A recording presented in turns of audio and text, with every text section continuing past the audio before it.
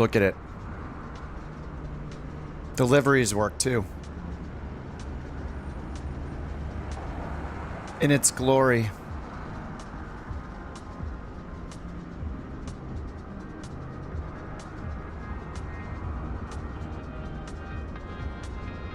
What's up, Axel, Chase, Jack, Turk, Brian, Raven, Silver, Tucson?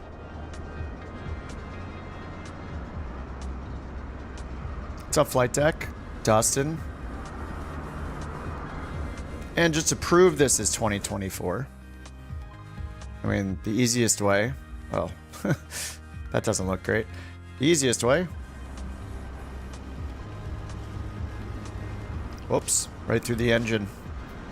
Whoa. Getting a little laggy.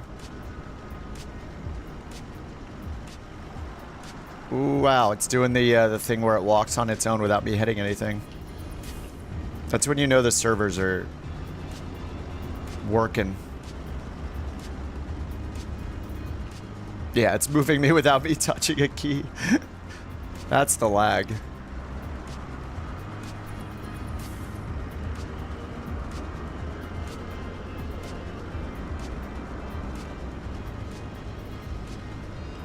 I actually turned on DLSS already. Frame generation is off because it was glitching out as soon as I loaded in to the plane, so...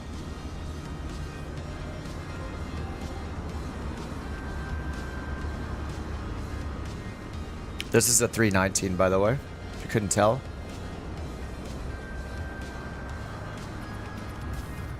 Something I forgot is I want to use live traffic with Beyond, or the AI traffic with Beyond ATC, but I forgot to install the FSLT. I forgot to install FSLTL. So that is installing right now. And I'll just do a quick sim restart, which I think is a good idea anyway after loading the plane for the first time, so. Did I manage the crops? Yeah, I did. It took me like 3 tries, but I did do the crops. It's very, very challenging. I'm very bad at it. That plane is hard to fly, actually.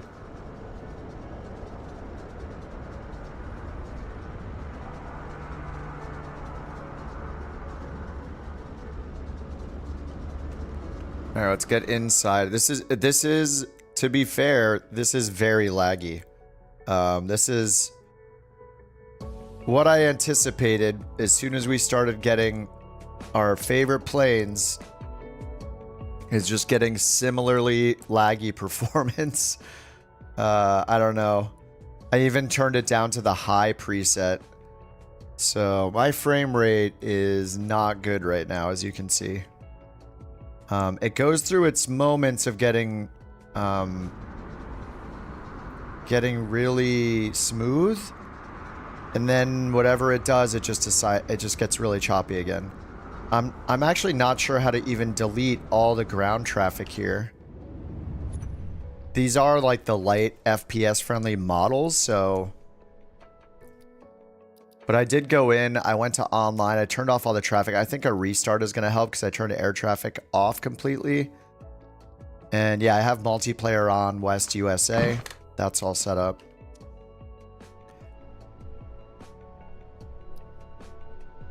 Jim, thanks for joining the Couch Captains, man. Appreciate it. Pull up that stool. Yeah, I'm gonna do a restart just because, as you can see, it's already struggling. It might partially be because of those models loaded, but I'm gonna load Beyond ATC as well, so I think that's for the best to just do it a sec, reload it again. I haven't used FSLTL in Flight Sim 2024 yet, but I assume I can just copy everything over.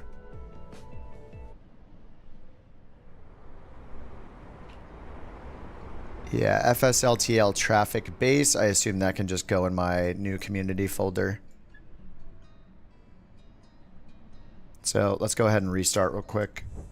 And maybe I'll skip Beyond ATC for this flight. We'll see how it goes. But it is struggling quite a bit right now.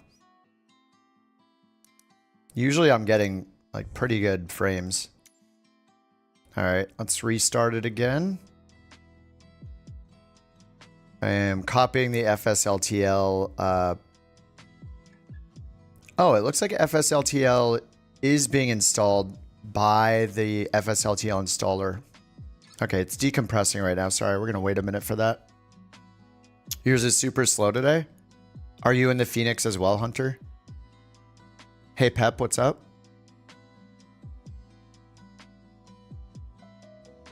Yeah, I did there's an option in graphics for like air traffic, and I turned it to off, but it still showed it. So I think a restart is going to help anyway, so we're going to do that real quick. I'm at 62% for the FSLTL traffic. 63%. So it'll probably take a few minutes for it to install. I'm just making sure I have the latest version. Oh, you're doing career? It's taking a long time. Well, it is Sunday, I guess, before we haven't even gotten to 1 week yet, so. This is the first Sunday of Flight Sim 2024's existence. Maybe the servers are just getting hammered with new players.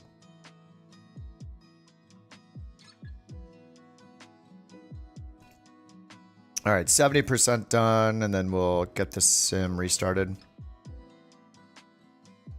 The update from the Fenix app didn't take very long, and then I got the New Sky beta going as well. So I'm going to try to do it the old-fashioned way. New Sky, Beyond ATC, and the Fenix.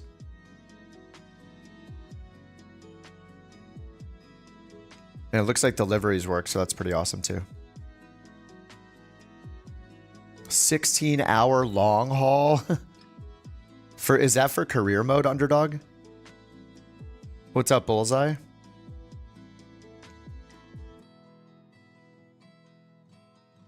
I'm at 84% on the liveries, or the FSLTL models, which I need for Beyond ATC.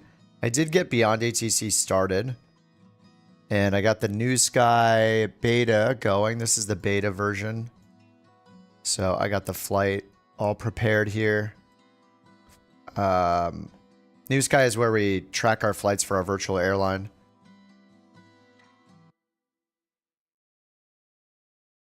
So I should get an A319 or my 320 family type rating again if I do this flight correctly. But yeah, this is where it tracks all of our flights and money and gives us ratings for our flights and all that stuff.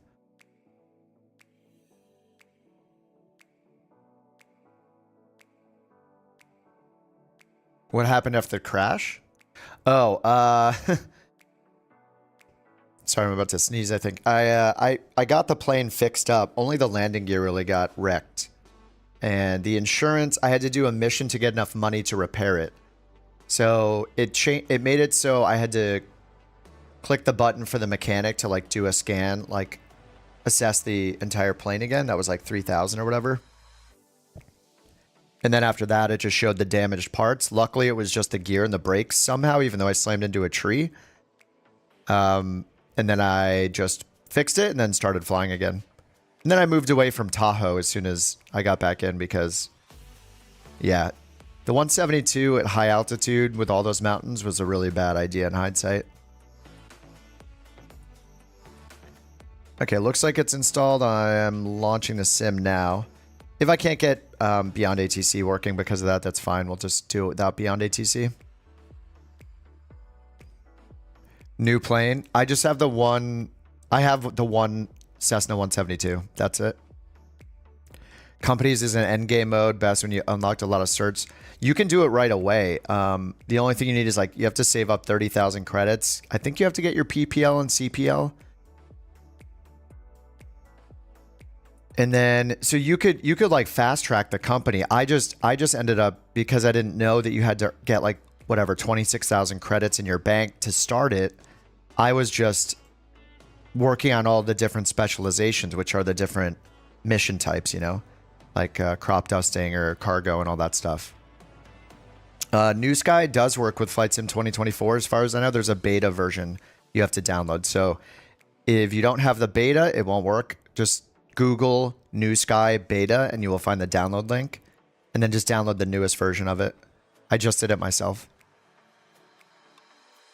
But the thing with companies is like the on-air company equivalent. Like it's where you're managing your fleet, your money, you're choosing where your pilots are. You can turn on AI pilots when you have more than one plane, apparently. I don't yet. And it is so much better than I thought it was going to be. My hunch before the sim came out was that career mode was going to be a mission pack, but it's not. It's a full-on career mode. So you actually see and you have wear and tear on like dozens of parts of the plane.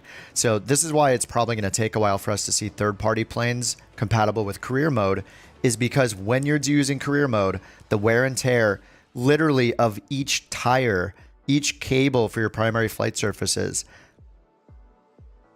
your ailerons, your left flap, left aileron, right aileron, every component, the battery, the alternator, your backup battery, your MFD, PFD, all of those things in the 172 are wear and tear, damageable, failure-enabled components.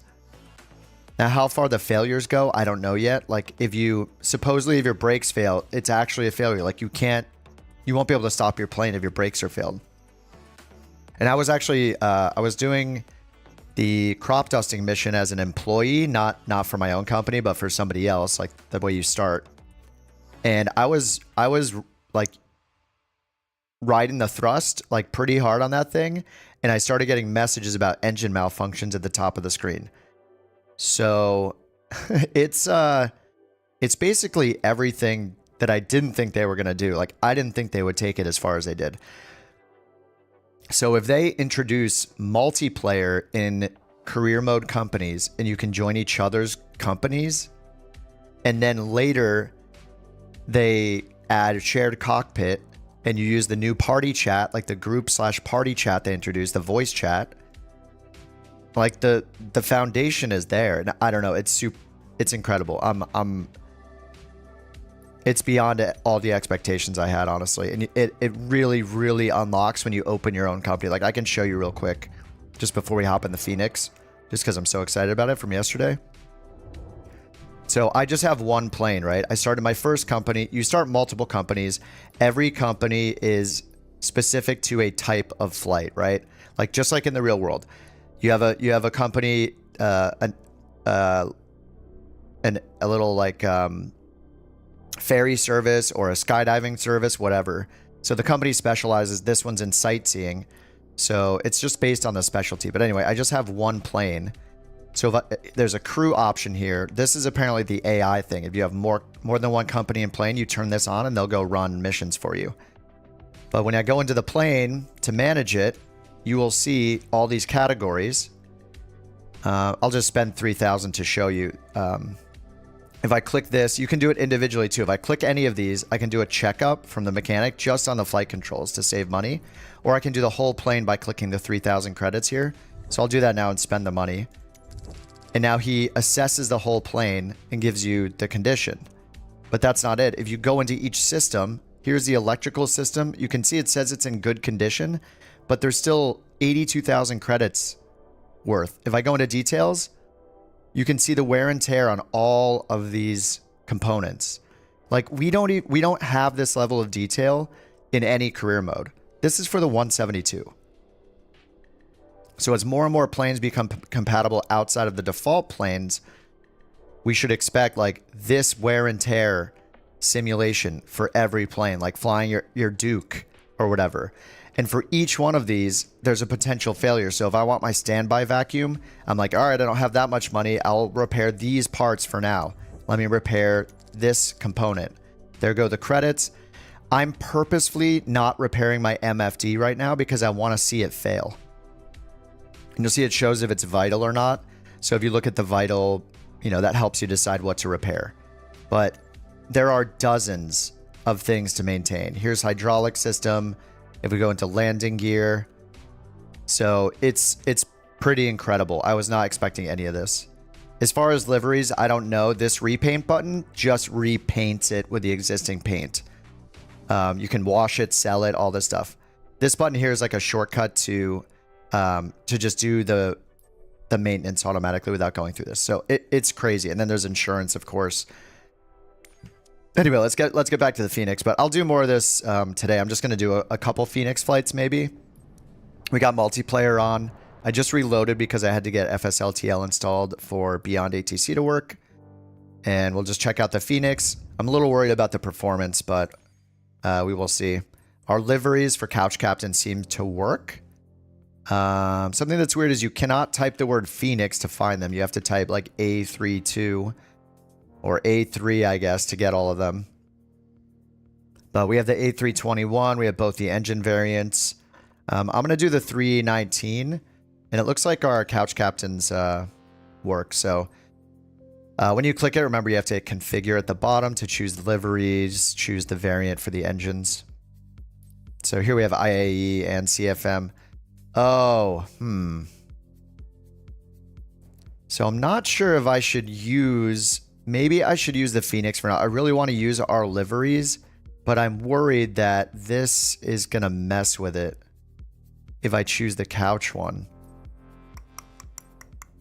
I'm not sure what to do here. See how it's listing them as variants. So maybe... And I've heard that liveries need to be updated for 24. They're not like perfectly compatible. I'll just fly the CFM straight up for now.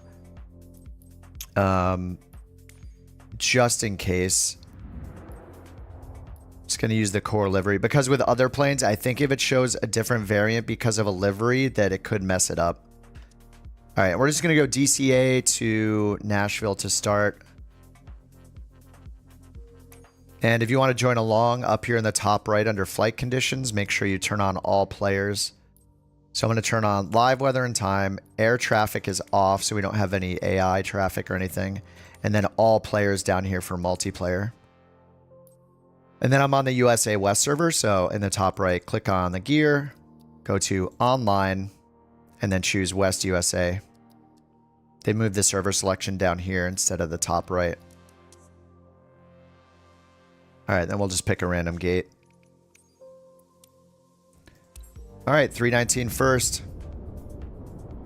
I did notice when I loaded into the Couch Captain's livery, the performance was really bad, you know, like 10 minutes ago before I restarted it. I'm wondering, it could be a livery thing. It could have been a first load thing. Yeah, see, the ground traffic is still here. Like, it's... Okay, the Fenix app just opened in the background.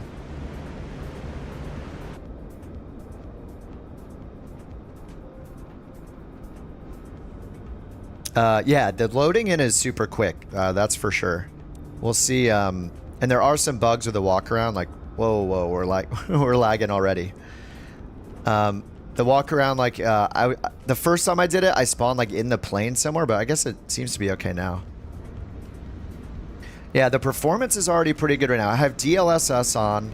In anticipation of the performance not being great, I turned it down to the high-end preset instead of ultra. So this is high-end, not ultra. I'm prioritizing the performance right now. But how it's performing now, maybe I can step it up to ultra. I'm not sure how to turn off all the ground traffic, though. I've done it in settings already. Over here in settings, I already turned it off here under online. Air traffic type is off. Then if I go to graphics and scroll down under here, under advanced. So I'm in the high-end preset with a bunch of things turned up to ultra. So down here, air traffic. I have traffic airport. Do they mean airport traffic? I turned that off. Maybe I need this air traffic off completely. And then the road traffic and stuff can be ultra. See, they're still there. Are they going to disappear? I have a 4080, yeah. How to install it? Just download the Fenix app. And there's a new button. It'll have two buttons. One for Flight Sim 2020, one for Flight Sim 2024. Just click the 2024 button and wait, and then you're good to go. That's all I did. Third-person view, just hit backspace. You may need to go into settings and turn on the experimental third-person camera under advanced right here. Allow third-person camera, just turn that on. Advanced options. So yeah, I don't know how to get rid of these planes on the ground. They seem to always be there. Anyway, let's try to get this going. All right, let's check our instrument camera presets. Shift 1. Excellent. All right, they look the same. 2, here's 3, and 4. 5 is the overhead. 6 is the pedestal. 7 is the glare shield. 8 are the E-cams. And 9, for some reason, is over there. All right, you know, we're going to want to see it, so let me try Ultra and just see how it runs. I guess everybody's going to ask that. How is Ultra running? Okay, let me put it just on the Ultra preset. I'm going to scroll down and just turn motion blur off. I wish I could delete that. And then I'll also turn the air traffic and air traffic quality off. Okay, so we're in Ultra now. Let's do a little spin around here. All right, the performance is great now. I mean, it might have been the first load thing. It might have been me choosing our Couch Captain's livery. It's probably the latter. From what I've seen on FlightSim.to, like FlightSim.to said, you can't use any livery. They're not compatible. So in using them, maybe that's why it was bad. And I'm doing the 319 first just because it's my favorite one.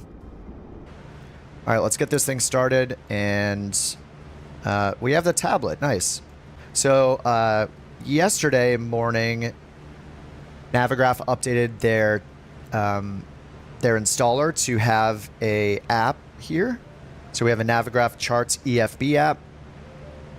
And also they released the SimBrief EFB app, which is free. You can just download it when you're on SimBrief by clicking downloads. All right, let's import the flight. DCA to Nashville.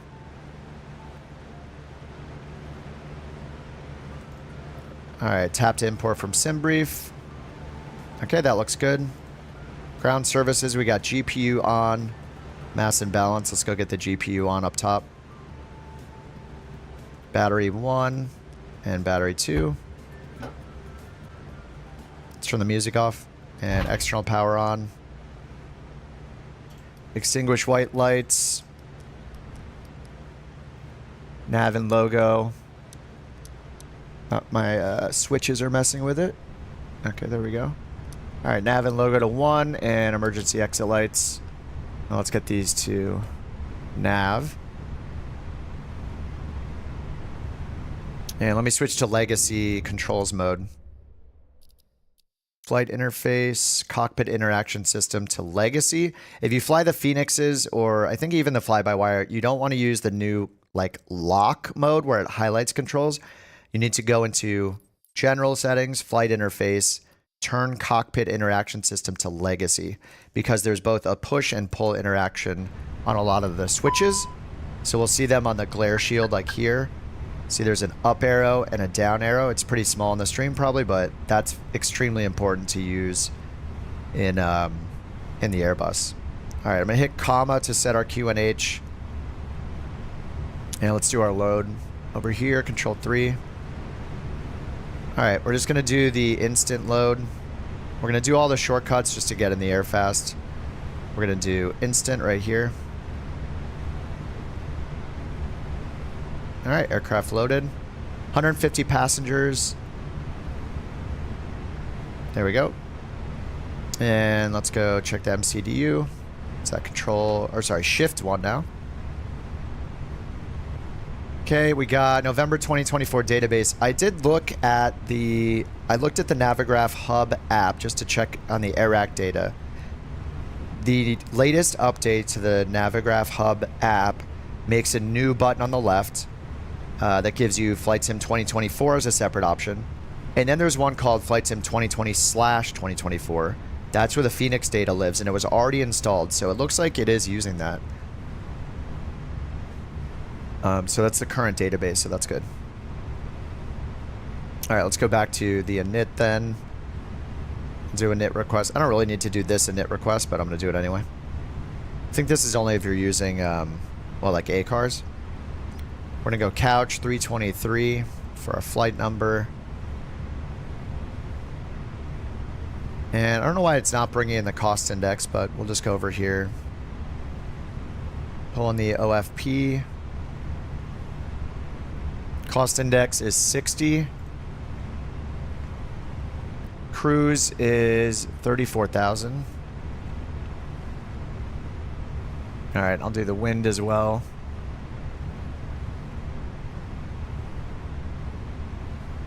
Rain animation? Oh yeah, it works. We can get it raining while we're getting set up here for you. I'll look at it in a second. Okay, winds, uplink. All right, back to init. And actually, I had to use ATSU, right? ATSU, AOC, init data request.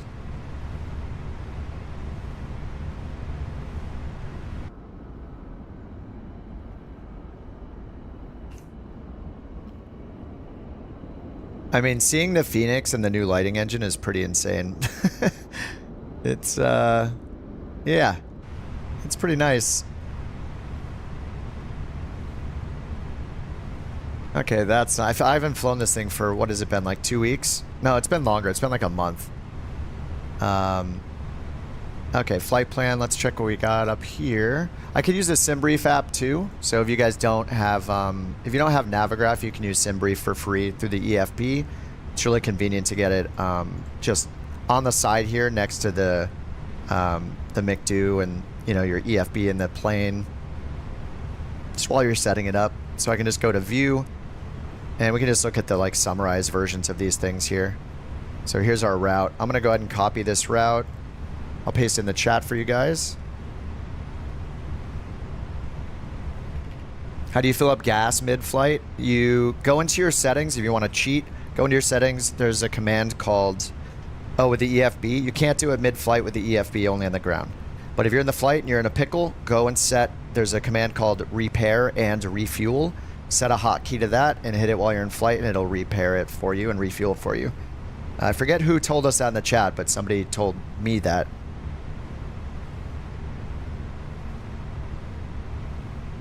All right, so we have the Rebel 5. Let's hit DCA. Departure looks like Rebel 5 from runway 1.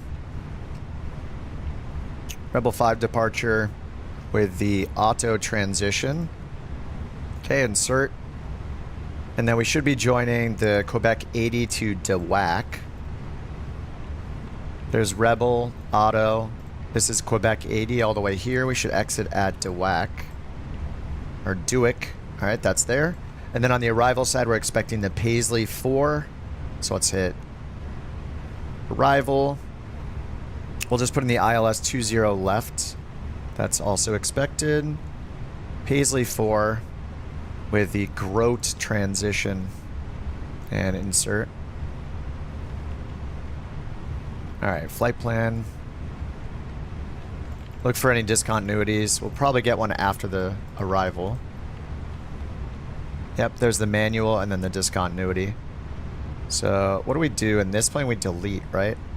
Is it clear the discontinuity?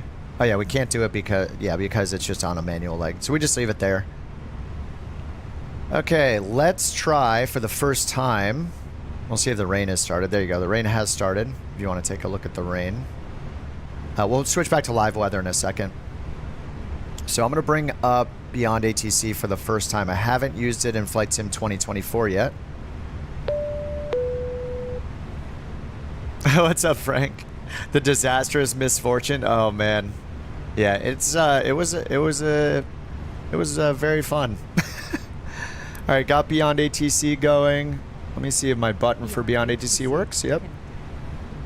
Haven't used Beyond ATC yet. Supposedly all the traffic injection works. So we'll see that, or I'll be seeing that for the first time with you in 2024. I'm not sure what's going on here. Like I turned the air traffic off. And we have all the ground traffic still from, this is from Flight Sim 2024, not from Beyond ATC. So I'm not sure why we're getting that, but we'll go here and tune into the ATIS real quick with Beyond ATC. Altimeter 29908, landing and departing runway 01. Advise on initial contact. Okay, I'm hearing the in-game ATC, so if you ever use a third-party ATC, you're going to have to do what I'm doing right now. I'm going to go under sound, and I'm just going to turn off I'm just going to turn off the character voices. That'll be the easiest way, I think. Okay, there we go. DCA scenery has static traffic. Oh, that could be what it is then. Are they? I didn't realize they were animated. Because, yeah, this one keeps animating. Does it just go back and forth? So, yeah, maybe that's the reason. Okay, we got an error in Beyond ATC. Let me just try it one more time. If it doesn't work, we'll just proceed with we'll just proceed without it. No, VATSIM. I don't use VATSIM because they ask for your passport and stuff. So until they remove that, I'll use I would love to use VATSIM, but I'm not willing to give them my real world identification. Okay, downloading flight plan. So yeah, I just used Beyond ATC because of that weird policy. I won't rant anymore. Maybe a little bit. Advise on initial contact. You have information, Quebec. All right, it said initializing traffic. All right, we're getting the ATIS again. Reagan, Washington National Airport information. All right, here we go. 18030. Wind variable. Visibility 10. Few clouds at 4,000. Ceiling 25,000. Oh wait, let me change. I think this might be using the InSim. You've never had that? Well, then I guess it must not exist. Okay, let's do live weather again. Yeah, they have a history of asking people for their real world ID. You can find it in many Reddit threads. Yeah, they've requested true identification to prove your real name with VATSIM. Just because it didn't happen to you doesn't mean that it doesn't happen. All right, now we need... Yeah, it looks like I'm getting an error with Beyond ATC again, so we're just going to skip Beyond ATC for now. Let me just turn on the AI traffic again, if it'll let me here, and then I have you guys... I have you guys on multiplayer if you join. All right, real-time online aircraft traffic type, just to make the world a little less boring, and then let's turn on the air quality back to ultra.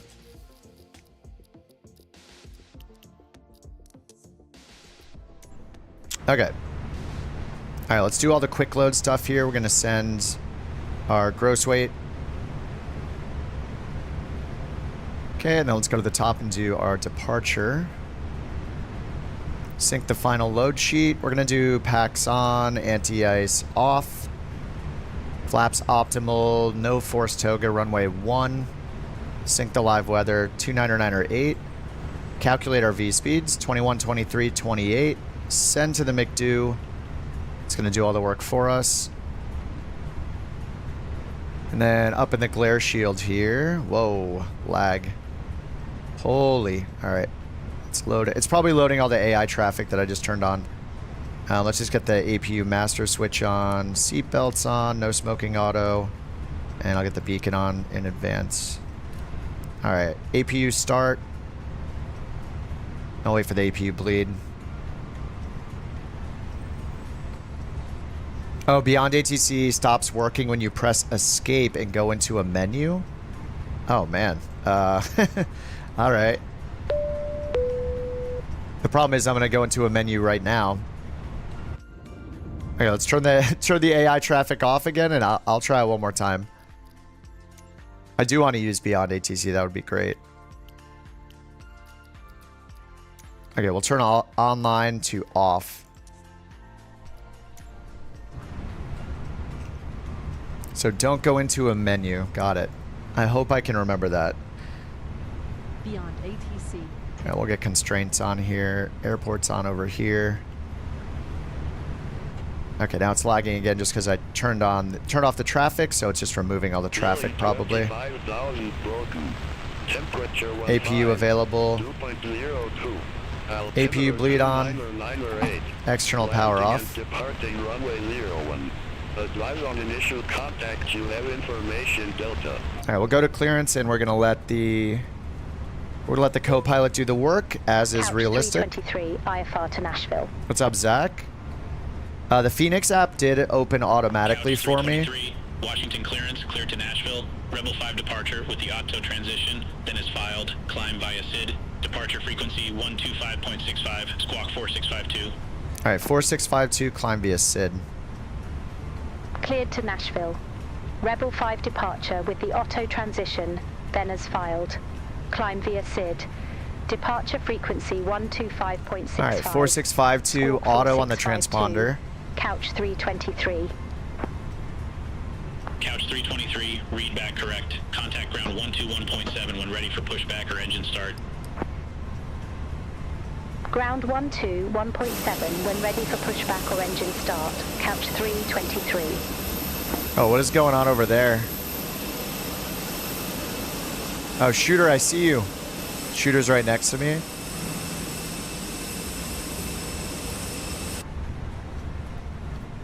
All right, let's double check the all of the performance stuff down here. Okay, we got our V speeds in. Flaps 3 is the recommendation. We got our flex temp and down 0.1 on the horizontal stabilizer trim. We'll do that once we do the pushback. And I haven't done pushback yet in 24, so I assume we're just going to use the pushback up here under the ground.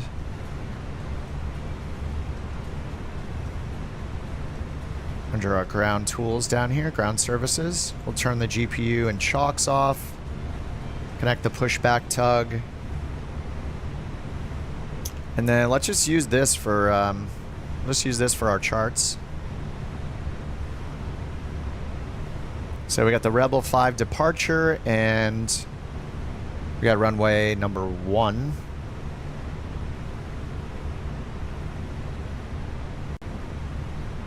It's definitely feeling a little lag here. Just a little bit. It's not. It comes and goes. I think that's the just how 24 is right now as things are loading.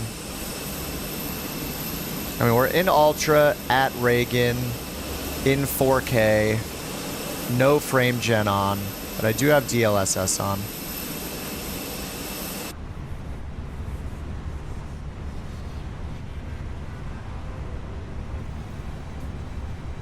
Okay, so I think we're ready for pushback then. Let's go ahead and do that.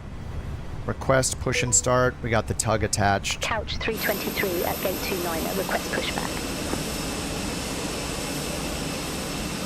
Couch 323, Washington ground, pushback and engine start approved. Face east. Pushback and engine start approved. Face east, couch 323. All right, face east, so nose to the left.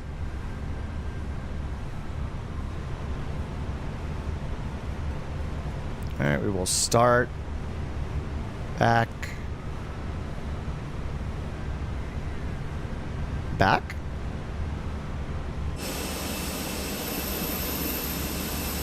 Oh, it's moving. Okay, it's still connecting.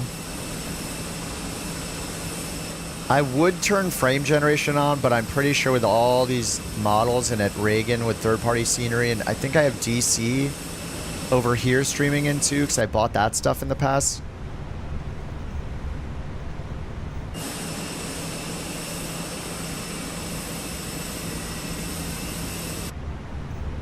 Okay, parking brakes off. That might help. There we go. Whoa. It's turning me that way automatically? Okay. Okay, there we go. It's kind of settling in a little bit. Let's get the engine started. APU bleeds on. Seatbelts are on. Yeah, this is definitely struggling a little bit. I do have frame gen off, but you know, this is what I was talking about like day 1 of the release too. It's just like, you know, oh, did that work? That looks like it worked. All right, parking brake is on. You know, it's really hard to compare performance when we don't have custom airport, custom scenery in the distance, a Fenix, multiplayer, injected AI traffic. Okay, that's gone. The pushback is from the Fenix itself right here. So yeah, this is struggling a lot right now.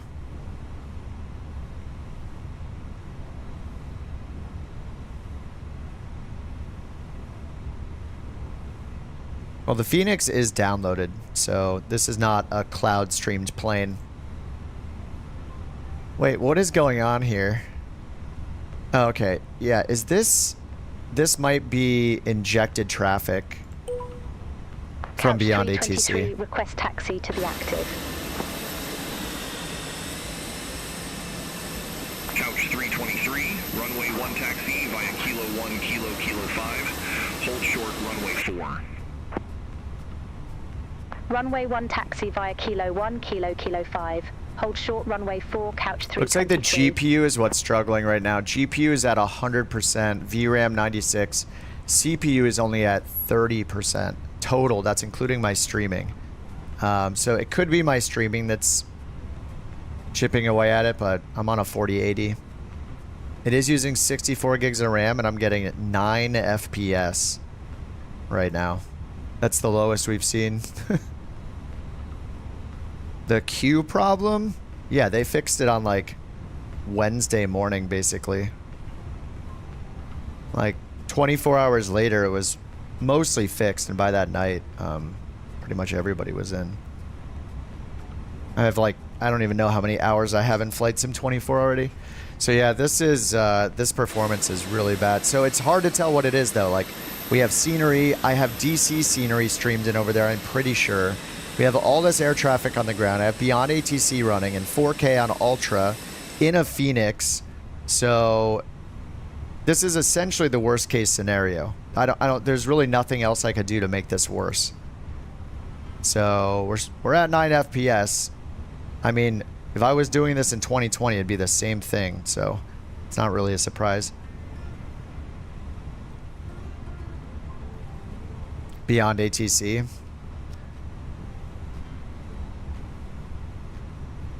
The reason why, the only really thing that's worrying is when we get to final. What happens when we get to our, looks like a memory performance nosedive.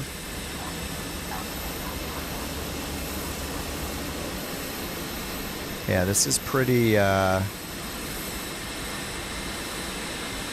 pretty choppy, and I only have an 8-core CPU. Like if I open, I'm going to open my task manager and look at Flight Simulator. It's using 15% of my CPU right now. 22 gigs of RAM and almost no network. So the GPU seems to be what's struggling right now. So let me turn off Beyond ATC. We'll see if that is it. We saw the planes disappear. Frames are still really low. Yeah, Fenix is out. So yeah, maybe not Beyond ATC. Let me, before I restart Beyond ATC, I'm going to do what I would do in Flight Sim 2020 and not run it Ultra. So let me go. Usually in 2020, even with a 4080, I'll use the high-end preset and then bump a bunch of things to Ultra. So terrain pre-caching, I noticed they bring that down in the presets now, but that usually means that when you move your camera, there are problems. I'll leave texture on high. And then let's turn off motion blur. And then cockpit refresh rate on high. And then on online, I do have AI traffic turned off. NVIDIA Reflex. Yeah, I never know whether to use that or not. I think it's on by default.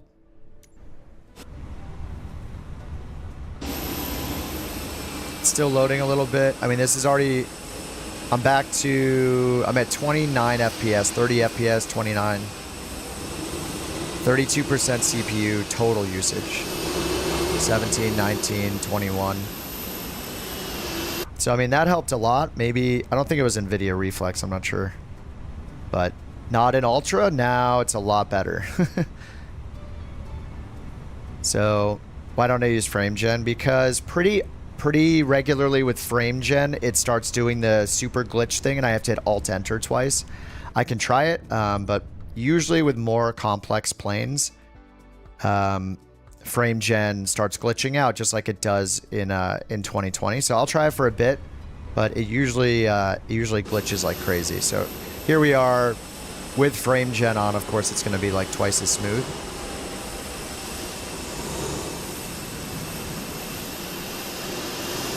How did I start up the Fenix? I just did it the normal way. If you rewind, you can watch me do it. This is the second time I started it though. No GSX. I've used it before in 2020, but it just doesn't add much to it for me. I don't really care that much about it. All right, let's get the second engine on. The first one should be up. Sorry, I didn't turn on the ignition, so the first one is not going. Anyway, yeah, the stutters, I mean, when I'm using frame gen now and in high-end settings instead of ultra, it seems to be much, much better. Ultra is just a bad idea. Even in 2020, I mean, ultra is a bad idea if you're flying aircraft like this with all custom scenery and everything. Unless you have like a 4090. If I had a 4090, I'd probably try out ultra or stick it on ultra.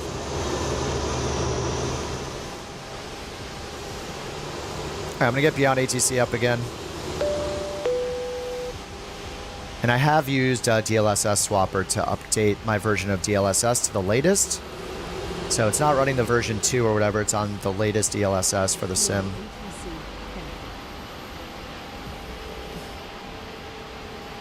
Fenix. 4080, 1440, yeah. I'm running 4K on a 4080. All right, initializing traffic on Beyond ATC again. We're just gonna say request push and start. I'm just gonna blaze through these responses real quick. At gate 29er, request pushback. We got and engine, start. the engine heat blur right over here. So this is default. There's no SimFX yet. Normally the add-on SimFX would add this kind of stuff, but we get this Pushback and engine in start approved. Face east, the couch sim by default 323. now in like every plane. I did restart the sim once since installing, so if you guys are having problems with the Fenix, I loaded into the Fenix once, gave it a bit, then closed and restarted the sim. All right, let's get engine 2 going. We'll request our taxi again. Couch 323, taxi for departure. The liveries, I did try one of our liveries for our virtual airline, Couch Captains. It loaded it in, but I was just worried that it was listed as a separate variant, not a livery. Runway 1 taxi. So I'm worried that might Kilo conflict 1, with the Kilo, plane and the Kilo model 5. and everything, so I'm just Hold using the short standard, runway 4, the couch base 323. Fenix livery for now.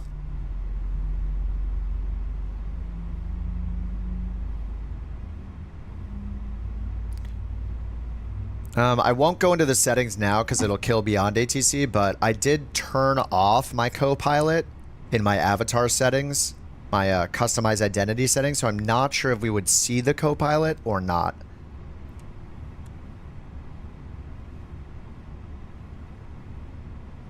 Okay, so we got runway 1 via Kilo 1. We'll just use the map here.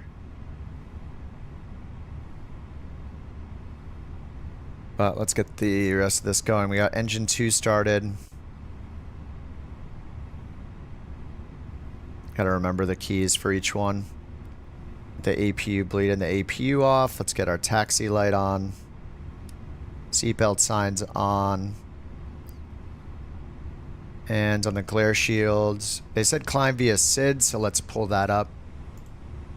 The Rebel 5 departure from runway 1. Top altitude's 5,000. All right, so you got 5,000 set, 3 dashes. And let's bring up our taxi diagram over here, actually. Yeah, we have... Yep, see? This is what frame generation does for me. When it gets to a point where it's loading in, like, really complex planes and stuff, especially airliners, like, this is what happens. So it gets annoying where, like, every 5 minutes I'm hitting Alt-Enter twice to fix it, so I just kind of stop using it.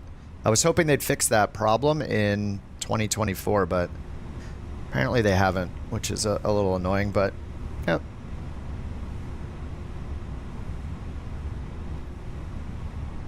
Okay, so let's go to runway 1 down here to the south. 007 is the heading. Parking brake is off, and I'm just going to use the map down here. Let's set our...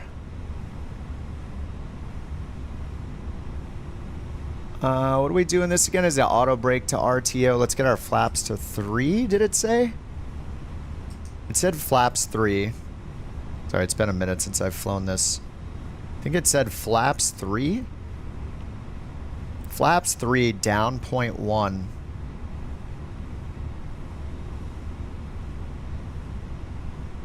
Flaps 3, alright. And then let's go to, wow. And there it is again. So you can see why I stopped using frame generation. This is, I mean, I'm on a 4080, so this is... Can't get too much better than a 4080. Only one card is better, really. So that's why I keep turning off frame generation. It's constantly buggy. And I use frame generation in every single game that has it that I play besides Flight Sim, and never have ever once had that problem. It's only with Microsoft Flight Sim. So I don't buy that it's like my card or anything I'm doing. It only happens in Flight Sim. I was hoping it'd be fixed in this version of Flight Sim. Alright, 3. Whoops, let's get the ignition back to normal. And then let's do 0.1 down on our trim. Alright, 0.1 down is set. Takeoff config is normal. And auto brake to max. Parking brake is off. And let's just take whatever path we want to runway 1.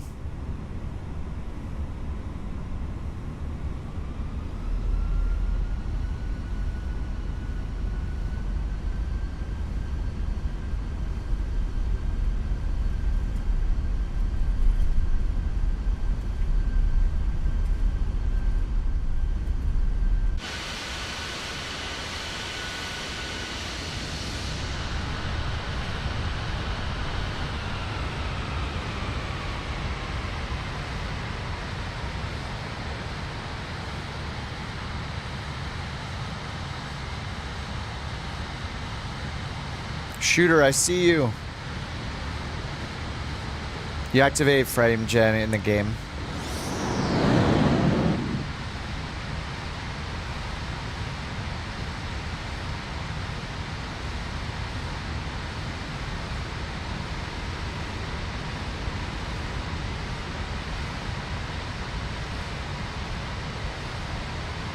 You have a 40, 90, and lock frames at 30?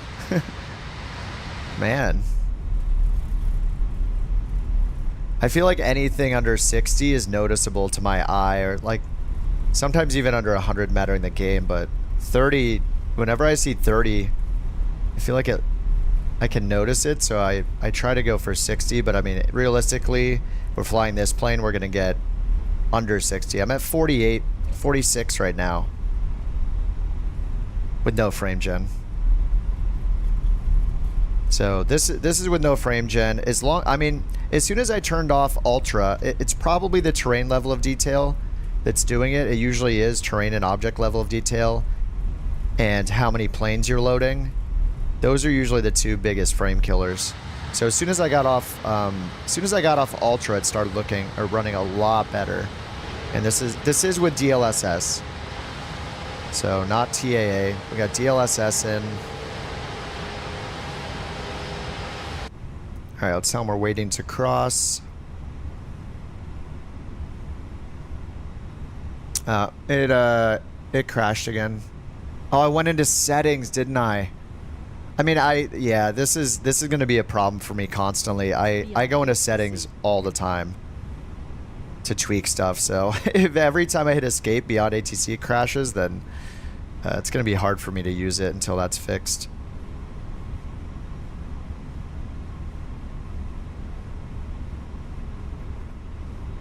We're just going to click the button still. I will try very hard to not hit escape, but it's probably going to happen again.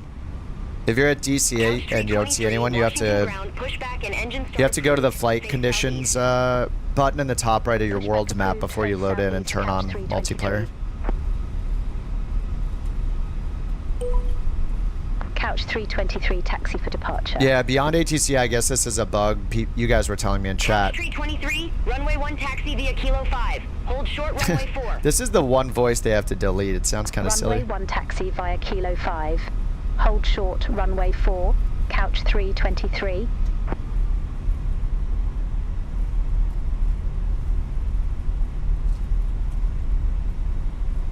All right, so it gave us the taxi from where we were, so.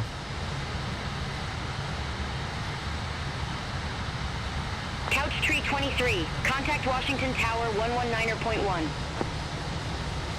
Contact Tower Yes, this is premium 119.1, voices. Couch 323.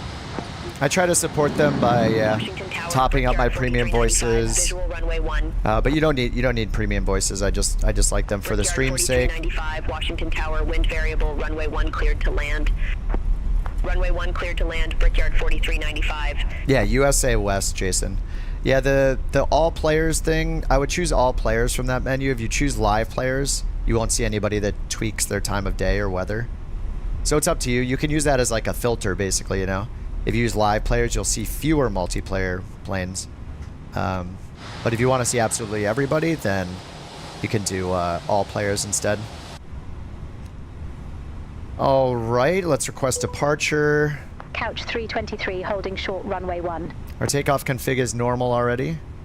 Couch 323, Washington Tower, wind variable, runway 1, cleared for takeoff. All right, strobe, landing Runway 1, lights cleared for are takeoff. cleared for Couch takeoff. 323. We're gonna do packs on because I'm boring. And let's get TARA set down here.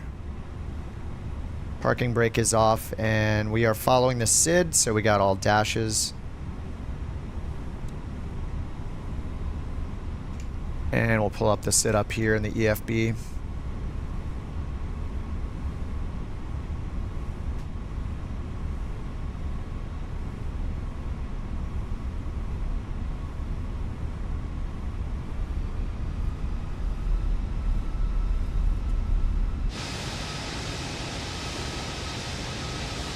Yeah, we're on flaps 3. That's what the takeoff calculator gave us.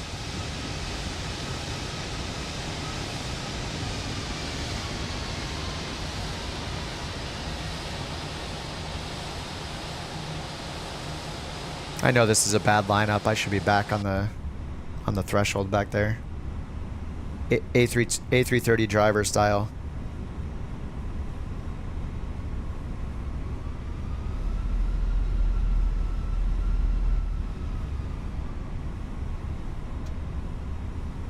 Oh, I want to go into my settings to increase my zoom like this, but I can't, otherwise Beyond ATC will fail.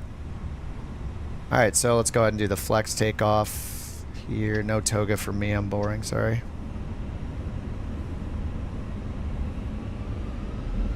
I'll just have to zoom it in manually for now. Alright, ground spoilers. Whoa, whoa, whoa, what is happening with the nose wheel? What? Alright, rejecting. What just happened? Let's try again. Oh, I have them split. I normally don't have them split, but today I have them split already. Okay, I didn't know I set them both separately. Alright, let's try that again. Alright, man flex plus 46, SRS climb, and auto throttle. I didn't think I had them split, so I was actually taxiing with one engine, not knowing it. Brickyard 4395, go around. Fly runway heading, maintain 4,400. On the go. Fly runway heading, maintain 4,400. Alright, 80 knots. Brickyard 4395. Brickyard 4395, contact Potomac departure 125.65, speak soon. Contact Potomac B1, departure 125.65, rotate. Brickyard 4395, speak soon.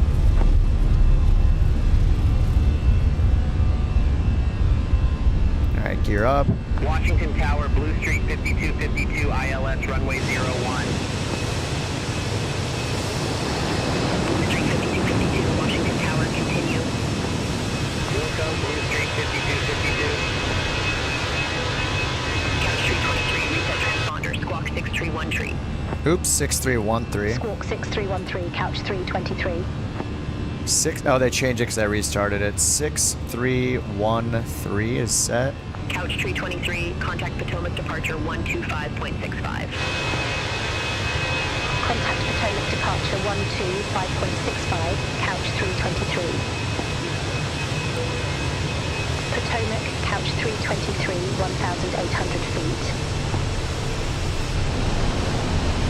Couch 323, Potomac departure, good evening, radar contact, climb, maintain 17,000. Climb, maintain 17,000, couch 323. All right, 17,000. We'll just do open climb. Whoops, lever to climb.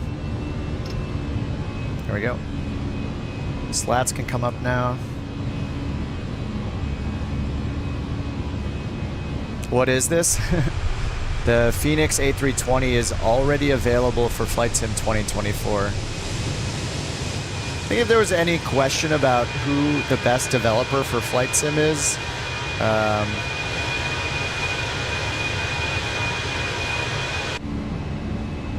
I think that question, most people would, I think, already say Fenix, but, I mean, it hasn't even been a week and the Fenix is available.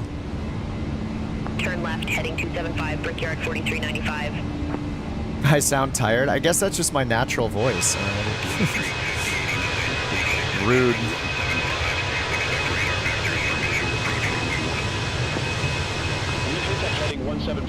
Expect radar vectors for visual approach. I am running in high ends with a bunch of things set on ultra for now. Oh, I didn't turn on our lapse timer or our chrono.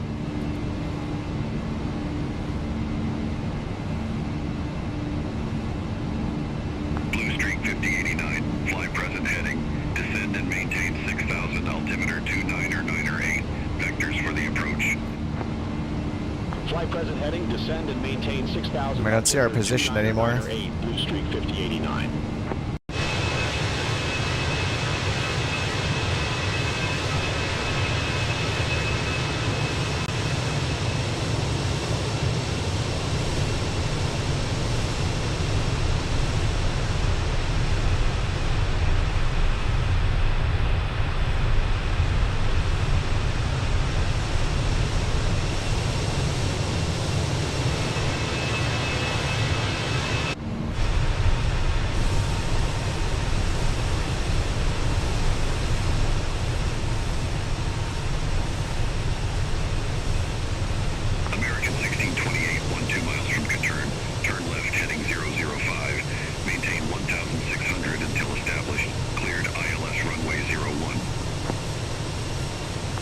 Heading 005, 1,600 until established. Cleared ILS runway 01, American 1628.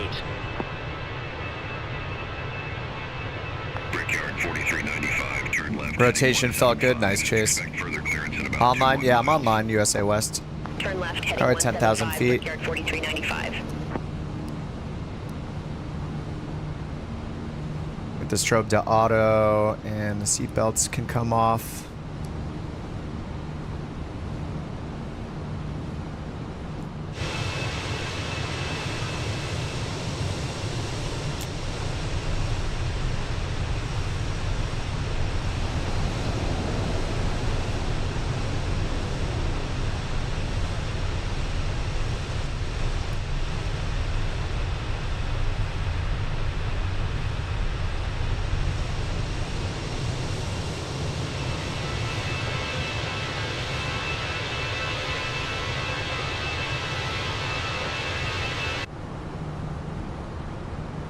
Beyond ATC for say intentions.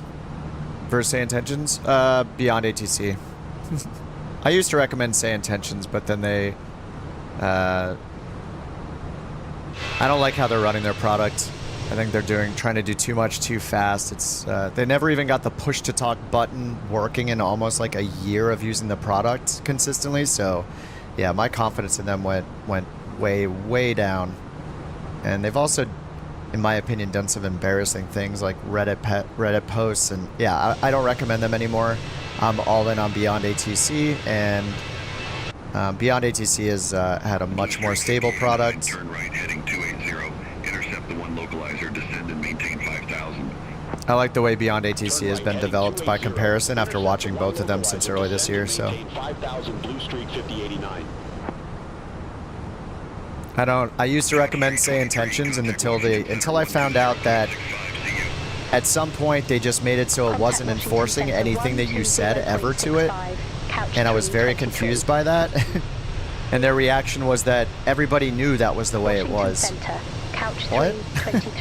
An ATC software that doesn't enforce? Apparently they've been working on it since then, but up until that point it was not enforcing anything. It was like smoke and mirrors essentially, so I just lost all respect for the product, so I don't use it anymore and I don't recommend it anymore.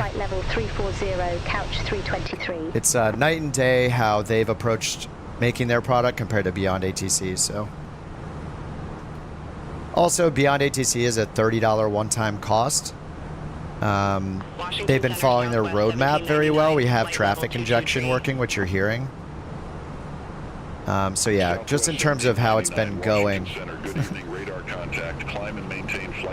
Alright, we got 340. I missed that. Let's do this. Alright, 340, open climb.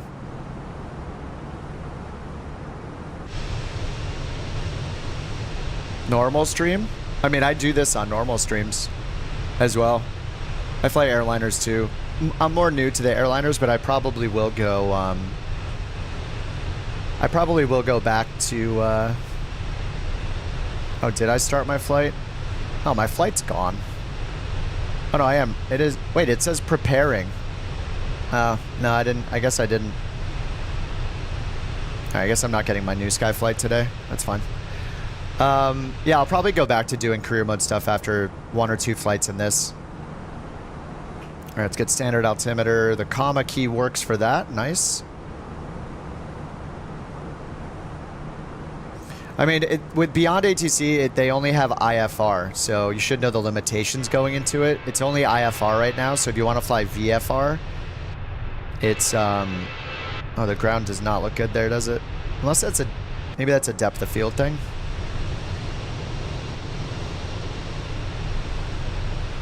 Yeah, it might be depth of field. I've also turned terrain down to 100. So yeah, if you want to do VFR, then say intentions is your only option right now. But Beyond ATC will do it later. But it's probably like, who knows how far out that is. It might be like a year from now. I have no idea. All right, I got to reset some new camera views here since we don't have any. Can almost go through the plane.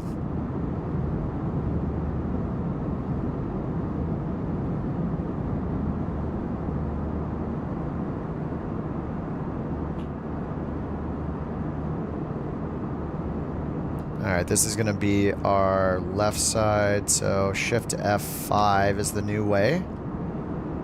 Kind of need to get that window out of the way. There we go. All right, Shift F5.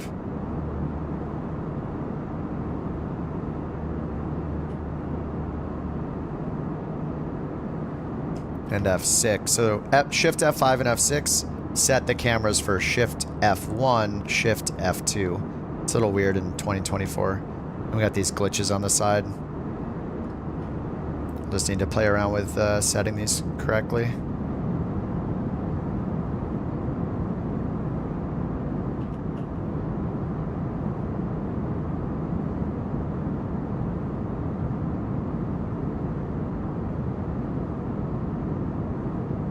That'll be 7, and this will be 8. Oh, nice. We can see like almost all the way out on this one. Glitch through the airframe. I'm not sure if that trick works anymore to teleport out. Okay, there we go. That'll work. See a little wing flex already.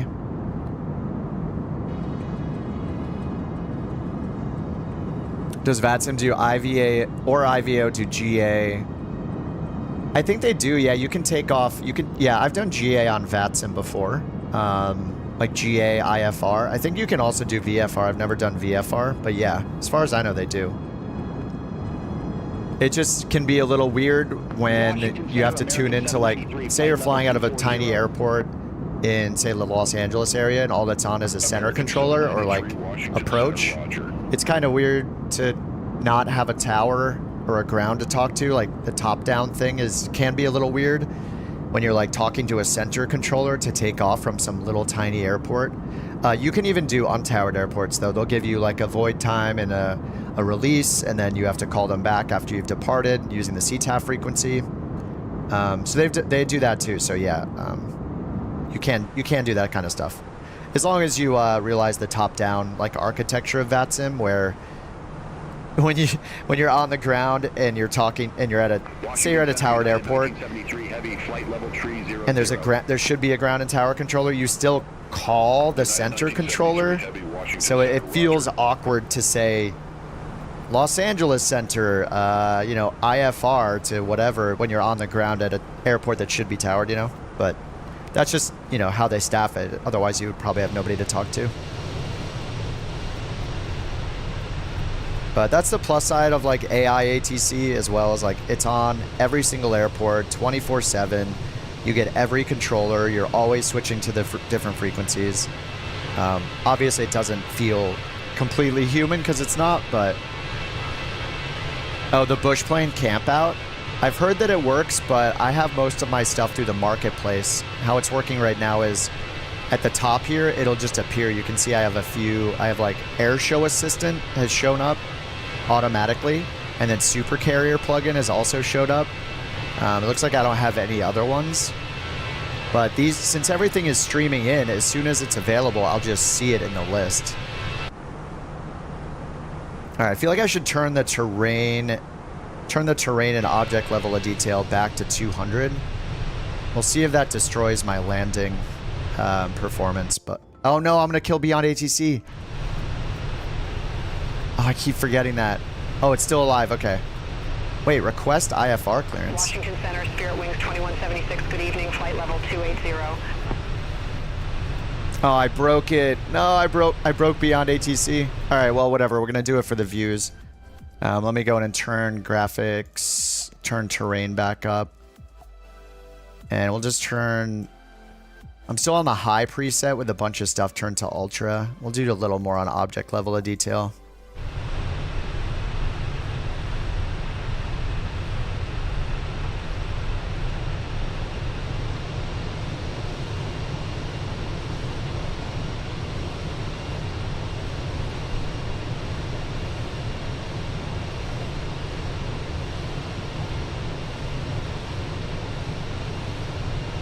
Think your install is drunk, Isabella? Look, keeps freezing. Plane systems aren't working. Looks bad today.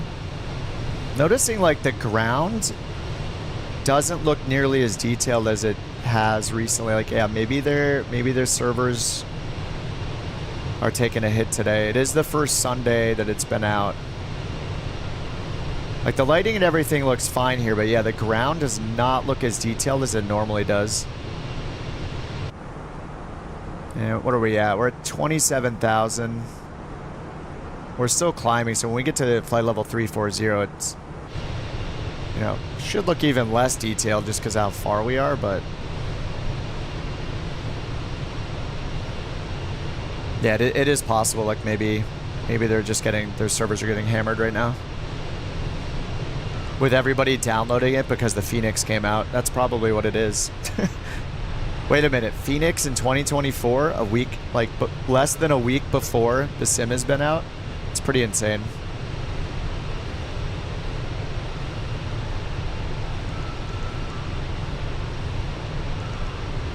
Level of detail dependent on the servers? I mean, it's already that way in 2020. All of the aerial photography, all the aerial images through Bing. I mean, I've had days of outages in 2020. It's just the nature of a cloud-based game like this. We don't have the option to download this stuff on our own. Like, nobody has the storage to store all the data, so streaming is the only option. It was the only option in 2020, and it remains the only option. Nothing works perfectly 100% of the time, and this is only a week, not even a week into release, so...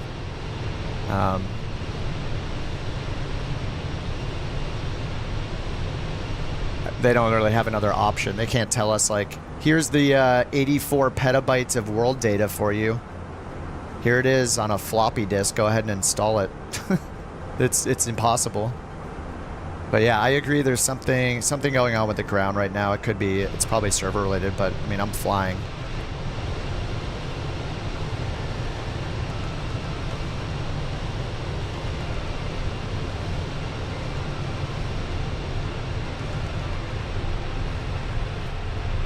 Yeah, we will be able to download aircraft and airports. I mean, right now, this is downloaded. This is a third-party plane. The Fenix is in my community folder. It's not being streamed. And if you look at the library page of Flight Sim 24, you can see at the top, there's a filter for installed. So it says, like, everything streamed, installed, not installed. They just haven't made it possible yet. I'm sure they're just going to enable it one day and we'll be able to install everything. But yeah, right now, everything's just streaming. The benefits of streaming are pretty nice, though. Like, all of a sudden, I have plugins available. I have add-ons available. My scenery's available. I don't even have to think about it. But yeah, I would locally install all the planes I'm flying regularly, too. Just so there's one less thing to stream in. For sure. But it's nice. I mean, with the Fenix, with anything outside of the marketplace, it's not going to be streamable. You're going to download it and install it in your community folder the same way you do now, or the same way that you did in 2020.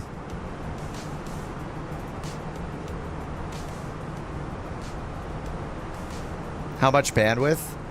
It varies mattering where I am. I mean, they recommend 50 megabits per second, I think, right? Or no, is it 20? I think they recommend 20. Ideal is like 100. I've seen it go up to like 200 and something on the network. Right now it's only at 1 to 2 megabits per second. It just hit 7. Most of the time it's under 10 or under 20, but it matters where you are. If you're down low on the ground, loading it in all the detail, like, and right now there might be server issues. We're not seeing a huge amount of detail on the ground like we normally do, so. But yeah, I have seen it take up to like 200 megabits per second. I have a 500 megabit connection, so it'll take what it can get. But a lot of the time, yeah, it seems to be like under 20 when I happen to be looking at it.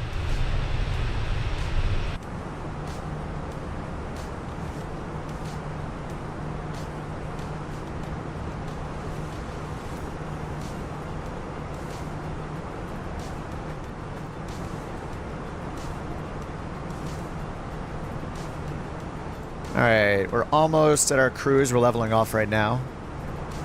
Alt star, however you like to say it.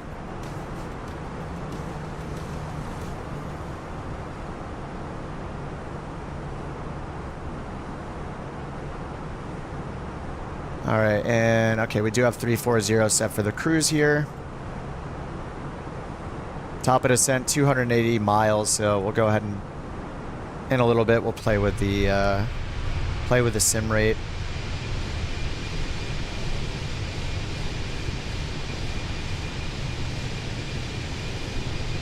How's my performance? I mean, they're similar. Didn't realize the contrails and the pollution before. That almost looks like what SimFX does with the pollution as well. I mean, I think 20 and 24 perform pretty much the same for me. I mean, we're in the Fenix today, which is different. I mean, I've mainly been focusing on career mode. So with career mode, you're mostly flying alone.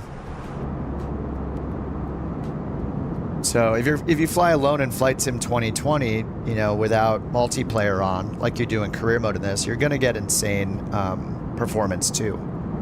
So I think they're pretty much reacting the same way. I think it's performing the same way, except I have the added benefit of all the new ground detail and the new lighting model, you know. So I mean, it's almost like I'm getting more for the same performance. Now on the ground at Reagan, just before we took off, all the bad performance. I mean, I was on Ultra. As soon as I turned off Ultra, it seemed to get a lot better. I do have DLSS on right now, though. It'll look a bit sharper if I use TAA instead.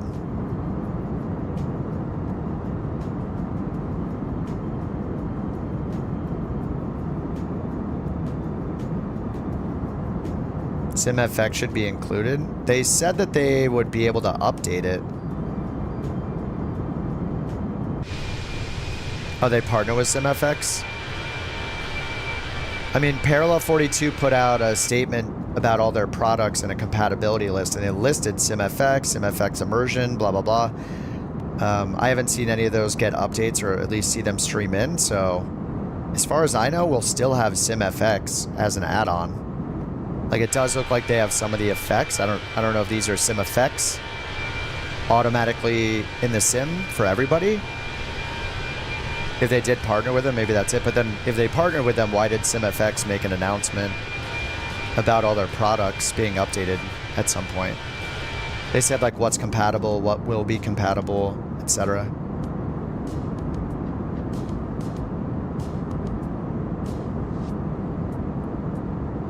They're dark. I think it's like the mix of the pollution as well. Like, you can see it's like a greenish, yellowish tint back there as well.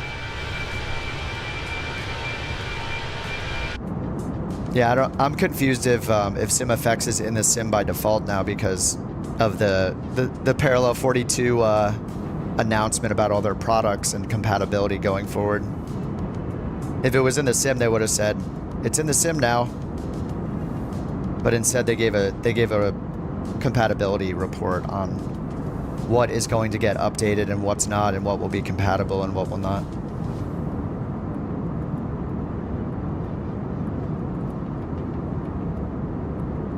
Oh yeah, Isabella, we do that. We usually do that. I've just been in, because the career mode doesn't have multiplayer, I've just been kind of solo this week. But yeah, that's normally what we do. And I don't know why I'm not seeing anybody on multiplayer now. It's if the servers are down.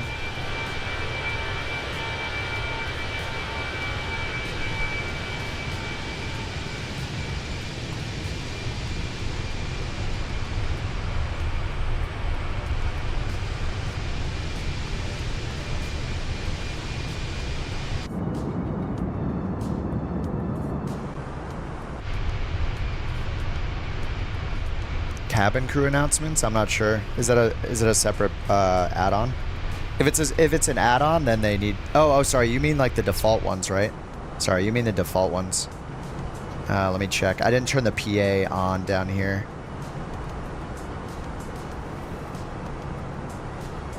Yeah, I should have turned this on the ground. I would expect it to work. I mean, it's just some audio files. I don't know if they'll say anything if I hit it now.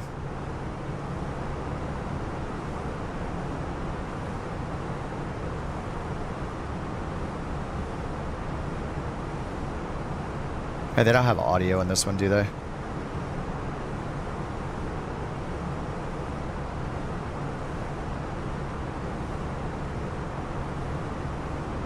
Seems like it takes a lot of clicks on the EFB to get it going. All right, weather in Nashville, 180 at 7, broken at 25,000, 3007.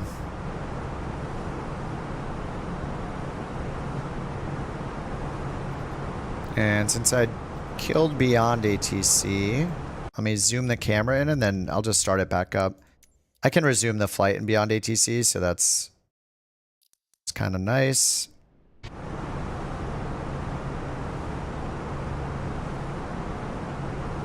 Alright, I'll get that started again.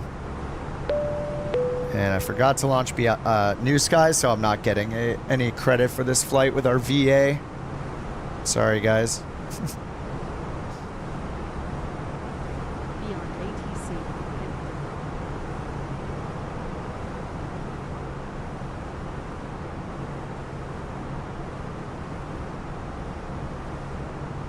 Now we'll get some traffic going here.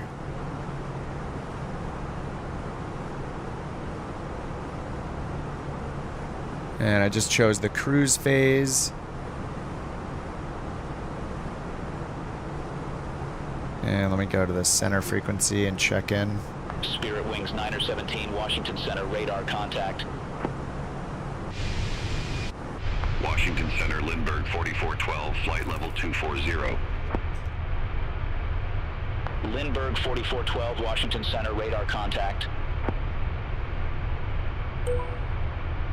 Washington Center, couch 323, flight level 340. Performance on the ground in Ultra was really bad for me, but when I switched to high end, I have like a hybrid. I went to the high end and then put a bunch of things to Ultra. That cleared up a ton of the problems. But I was on the ground at Reagan with multiplayer, with Beyond ATC on, with custom scenery, custom DC, I think, in the background. So yeah, I was at like, what, under 10 FPS. And then I went to a high-end preset and instead, and I went up to like 30, 35. And once we got started moving, like it was fine. The free eye tracker, is it Beam maybe? Beam eye tracker? I don't know if it uses your webcam or or like a phone or what, but I think it's Beam.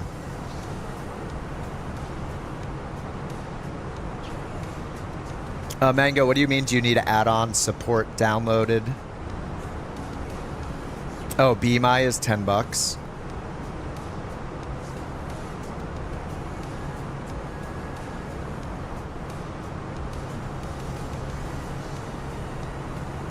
Let's check our arrival here. We're on our way to Levi.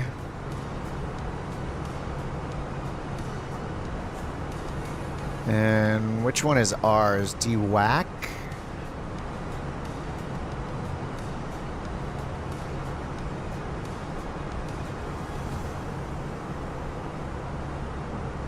Let's check the rest of the on our waypoints. Yeah, we have DWAC, then Grote. Okay, so we're coming in on Grote right here. Oh, can we actually draw? Oh, we can draw on the EFB? Dude. That's awesome. I feel like in 2020, you know, before we had this Flight Sim 24 EFB, where apps can be installed in it, like Navigraph, we just had the top toolbar, so every plugin loaded up here, every add-on. And I don't think we were ever able to do the drawing in Navigraph.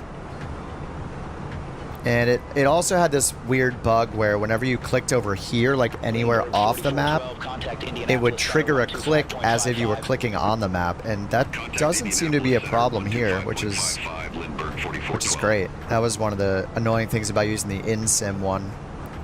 You could always use it on, like, you know, an EFB if you have one. But whenever you're in a plane that doesn't have the charts integrated, the toolbar option was great, especially for people in VR. Washington Center, Allegiant 1110, flight level 240. But yeah, it looks like that's not an issue in this, which is awesome. I think we could go to settings here, yeah, and turn the interface scale up if we want it to be bigger like this. All these settings are still in. And there's a map scale setting too. Yeah, this is awesome. I'm really loving the EFB. And what's really nice is when you tab it closed and then open it again, it just brings you back to where you were. With the toolbar on the top, you kind of had to minimize it instead into this little tiny thin bar.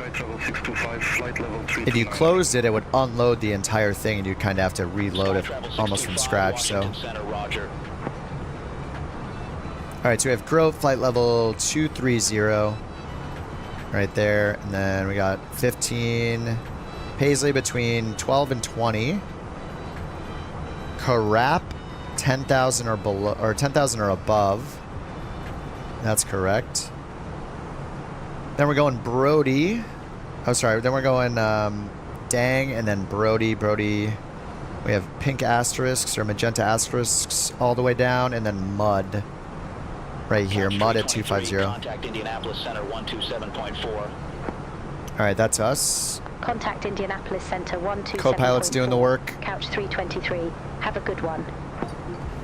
All right, so top of descent. Center, let's go over to performance. 200 miles. 340. Couch 323, Indianapolis Center, roger. Oh, we could do a 4x. JetBlue 1565. Holy, wait, this is Contact new, right? Indianapolis 4x acceleration in the Phoenix? 126.575. Normally we only had 2x, I think. Indianapolis Center 126.575, JetBlue 1565. 4x in Phoenix unlocked.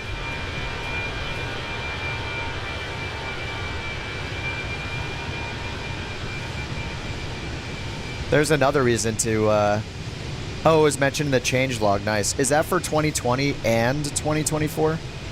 If not, there's a upsell reason for 2024. Go to 24 for 4x.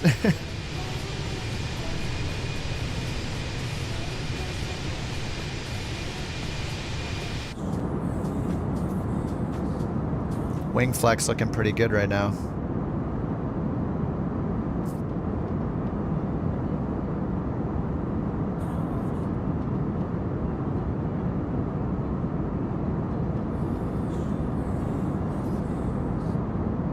Yeah, Jason, there's something up with the career mode stats. Mine says that I've done 0 career mode missions, but I've probably done like 50.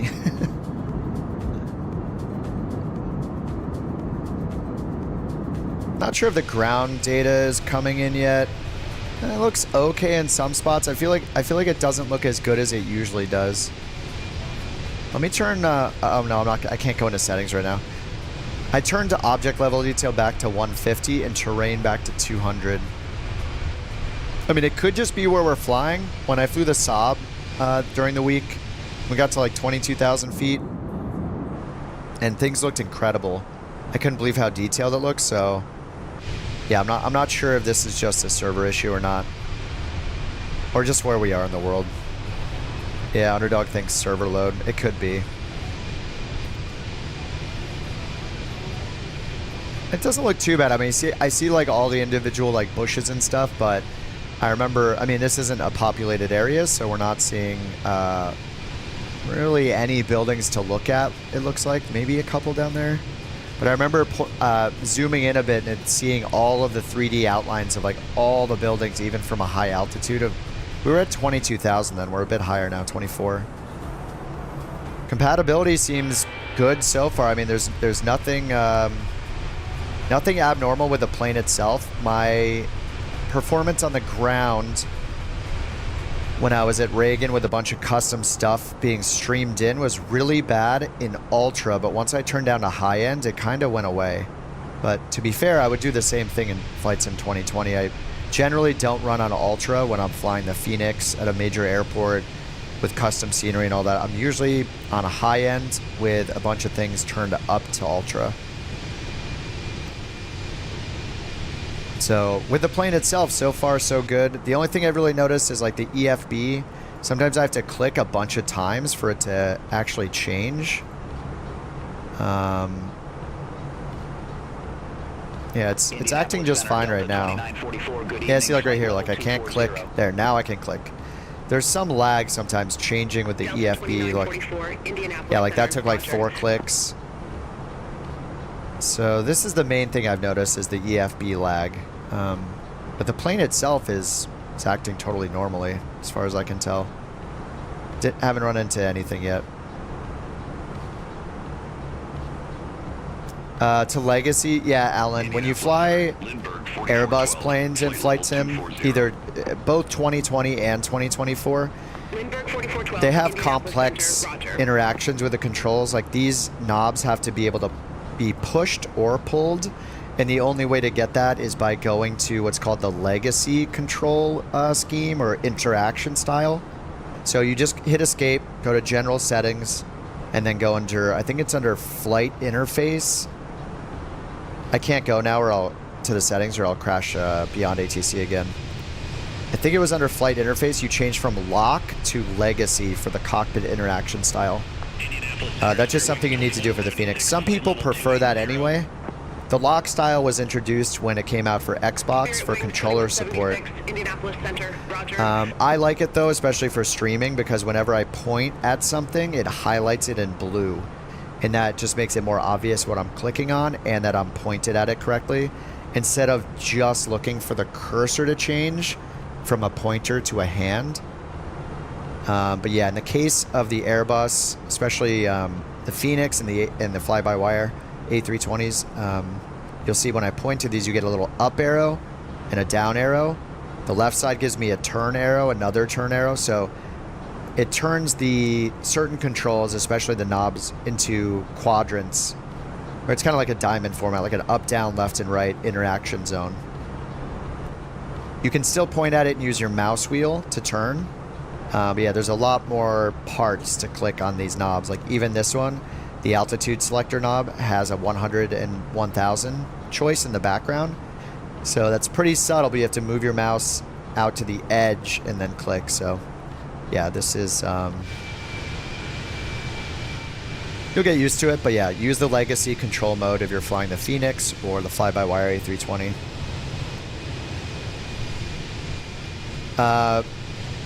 Mick Pilot, it's out. Just open your Fenix installer. Just open the Fenix installer and hit the install for 2024 button. It'll have 2 buttons. Just make sure you click the 2024 one. And there's an update for the for all of them, really. Liveries, I'm not sure about liveries yet. I don't think they've... yeah, they haven't updated the livery app, livery installer app. And it's probably smartest to not use custom liveries yet, but, you know, you could try it if you want. So, yeah, let's see. I'm going to look through the release notes for a second here. Oh, yeah, they have a ton of improvements, too. So, it's not just the launch of it on 2024. Yeah, there's a bunch of improvements here. CPU usage, looks like there's some performance changes. Gently retuned fly-by-wire normal law feel for slightly more inertia and weighting. Bunch of bug fixes. Experimental support for Flight Sim 2024. Flight Sim 2024 added native working wipers, the first airliner with working wipers in 2020 and again in 2024, they said.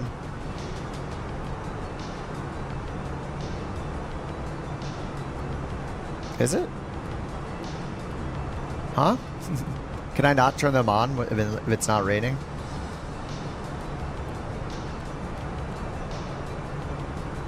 There's something I'm doing wrong? Does it know it's not raining? Oh, they don't work in cruise. Oh, okay. That makes sense.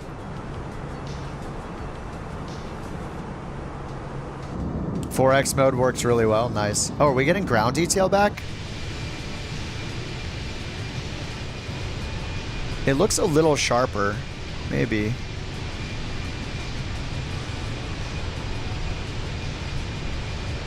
Oh, it's speed inhibited. Today I learned. Oh, maximum wiper speed, 230 knots.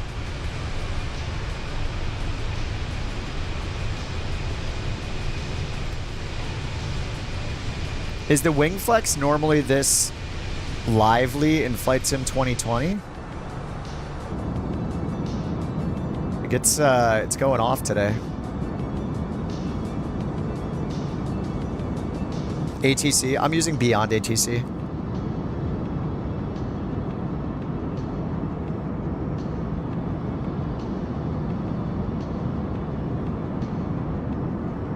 I'll do career mode today, JW. I'm just checking out the new Fenix.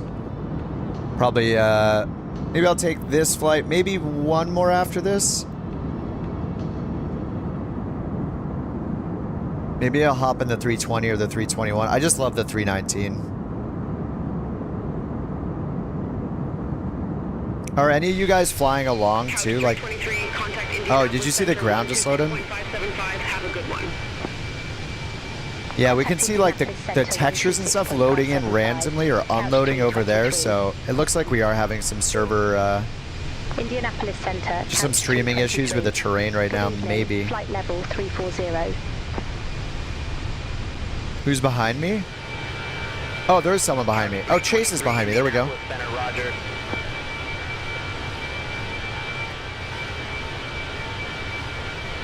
Yeah, ATC is a mod. It's called Beyond ATC. It's compatible with Flight Sim 2024 already. The main bug seems to be if you hit escape and go in your menus, it crashes. So I'm sure they're working on that. But yeah, if you fly, especially if you fly IFR and you want traffic injection, like if you fly airliners, IFR, Beyond ATC is kind of a no-brainer. It's $30. They have traffic injection that's in the experimental build. You have to pay extra to get on that build, but they'll eventually... They said soon they're going to release it for everybody, so it might be coming in the next few weeks. But Beyond ATC is really, really nice as an alternative to using VATSIM or something. It's always online. It's at every airport. It's every controller. It's got a ton of AI voices. But yeah, it's a $30 purchase, so in my opinion, very, very worth it. Getting chased by Chase. Yeah, how fast are you going, Chase? Where's my... How is there no camera preset for this? We're Mach 0.788 right now. Oh, Sarah says, no issues with the server in the UK today. Nice. No need for the VPN. That's awesome.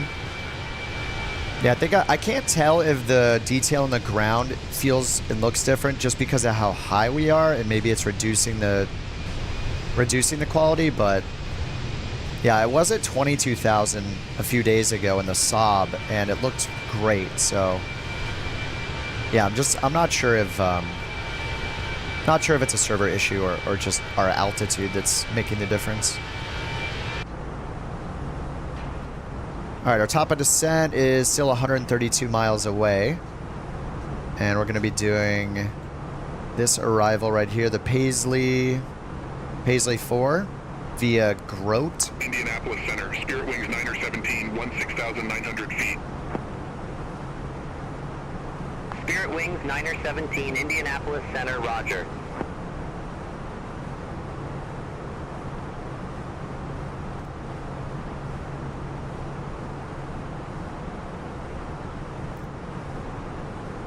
Might be fun to do some like low-level hand flying in this after we land instead of just going in cruise.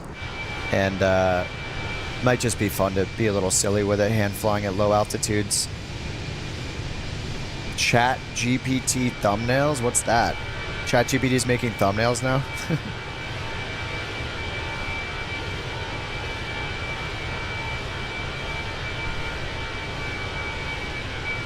I don't really use AI for creative stuff in any way. Thumbnails or writing or scripting or emailing people. I just don't use it, I guess. Maybe I'm old school. I just want to sound like myself, I guess. Delta 2944, Indianapolis Center, roger. Yeah, FX is Chase. He's right behind me. You're getting a little wobble. 0.81. Yeah, I can see you gaining on me slowly. I'm at 0.788. We got a cost index of 64 or something like that. N1 is at about 82.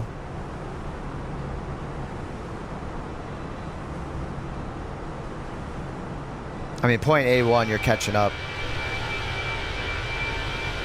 Did you try the couch livery, Chase? I was just a little worried that choosing the couch livery, which is showing up as a variant, is gonna mess with it, but maybe it's not. Maybe if you're in a couch livery, then you're putting that to the test. Oh, he is. Look, he is in the CCX livery. It says dots dark purple. Now I feel bad not being in the couch captain's livery. Maybe I'll do the second flight in the couch captain's livery. Did you put in the offset? That's something we can do in the Fenix, right? Is the offset route? How do we do that before? Or is that... Oh, no, that was in the Boeing, wasn't it? I don't know if we can do that in the Fenix. But in the Boeing, you can do an offset course. Yeah, Pablo, I'll be on a long time today. I'll do some career. I'm just going to probably do one more flight in the Fenix after this, just to put it through its paces.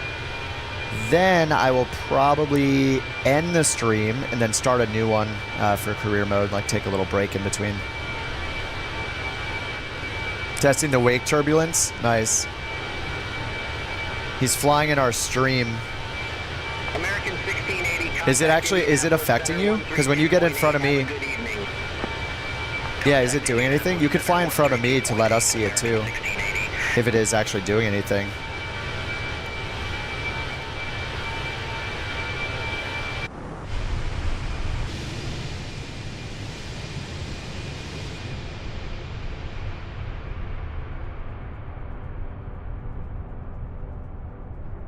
Oh my god, your gear is up.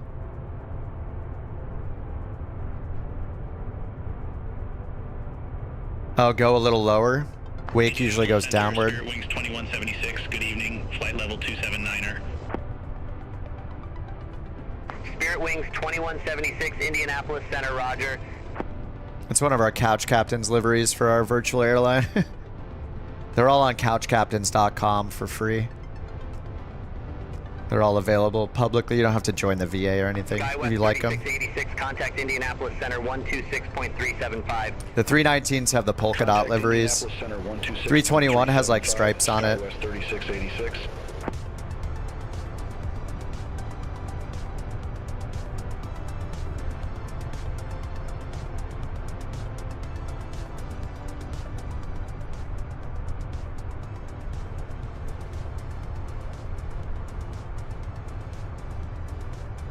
He says he doesn't notice anything. Okay. Yeah. If you flew like right through me.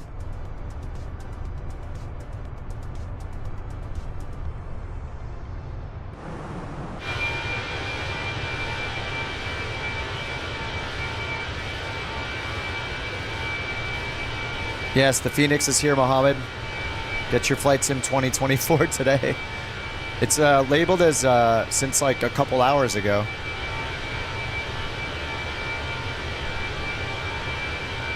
I just noticed a Reddit thread on it when I woke up and scrambled to get it installed and try it. Yeah, all you have to do is open the Fenix installer app and click the install button. There's just 2 install buttons now instead of 1. Yeah, they got it done super quick. It's insane. Their team. It's crazy how good the Fenix development team is. Not that I've found so far. The only thing I've noticed is the EFB sometimes is a little laggy when I've been clicking around in it. Like, look, I just clicked massive balance. Oh, look, it's... Okay, it was spinning. So I'll click it again. Yeah, sometimes things take 2 or 3 clicks in the EFB. That's all I've noticed so far. Yeah, that took 2 clicks right there. But I mean, it's functional. I did the loading. I used the pushback. The pushback was a little weird too. When I was clicking the pushback, like I have to click this like 5 times. But the pushback, when it's here and available, it took me a bunch of clicks. It was a little weird. Oh, you said it's just a little wobbly. Nothing crazy, yeah. I did on the ground at DCA with what I think I have is, I think I had custom airport scenery streaming in. That was very laggy on Ultra. I had to go down to high-end preset, and then I bumped up the terrain level of detail a bit and the clouds and everything, but... So I'm basically on a hybrid setting between high-end and Ultra.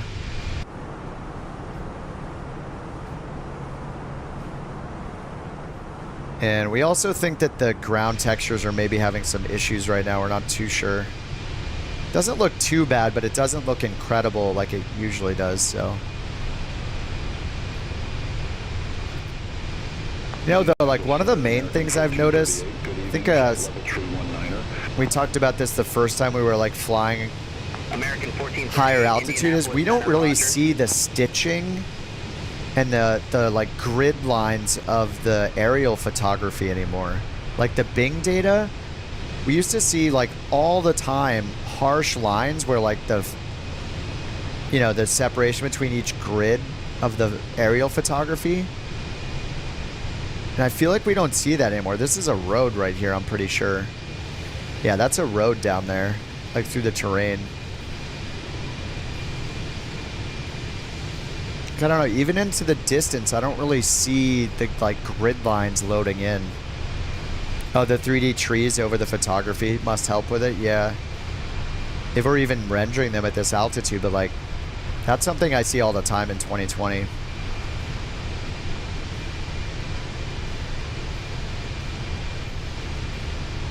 Oh yeah, maybe the wake isn't in because it's using its own external flight model. I'll have to try the wipers when we get on the ground.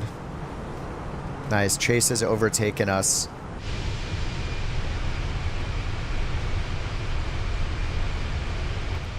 So Chase, you're not noticing anything different using that livery, right?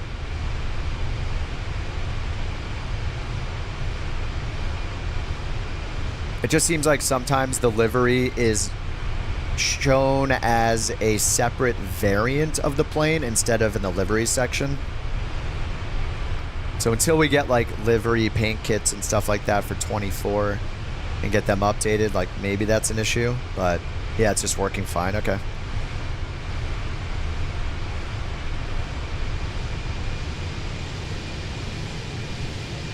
Expected to see you on career mode? Oh, I'll go back to career mode. But the Fenix is out. Got to try the Fenix now that it's in the sim.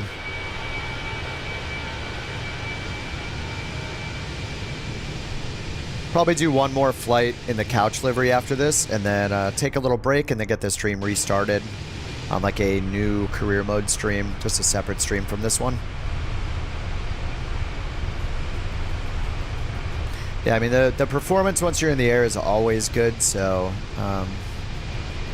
no surprise that it's performing well once we're up. I see some of the ground detail now. Like, this area is looking good. It could just be we're flying over an area that's not super detailed. I don't know whether it's just that way in reality or that it's just that way. But, I mean, we're seeing all the terrain details down here. Usually if I zoom in from this altitude, yeah, we can see right here, like they're very basic, but you can see the 3D outline of every building right there and right here. You can see that they're 3D. They have little shadows on them. So yeah, it looks like some of the details coming back. What's up, Rex? Airliners? Just for now, just for this morning, I'm going to do this for another flight after this. Just because today the Fenix got released for Flight Sim 2024, so we're checking it out. We'll do one more after this in a Couch Captain's livery. And then I'll probably take like a 30-minute break and then start a second stream up and do career mode stuff again. I'm so stoked. I mean, I know I keep saying that, but man, 24 is incredible. Couch 323, contact Indianapolis Center 132.8. All right, that's us. 132.8. Indianapolis Center 132.8. I turned. I'm gonna go back into settings too. I got to remind myself to do this. We're gonna use couch livery. Center, couch 323. Turn co-pilot avatar back on. So I'm not sure if we're gonna see the co-pilot or not. I turned it off this morning because I wanted to just have a solo pilot experience if I was in free flight, but I didn't expect to be in the Fenix today, so. Oh, nice. Dylan says the camp out and Trent Palmer's house. I don't know what that one is. I have camp out though, but it's just not in, it's not in the marketplace yet, so I haven't used it. What's up, Delta? Dropped in to say hi earlier. Immediately had to leave. Well, things are going pretty good. The Fenix, overall, it's behaving the same, I would say, except for the EFB. There's some EFB lag, and on the ground was really laggy for me. I had to bring it down to high-end settings, but I don't think that's a Fenix-specific thing. I think that's just having all the streaming stuff loading in it. I can't choose what's loading in yet. I'm hoping that I'm pretty sure when you go to your library in 24 and you look through all your content, right now everything says streamed. There's another one where it shows like disabled. So I'm guessing we're going to be able to go through and decide for every single add-on what is installed locally on our hard drive, what is streamed from the cloud, and what is just completely disabled and will not be streamed or installed. So then we'd be able to be like, all right, I'm, kind of like add-on manager where you're like, okay, I'm going to use this, this, and this. I mean, they are definitely going to allow it to be installed. There's a button to filter for what's installed. So they're going to do it, 100%. Indianapolis Center, couch 323, flight level 340. Because I don't ever want to install the world updates. I don't want to install scenery really either. I'll install a few planes and probably that's it. Yeah, I'm on multiplayer. Chase is in front of us. Oh, who's behind me? Oh, Chase is behind me now. I only see Chase right now, but it's the same thing from 2020. Make sure you click flight conditions in the top right and choose all players when you're on the free flight world map. And then go to settings under online. Make sure you chose USA West. But I do see Chase.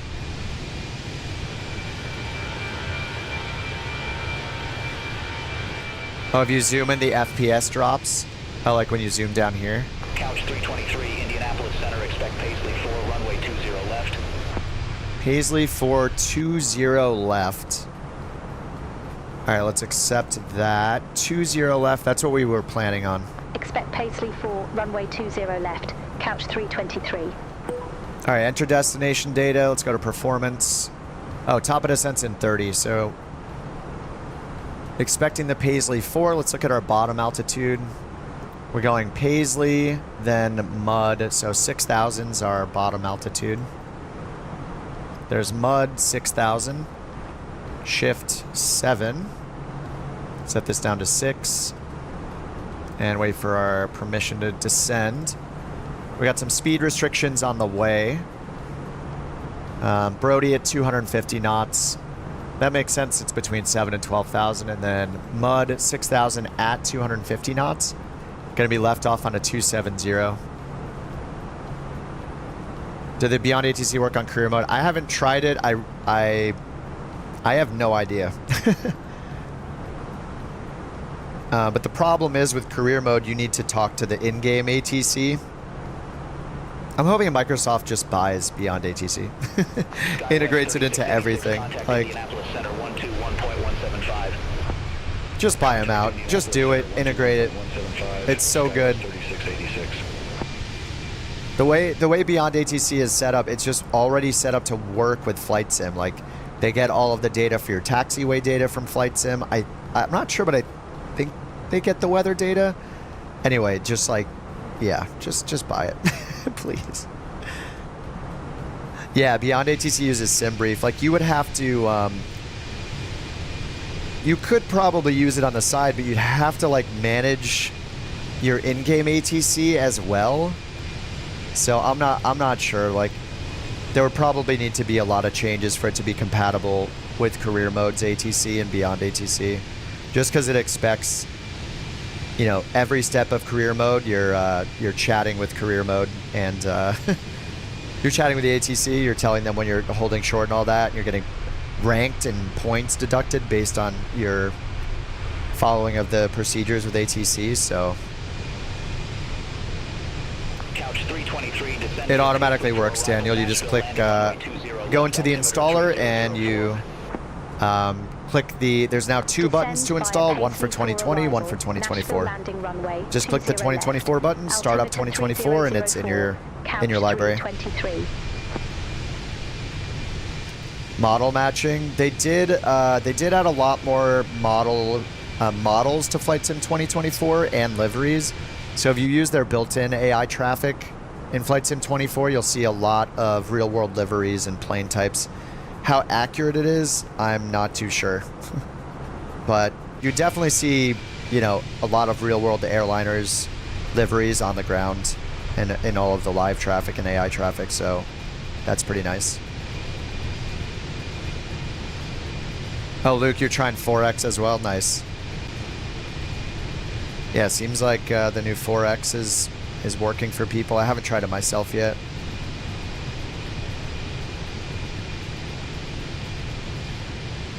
Somerset Lake Cumberland Regional.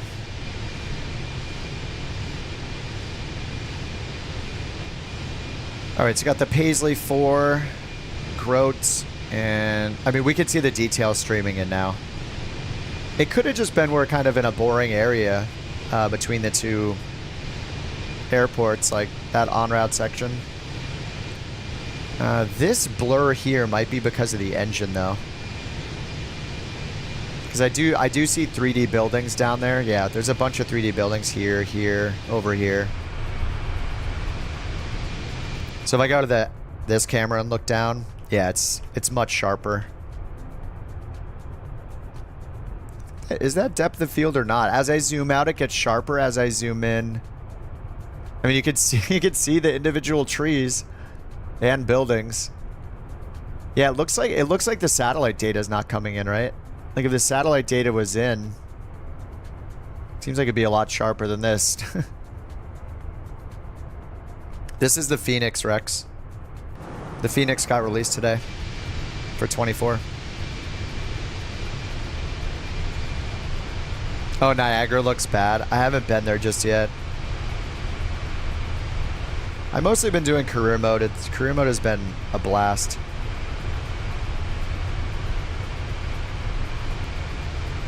Alright, probably need to start our descent now. -4. Yeah, let's just start our descent.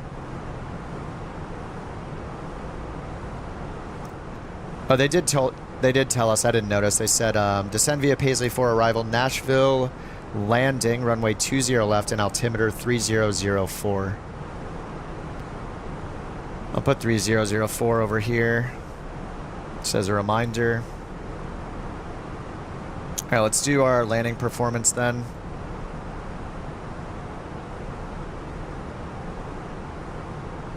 All right, refresh the METAR. Winds are 190 at 9er, gusting 15.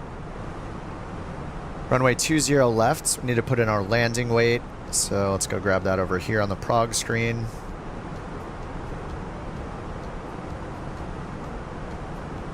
More drag.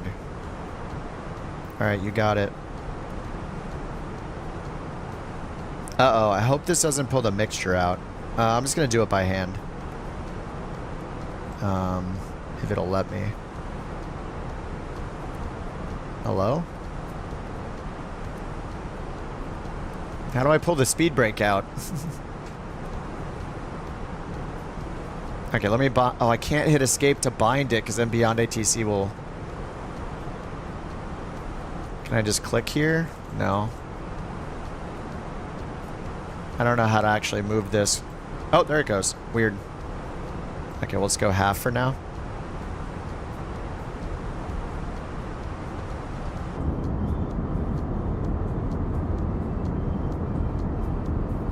So far, just bound enough controls to do what everyone does.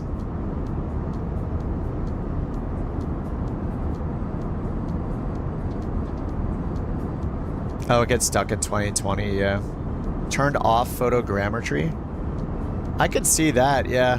I've turned off photogrammetry before myself in Flight Sim 2020. Sometimes it's just so bad with those, the buildings that are generated with it that it's just not worth it.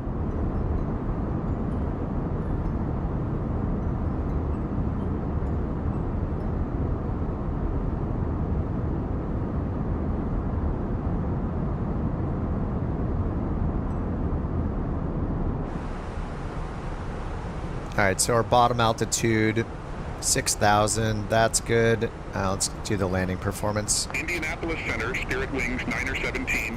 Landing weight. Wilbur 9er 1717. Fuel pred page, right? Spirit Wings 9er 17, Indianapolis Center, roger. And enter destination data. I'll do the destination data first. Alright, approach QNH. I'll just grab it from over here. 20 left, 9 knot headwind expected. QNH 3004. Temperature 18. And the wind is in there automatic, but it's not taking the gust, so 190. And we'll add half the gust factor. So 6 knots difference, so we'll add 3 to make it 12. Okay. Config 3 and then baro and radio. We need our minimums for assuming the ILS for runway 20 left. So let's add that. Flight, select approach. ILS 20 left via Rieba.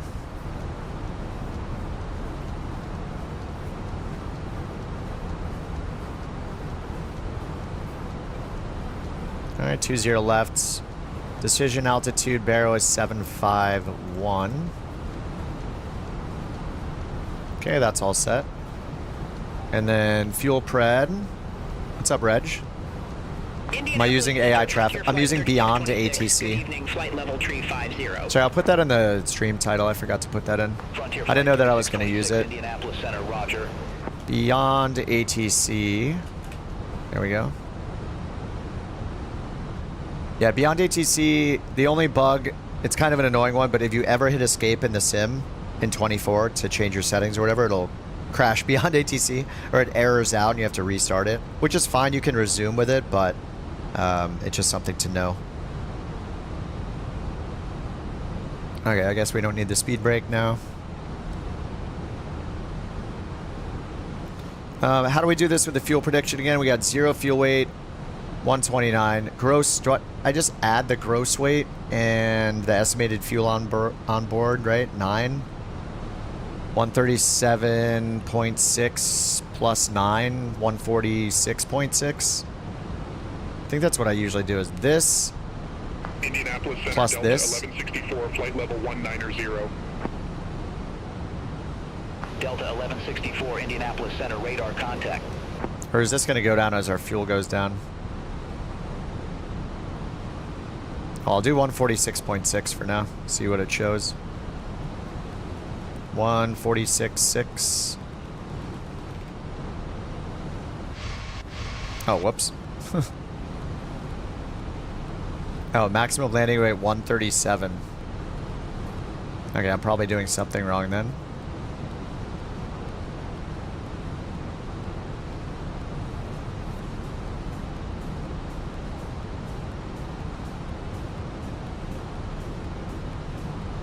Because this would be 138.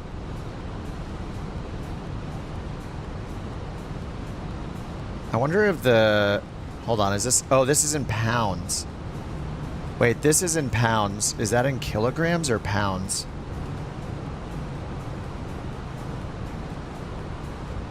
Pounds over here, okay. Gross weight's 137.6. Allegiant 998, contact Atlanta Center 133.6. Contact Atlanta Center 133.6, Allegiant 998. Maximum landing gear weight's 140. That's weird. 137. I'm just going to put in 137, I guess. I mean, maybe we're overweight. Beyond ATC is not free. It's $30 for the regular edition, which the only difference between regular and supporter edition, supporter edition's an additional $30, which gives you access to the earliest build, like the experimental build that has traffic injection. Supposedly traffic injection is coming to the regular version. They've just been testing it a lot and fixing a lot of bugs. So anyway, you can just buy it for 30 bucks. You can pay extra for premium voices if you want, but it's totally optional. You're overweight. Couch 323, contact Memphis Center 132.1. Change to kilograms. Contact Yeah, Memphis Center 132.1. Couch take 323. FOB now from fuel on landing. What we have right here, estimated Memphis fuel Center, on couch board is going to be 323. 8.2, and our Descending current via gross weight is Takeoff, flight level 137. 204. Oh, I need to find the difference between, well, the fuel on board and then estimate. It looks like we're going to burn 400 pounds of fuel. So would it be 133.6 if we burn that fuel? Anyway, I'll just do that for now. It's fine. Doesn't have to be perfect. It's just a test flight, you know? All right, low, medium brakes. I'm just going to do medium, manual lands. We'll be fine, right? I hope. Simming here. All right, so I got auto brakes to medium. All right, coming up on 19,000. 3004 is our local altimeter. 137.0. Because we're at 137.5. Our current fuel on board is 8.6, and it estimates we're going to have 8.2 when we get there. Right, so that means we're going to burn about 400 pounds. So if I take that 4 and reduce this minus 4, we get 133.5, right? This says our current live gross weight, isn't it? Or is this our final gross weight?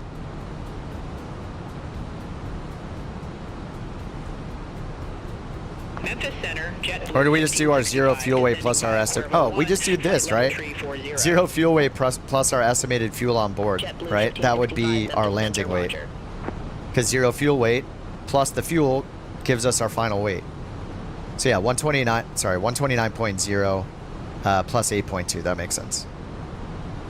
So it's 137.2. Derp. Okay, it's been a bit. Just have auto calculate it. I do want to see for the next flight if we can get if the co-pilot shows up. Chase, do you have your co-pilot avatar configured? Is your co-pilot showing up in the seat? AI traffic, I'm using Beyond ATC. All right, we got standard altimeter. Let's go 3004. And that's synced over here with the other side. We got 6,000 for our bottom altitude. 1680, contact Memphis Center 126.75. Bottom altitude for the SID, or sorry, for the star. And then for our approach, we got 2,000 at Judd for the final. And then we don't have to do anything in this plane for the ILS approach, right? We could just check that it's correct, but it just does everything automatically. So we got 109.35 for the frequency, ISSX for the identifier, final course 202. This is based on the flight sim data, so it's fine that it varies from the JEP chart. And then our slope's 3 degrees, which matches down here. We got the minimums in, 751 in performance already. That's set right here for ILS 20 left. And we also got the winds in, so I believe we're good.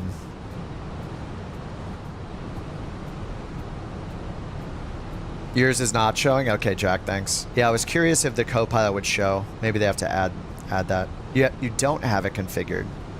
And see no co-pilot. Okay. All right, is Chase still behind us? He is. Just me and Chase. We are going to land in Nashville. We can fly anywhere after that. Maybe I'll do another random route finder. We'll do a second flight, though. I'll pull out the couch captain's liveries because we got to advertise our VA, you know.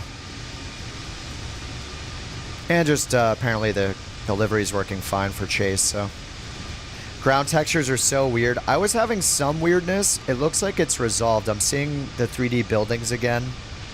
I mean, this is the first Sunday, and with the Fenix coming out, I wouldn't be surprised if instantly the people that didn't want 24 yet are suddenly installing it. Because the Fenix is out, they're like, okay, I guess I'll get 24 now. It's absolutely incredible that they've released the Fenix already. It's in 5 days since the release of 24, the Fenix is available. All 3 variants. Or I guess all 6, you know, with both engine types.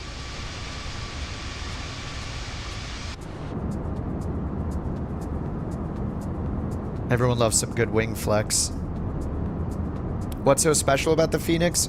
It's just like one of the most highly regarded, true-to-life planes in Microsoft Flight Simulator. They make the A320, and they also recently added the 321 and 319 variants. It's just, I'm no real pilot in any sense, but it's just like the most highly detailed, accurate, with tons of failures. Like it's just pretty much regarded as 100, like the best, like bar none. You know, PMDG comes probably in a close second. You know, it just matters if you're a Boeing or an Airbus fan. You know, it could be a bit subjective, but it seems like overall, like the Fenix is probably just on a slightly another level above everybody. But yeah, if you like Boeing instead, the PMDG planes are incredible. The iFly Max 8 is also really awesome. I like that one a lot. Yeah, Fenix is the GOAT. Yeah, it's just like, it's basically the flagship third-party plane for Flight Simulator. And they've already released it compatible with 2024 this morning. And 2024 has only been out for 5 days, so. Yeah, just like what Chase is saying. I prefer Boeing, but Fenix is just the best.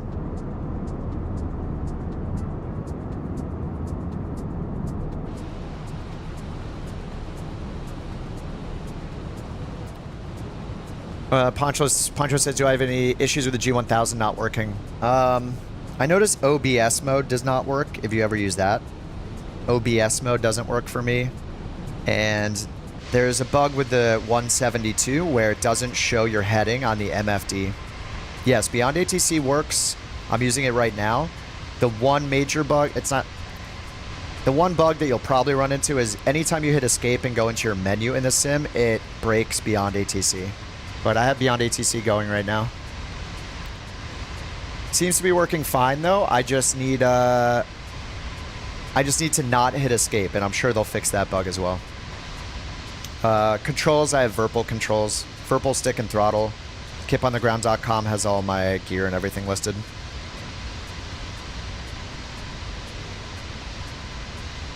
Grind is starting to pay off. Unlock your second company. Nice, Phil. I only have one so far because of my previous mistakes.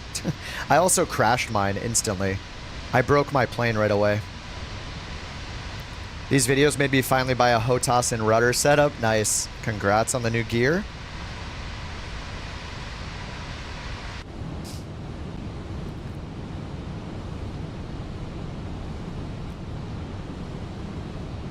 Alright, looks like we're coming up to just intercept the approach here. So right after mud, we're going to be on a vector. I should probably hit the approach phase. We're at the 250 knot limit right now. I'm just going to go activate the approach. And we got our auto brake on and our spoilers are armed. I didn't do any lights, so let's get the lights on. Landing light on, seat belts on. Beacon, we'll force the strobe. Actually, we can leave the strobe on auto. It'll turn off when we... Actually, no, let's leave it on. Alright. I don't know if we hear the cabin sounds. It's weird, I'm not hearing it when I hit that button. Do I prefer HOTAS or stick? I prefer a stick just because of the ergonomics. I like to have it off to the side and have my keyboard in front of me. Also, a lot of yokes are just big, so I just prefer like as small of peripherals as I can get. I have a Virpil stick mounted on my left and a small Virpil throttle mounted on my right, and I just like the simplicity of that. Left-hand stick, right-hand throttle. VKB is a good alternative if you like... If you don't want to spring for Virpil. Virpil's kind of like the end game, I think. They're some of the best peripherals you can buy. But I used to use Logitech stuff. I used to use Honeycomb.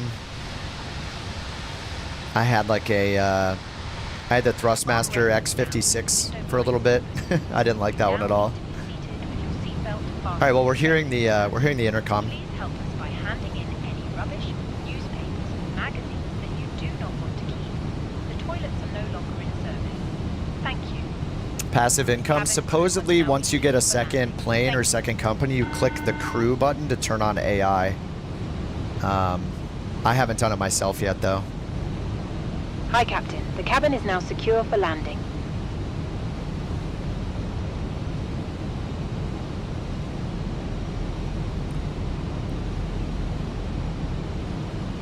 Am I supposed to click something up here for that? How do I get rid of the ATT message? Delta 2448, Memphis Center, All right. Roger. Alright, let's see. Landing system, ILS 16 DME. Glide slopes way below us right now. We haven't been vectored, so I might just go direct Rieba myself. We need to bring this down to 2,000 feet.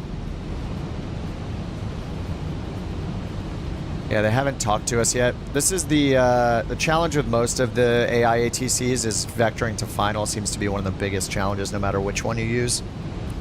So we're running into that. 1565, contact Memphis Center 126.75. Contact Memphis Center 126.75. Alright, I'm just going to hit direct to Wayland here and see if we can get down in time.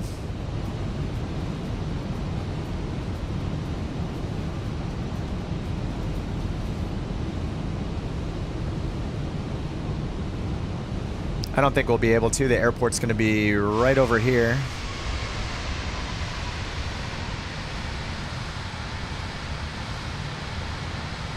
And we'll see. We're at DME 14 right now.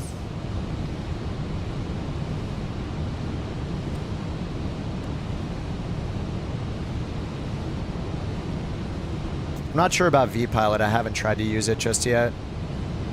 All right, let's turn on localizer.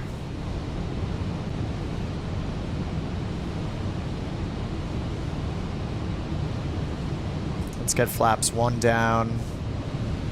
Probably get set up way too early. All right, intercepting the localizer already. Loc star. Let's get our gear down. Actually, we're 12 miles out, but I want to get I just want to get the drag going.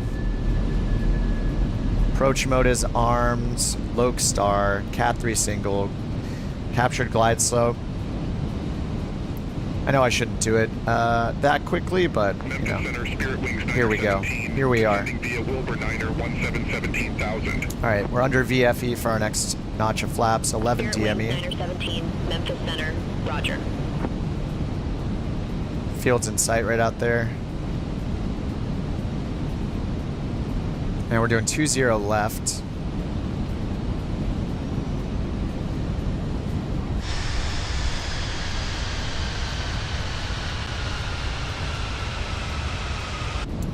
Sorry, I didn't get the gear camera. We're gonna have to do that again. We're gonna have to get gear up and then gear down.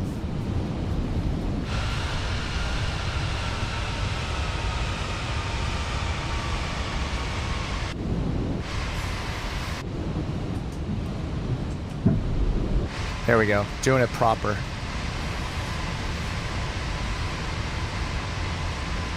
Not career right now, just checking out the new Fenix became available, so we're trying that out first, and then I'll do career after one more flight in this. Alright, we're on flaps 1. Let's go flaps 2. Whoops, that was a little early. 2000 AGL on the ILS. Cat 3 single. I'm not going to do the auto land, but we'll just activate Cat. We'll activate the Cat 3 dual. Spoilers armed and flaps full. We're at flaps 2 right now. Okay, we just hit VFE. Under the next VFE. Okay, flaps 3. 6 mile DME. How many hours in game? Oh my god, I have to check. Oh, Brian's here. Nice. In the longitude. Welcoming party. Memphis Center, United 1973 Heavy, flight level 300. United 1973 Heavy, Memphis Center. All right, 5 mile final.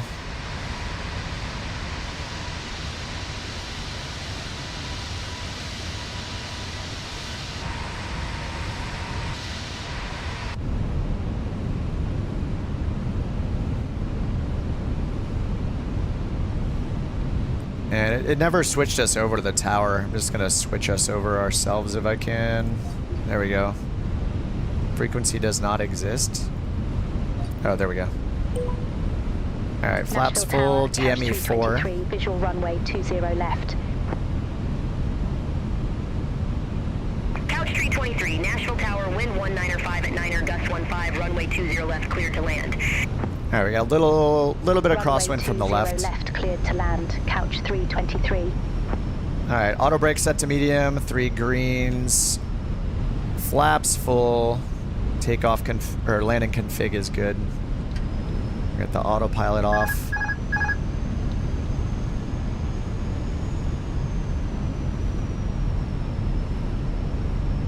And just a little wind from the left. 500.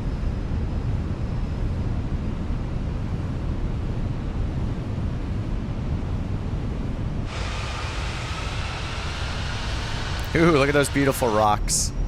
Oh. Minimum.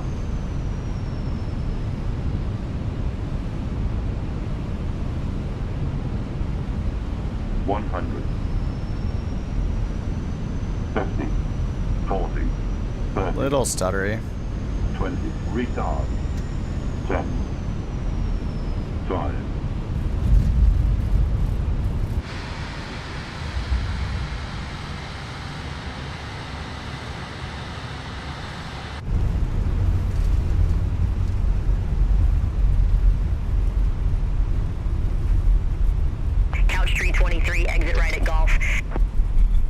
Exit right at Golf. Oh, I didn't use reversers in idle or anything.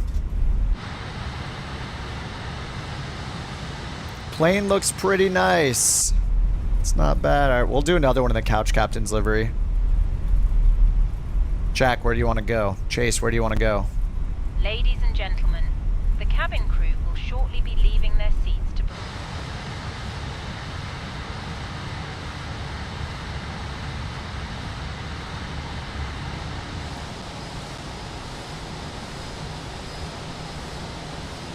Internet access may now be used. Couch Tree 23, contact ground 121.9er. Have a good one. With you. Checking in the Ground 121.9er, Couch 323. I mean, wasn't that the same controller back in DC? Opening the overhead lockers as items may have moved during flight. Smoking is not permitted until you reach a designated smoking area. On behalf of the captain and the crew, it has been our pleasure looking after you today. Our ground crew will help you complete your journey.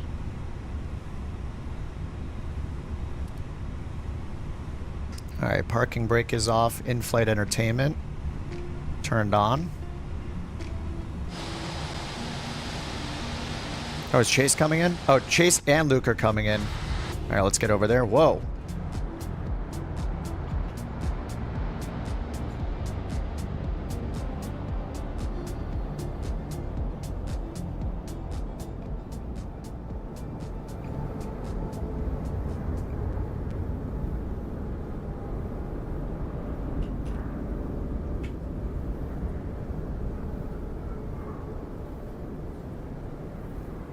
Southwest 1584, cross runway 31 at Ooh, we're Charlie. getting lag. Taxi via Charlie Delta. Frame rate has gone down. Cross runway 31 at Charlie. Continue taxi via Charlie Delta Southwest 1584.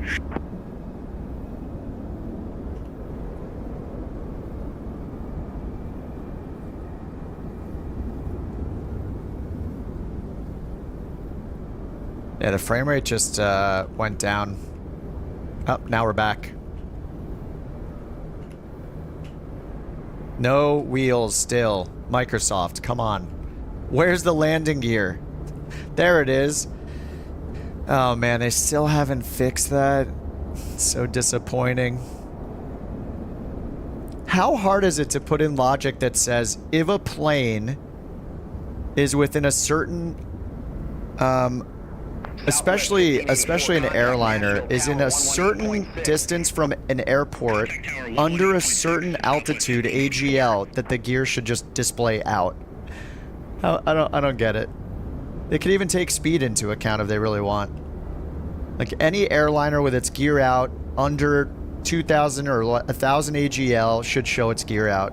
Like, it's so weird. Here comes Luke. My heart broke.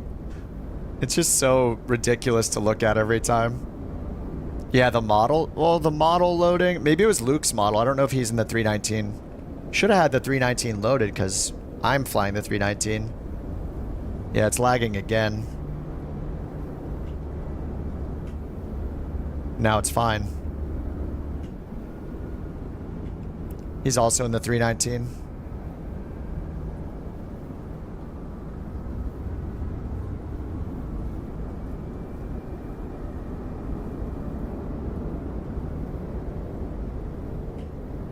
Yeah, if somebody doesn't put their gear down, it shouldn't show. But if it's an all or nothing thing, then I would pick some. I just want some kind of logic. So when a plane is landing, we see the gear down. I don't care. Even if this results in some low altitude flying where someone's gear's down instead of up, I don't know. It just looks so funny. It looks so funny. I don't understand why we don't see the gear until the plane's on the ground. It was silly in 2020. It's silly in 2024.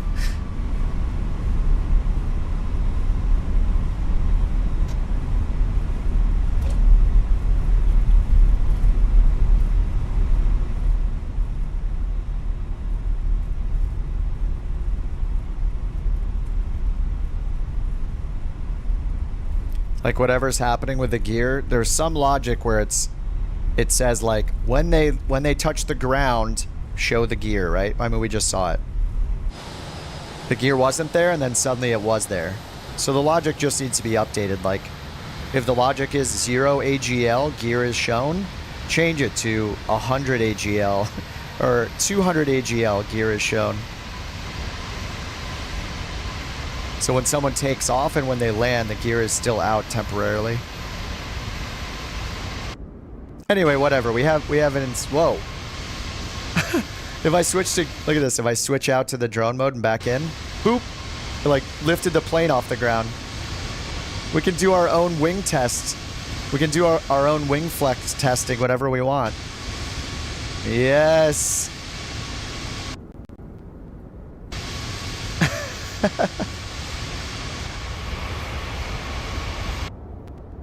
Again. Oh, it didn't do it that time. It's pretty funny.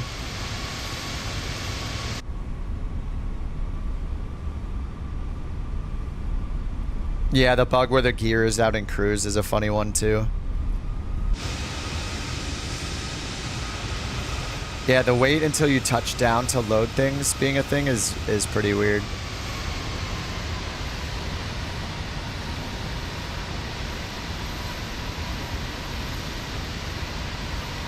Is my girlfriend a pilot or a student? I mean, she's a private pilot.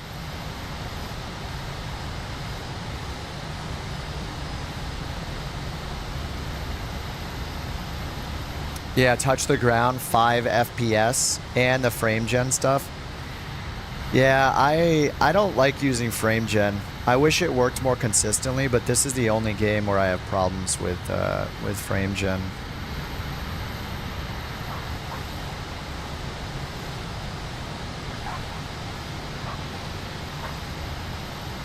I don't know what those sounds are. It sounds like skidding sounds right now. I don't have an Xbox. Yeah, so I'm not sure.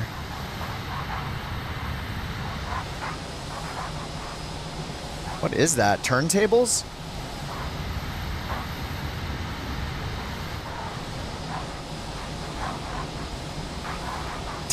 It's probably the bug from doing this. Dogs on board? It does kind of sound like dogs.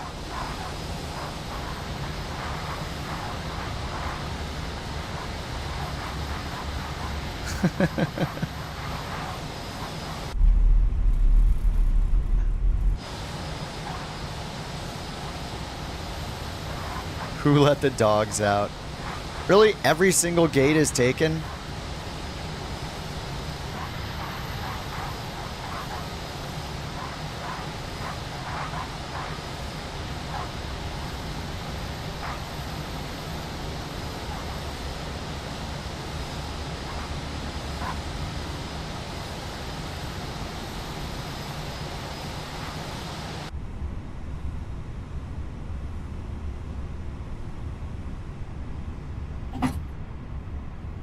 Oops. Cabin crew disarm doors.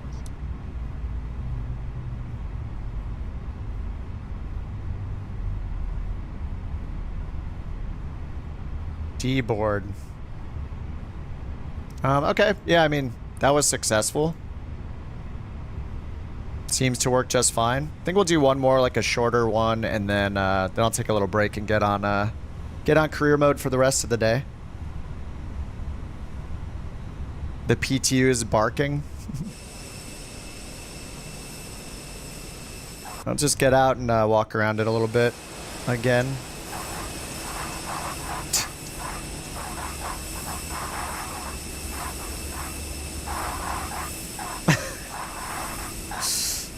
I don't know what's going on. Whoa. Southwest 528 at Gate Tree. Request pushback and engine start. All right, do we want to fly? Do we just want to fly from? We can just fly from here, from Nashville. It does sound like a PTU. All right, I'm gonna go to the main menu. I'll come back to Nashville. We'll do Nashville to somewhere, unless like Delta Tango really wants to fly somewhere. Wait, Delta just downloaded Flight Sim 2024. So I think he should pick. Delta, where do you want to fly, man?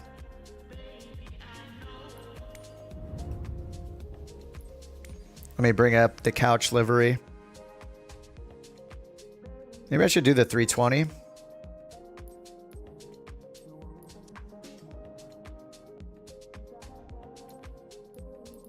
Purple or white?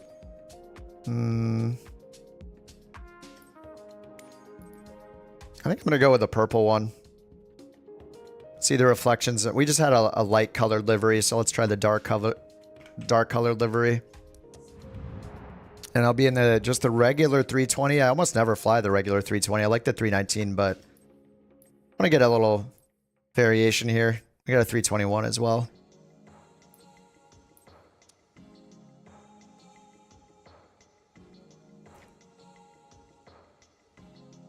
No suggestion, Delta? Jack or Chase? DTW to MSN.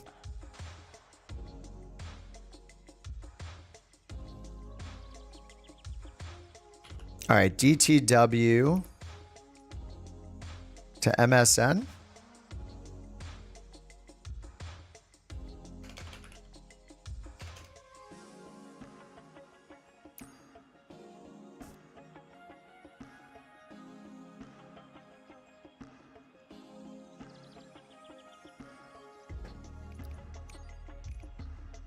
All right, small gate. Actually, I'm going to do a medium gate. Whoa. All right, live time. If you guys are joining us, make sure you go to flight conditions up here in the top right. Just like with Flight Sim 2024, you need to click on flight conditions in the world map. Oh, mine reset to live. That's weird. I could have sworn I hit all players. I would recommend live weather and time, air traffic off, and all players for multiplayer. And then under your settings in the gear, go to online and make sure you have West USA chosen right here. And then we'll be on the same server. All right, gate medium in KDTW, Detroit to Madison. And maybe I'll remember to start my flight over here.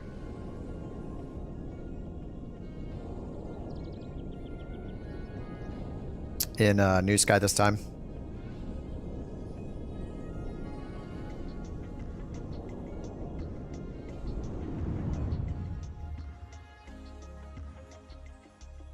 All right, book a flight. Free flight for the couch captains.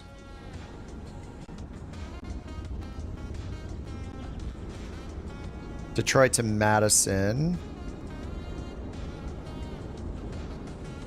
In the 320. Is this the single class?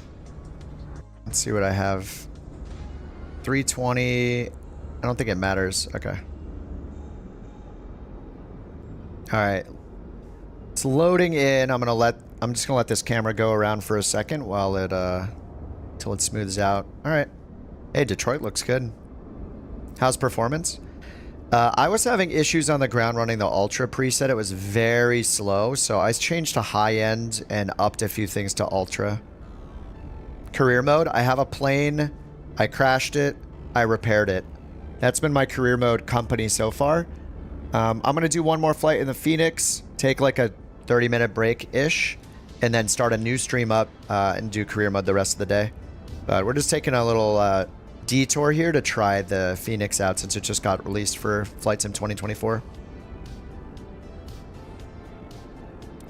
All right, looks pretty smooth now. I think everything's probably loaded in. The this like outside whoa. It's a little weird and sometimes where you start for certain planes.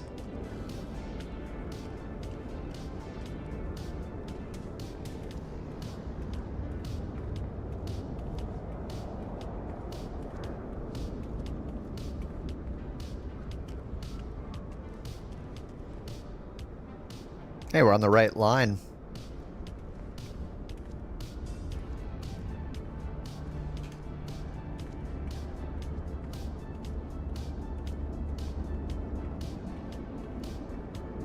Really puts things in perspective now that we can walk around.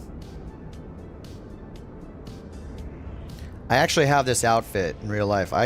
This is what I would wear in real life if it's under 70 degrees in California. This is normal attire for sure.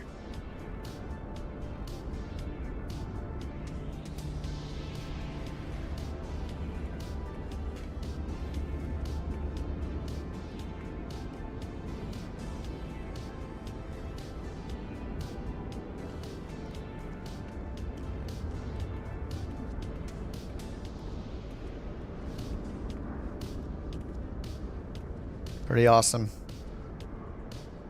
All right, let's just teleport in. No, the multiplayers are different, John. Unfortunately, 24 and 20 and 24 on separate servers, so you can't. If you're on multiplayer on one, you only see people on your sim.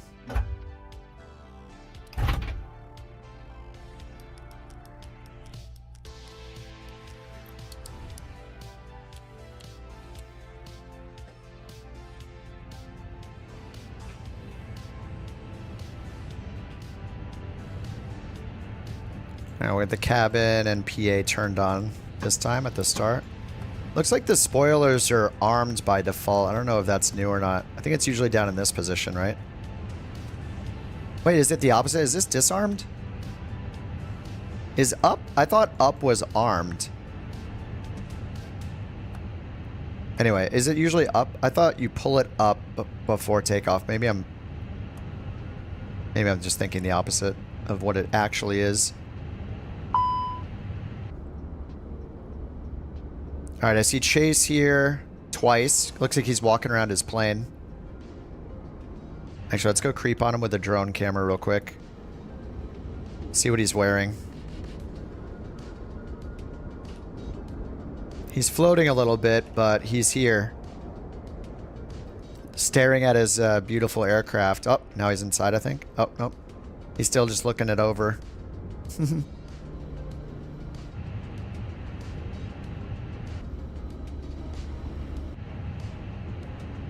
All right, I'm gonna go get New Sky going. This is just to track my flight with our virtual airline.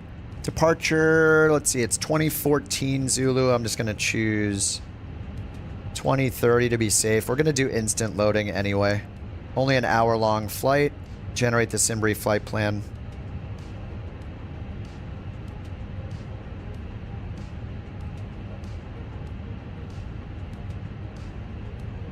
And I'll get Beyond ATC going. All right, start the flight in New Sky.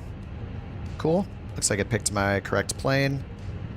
And let's pop open the EFB and get SimBrief loaded in here.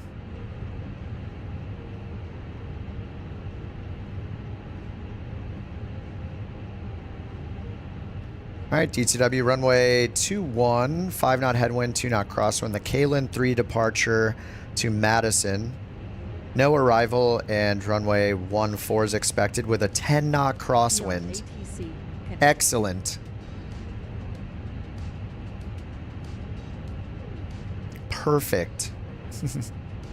I know 10 knots is not a huge deal. All right, we're down here at the south terminal near runway 9 right and 4 right, and we're expecting 21 right. So we will have to go all the way up here. We'll get a nice bit of taxiing in. So maybe over this way, Papa. Gotta cross some runways. This is gonna be interesting taxi instructions.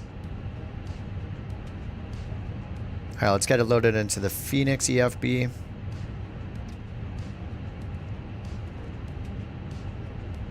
And into Volanta. Let me actually copy the route really quickly for you guys. Go up here to SimBrief view.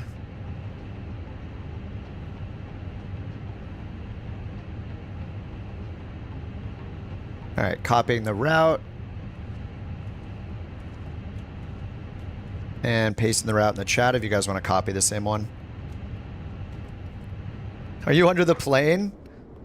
You're not, don't worry, you're not doing anything to my brakes. We have a saboteur. He's floating. I think it's because I have custom scenery for Detroit. So I didn't install it, it's just streaming it in automatically, which is kind of neat. Here's Chase hovering next to our plane. Not looking sus at all. The barking is back, yeah. What is that? Very strange. Delta, I see you. Passive aircraft generic jet 2.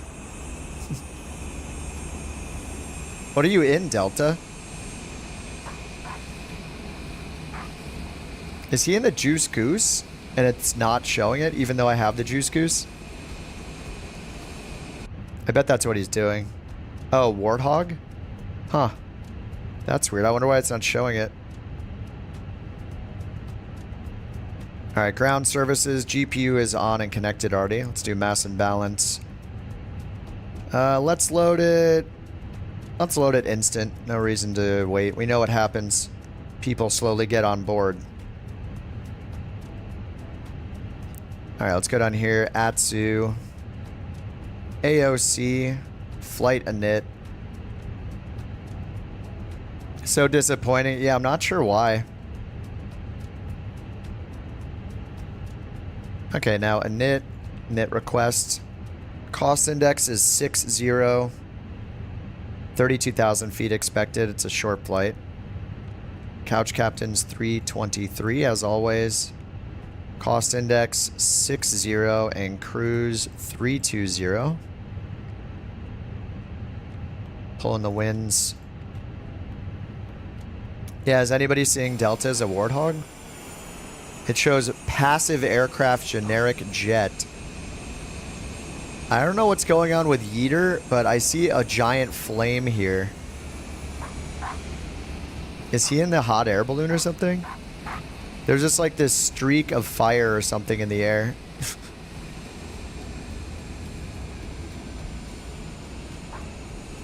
You know what I did turn... Did I turn air traffic down? No, I think I turned it back to ultra. See if anybody else is seeing the same thing with Delta being a passive generic aircraft. What's up, Irfan? Okay, so under init page 2, let's go over to the EFB and just send it to the MCDU. Success. Okay, that's in. We got our reserve and zero fuel weight are in. Let's do our takeoff performance.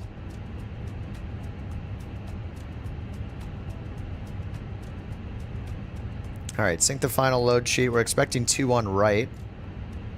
I'll have our AI co-pilot grab the IFR clearance. We'll see if the runway changes. Ready to pick up IFR clearance to Daneco regional. Let's do a forced toga this time, and the 320 packs off. Couch 323, Detroit clearance, cleared to Daneco Regional Truax Airport. Kalen 3 departure, smooth transition, then is filed. What's up, John? How's it going, dude? Except maintain 7,000 feet. 7,000 feet. Frequency 134.3, squawk 2601. All right, 7,000, 2601. Cleared to Daneco Regional Truax Airport. Kalen 3 departure, smooth transition, then as filed. Climb via SID except maintain 7,000 feet. Departure frequency 134.3. 2601. 2601. Couch 323. All right, 2601 is that? Read that correct. Contact ground 121.8 when ready for push or start. Ground 121.8. Oh, Delta's on the ground right here. Ready for pushback or engine start. Couch 323. Hopefully the passengers don't mind that we just got out of the plane. Looks like this bug is still there. What's up, boys? Sorry, I might be in the ground for you guys. I'm not sure. What's up, Delta? You supposedly the last time we did avatar comparison, people were saying that their avatars did not look like them. So I'm not sure if these are how you guys configured your avatars or not, but like this is what mine looks like. Pretty much looks like me. Maybe if the legs were half the thickness. Yeah, this pretty much looks like me. If I just got a fresh haircut, which is not the case. What's up, Luke? That is the correct avatar for you. Nice. I'm in the ground. Yeah, I guess it's because of my Detroit add-on scenery. Classic. Is anyone's else game really choppy and laggy? Try increasing your rolling cache a bit. Try turning off frame generation if it's glitching really badly. I would use DLSS if you have it. Fairly accurate shorts and a sweatshirt? Yeah. Vest or a light jacket? Yeah, that's what it's showing. You can change the color of your jacket and hair and all that stuff at the bottom of the screen when you pick your... You can't change the eye color. That's tied to the face. As it is in real life.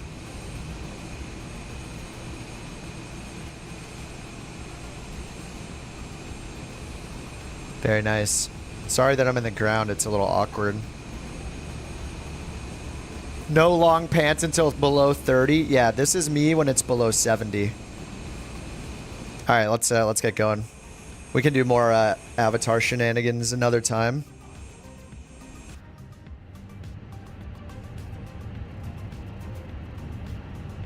All right, let's hit comma and put the get the altimeter set. Let's do our takeoff performance over here. We sync the final load sheet. We'll do packs off and force toga. We'll sync the weather.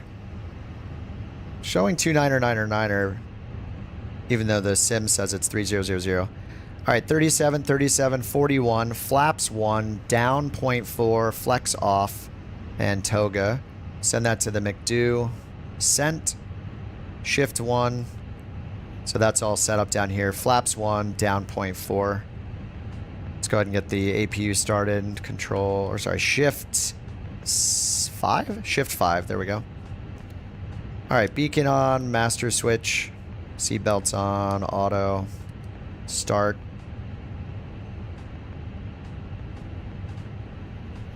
And, oh, let me change the weather and try the windshield wipers. Let's change it to a thunderstorm. Try the wipers, because apparently they work. Live weather off, light thunderstorm.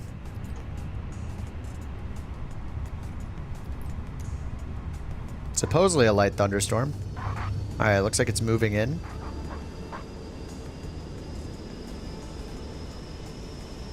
Let's just try rain. Oh, there. Now it changed. Oh, that went back to live weather. Just try rain, I guess. How do you uninstall planes? You can't yet. They're all streamed in right now, but when they add it, it looks like we'll be able to install and disable add-ons as we want from our library. But right now, things are all being streamed in these early Flight Sim 2024 days. Okay, we got rain. Let's see the wipers now.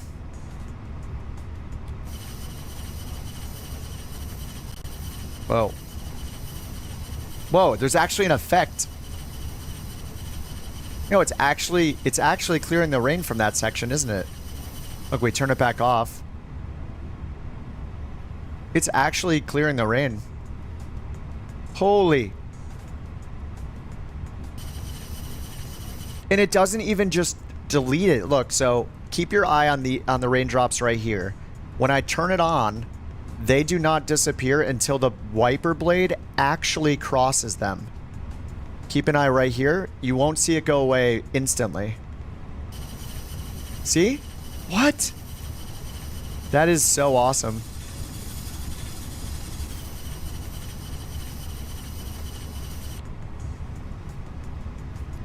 And if we change the angle of the sun here, we just change the sun a bit, I bet we'll be able to see the rain a bit better.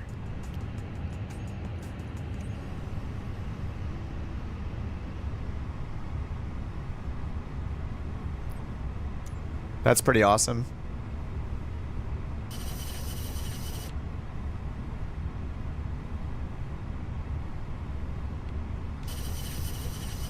Too cool.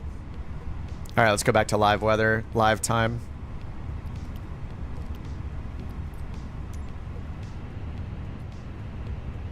All right, we're back. We should get our APU now. Okay, APU bleed is on.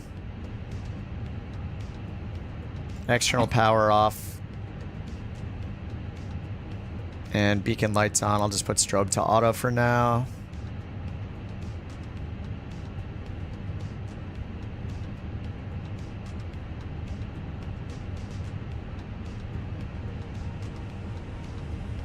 Alright, this is all done as well. Let's just bring it back to this screen.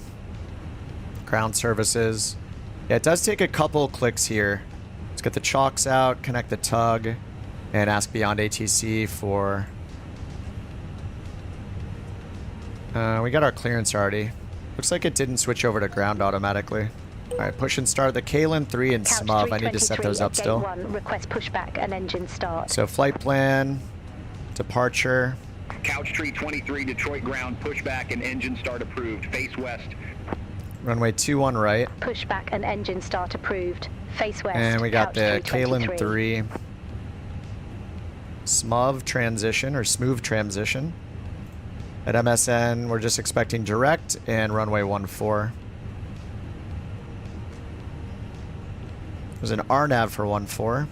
We'll just use runway 14 for now. Insert.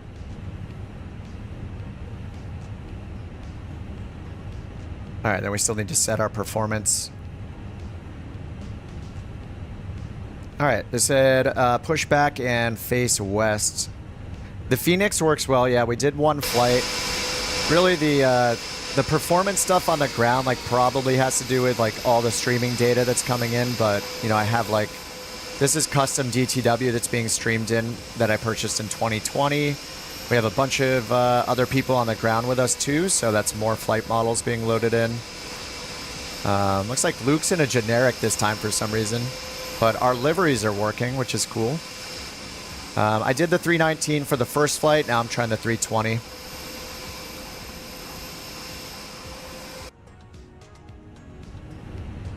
But yeah, it performed really well. The performance stuff I had is probably, like earlier for the first flight on the ground, was probably just because I had Ultra turned on. I turned it down from Ultra to high end and it works a lot better, so. Yeah, you can see it's stuttering here and there, like whenever we're at these airports, so I don't know. I don't know if it's a streaming thing or what, but I need that 5090, you know?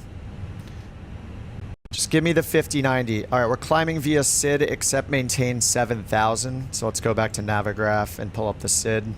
It's the Kalin 3 RNAV departure, runway. What do we choose? Was it 20? Simbrief says 21 right. Yeah, I think it was 21 right. Delta 2630 yeah, 21 right. 40 taxi via Whiskey 2, Whiskey Tango. And we're using BeyondATC with the traffic injection in. All right, so Kalin 3. Taxi via Whiskey 2, Whiskey Tango. We got the top altitude, or we got the maintain 7,000. And we're gonna take off this direction. So we got Sam's baseline, then M-tracked. Sam's baseline. Oh, Frederick right here, and then M-tracked. All right, let's pull up the... Actually, let's use the moving map for this one. It's more detailed for the taxiways.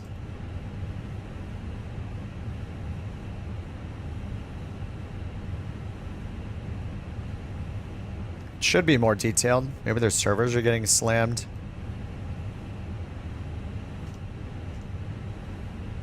Hello?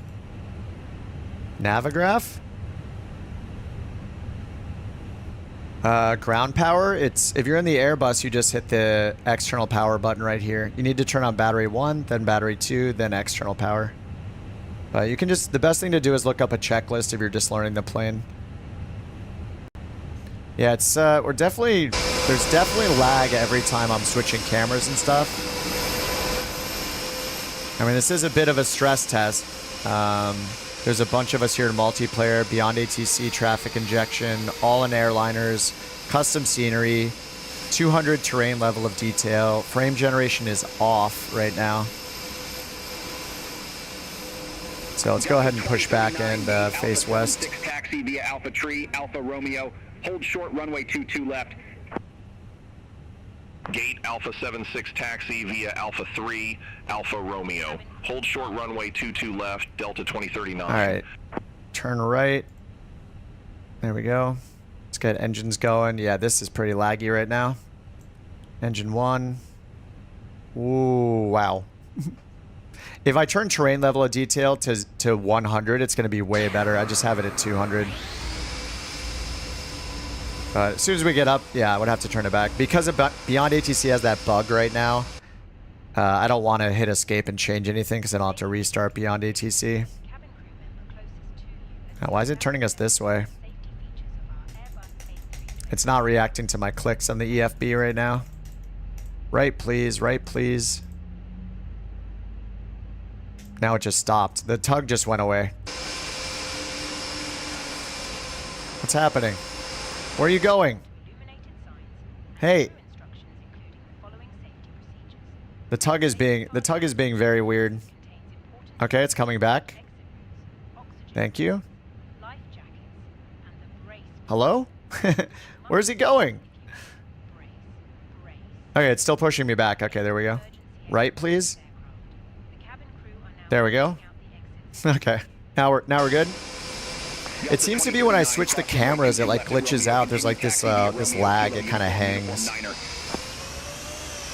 Cross runway 22 left at Romeo. Continue taxi via Romeo. Kylo uniform 9er Delta 2039.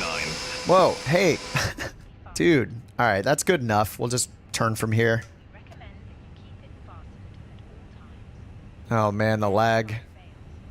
I think this is all with my terrain. If I turn my terrain down like we did at the last airport, it got a lot better.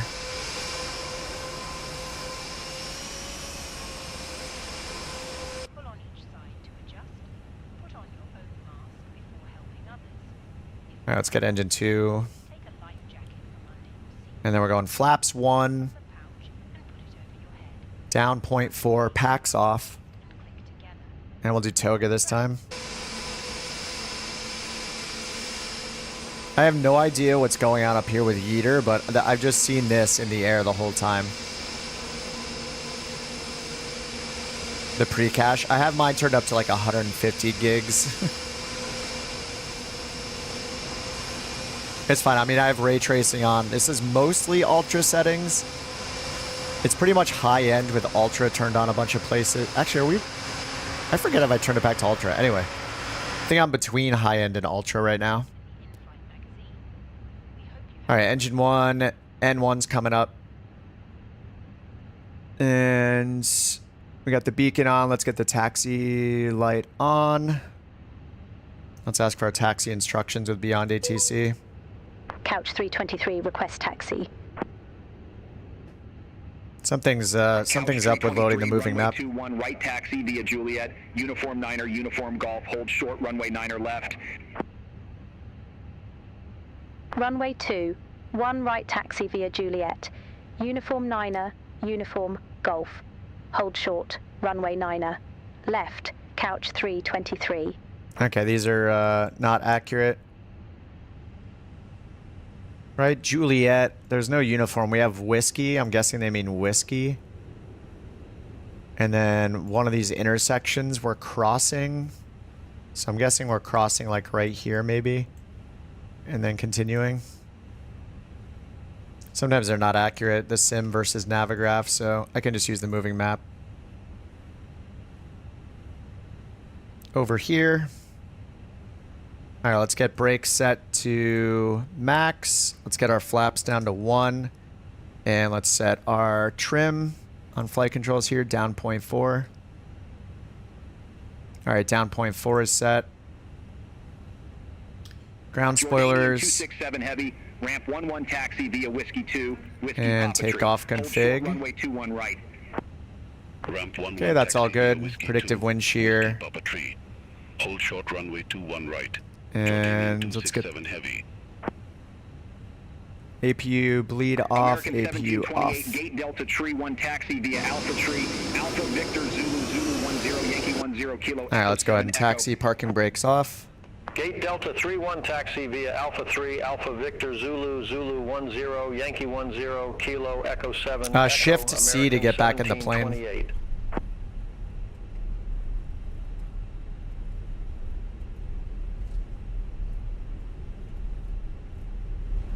Ray tracing, I have it on.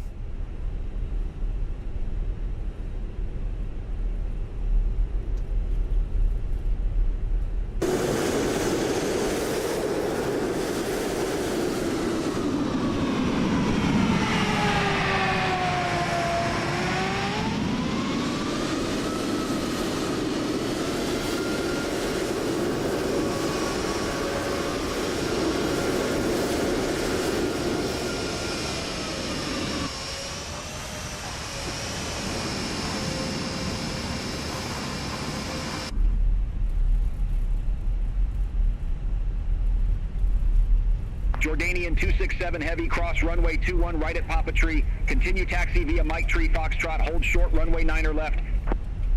I feel like a lot of my scenery has traffic on the ground permanently, so we're seeing a... Oh, I thought I was just seeing a doubled up plane, but it looks okay now. We got the barking dogs again.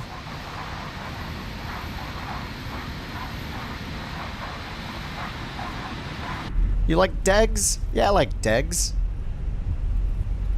Oh, dogs? Yeah, I like degs.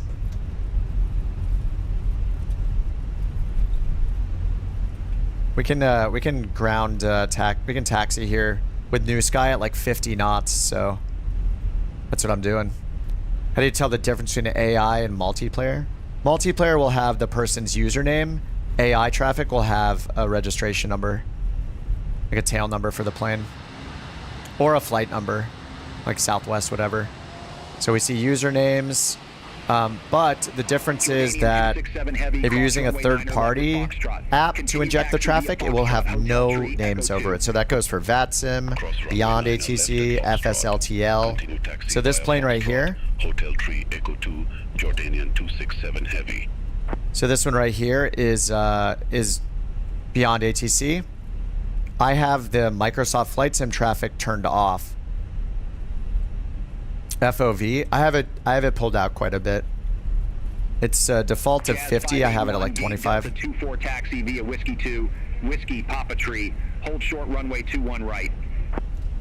Gate Delta 24 taxi via Whiskey 2, Whiskey Papa 3. Hold short runway 21 right, Jazz 581.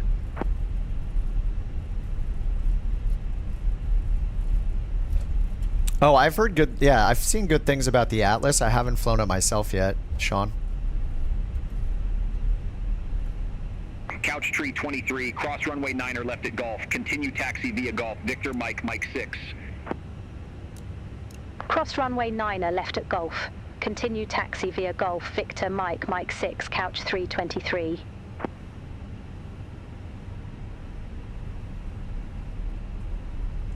Oh, wait, we're going to 2-1 right. Whoops. Yeah, we're crossing Golf. Okay, yeah, this is right from here. We're going this way. Victor, Mike, Mike 6 up there.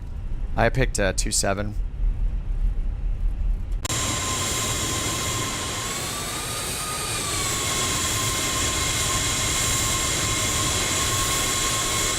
Video card's a 4080.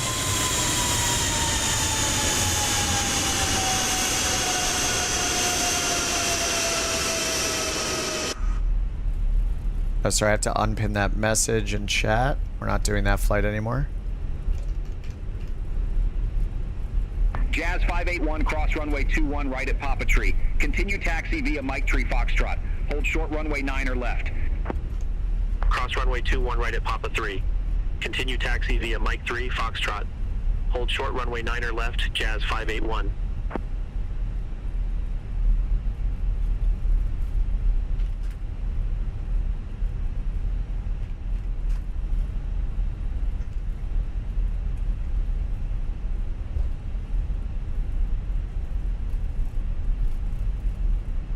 Yeah, the 5000 series cards, yes please. I would love one. It's gonna be really hard to fight the scalpers though. Might be a long time until any of us can get our hands on them. Oh, yeah, the inside versus outside volumes in the planes is a serious difference now. It's significantly different. It's a little jarring. I understand that that would be realistic, but as far as the sim, it's kind of, I don't know that we need it to be that drastic. Cross runway 9er left at Foxtrot. Continue taxi via Foxtrot, Hotel 3, Echo 2, Kilo, Echo, Jazz 581. Couch 323, contact Metro Tower 135.0. Check the chalks, Stefan, on the EFB. Over to Tower 135.0. Hit Couch Shift 3, 323, click take ground care. support, and remove the chalks.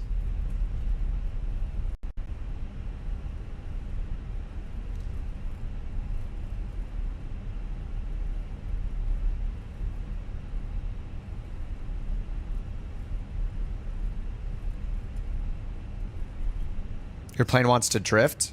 Double check that it's not getting unintentional input from your rudders. You might need to add a dead zone to your rudders or whatever you're using for your rudder control. Guess you can't open the cargo door mid-flight. You should be able to if you turn off the stress damage under assistance options. All right, let's let them know that we are ready for departure. Couch 323, ready to go. Runway 21 right. All right, we got dash, dash, dash. Couch Flight directors are 323, on. Metro Tower, wind 190 at 5. RNAV to SAMS, runway 21 right, cleared for takeoff. All right, RNAV to SAMS. Runway 21 right, RNAV to SAMS, cleared for takeoff. Couch 323. SAMS is here. Let's get the packs off. Terrain fault. That's new, I think. All right, lights are on already. Strobe is on. Packs off. We're going to do toga. Flaps are set to 1. Arms. Ignition. Whoops. All right, and get TARA turned on. Takeoff config normal. Yeah, I'm not sure about the terrain fault. All right, parking brake is off.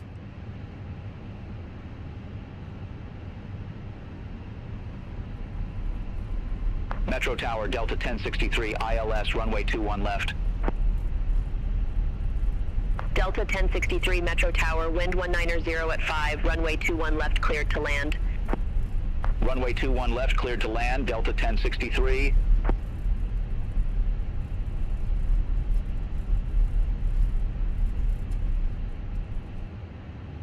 All right, takeoff config normal, TARA max auto brake, and flaps are set.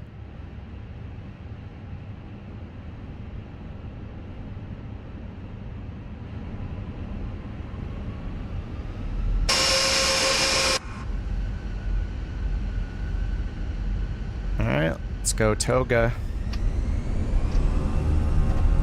Manual toga, SRS climb nav, and auto throttle. And we got 7,000 for the first restriction.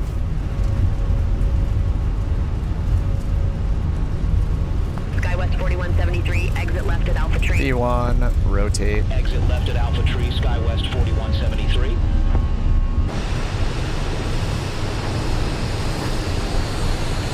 Let's get the gear up.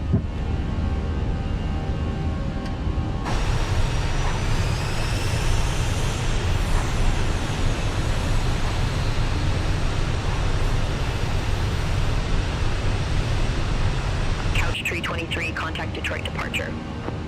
All right, over to Contact departure. Detroit departure, couch 323, see you. Detroit, couch 323, 2600. Couch 323, Detroit departure, good evening, radar contact, climb maintain 1616,000. 16,000. Trying to get in the climb Maintain D10. 16,000, couch 323. Lever asymmetry.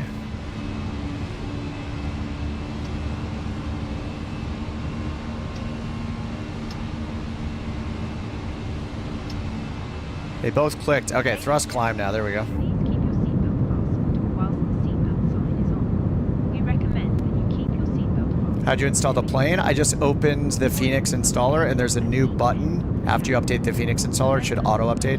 And then there's a Flight Sim 2024 button to click. In just a few moments, we will commence our in-flight service, offering you the chance to choose from our fresh selection available today. Full details can be found in your in-flight brochure. You can also purchase a selection of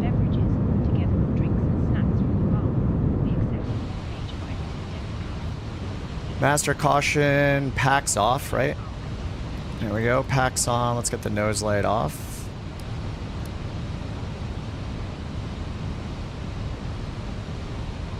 And spoilers.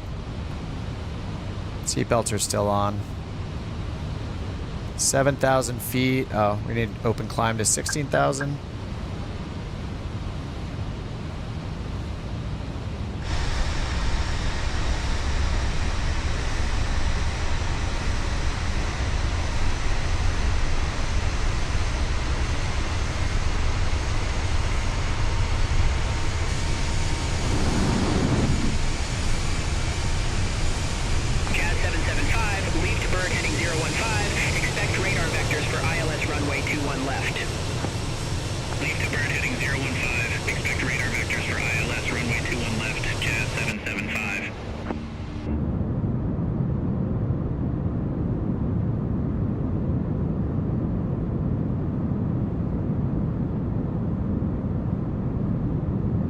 Pretty nice.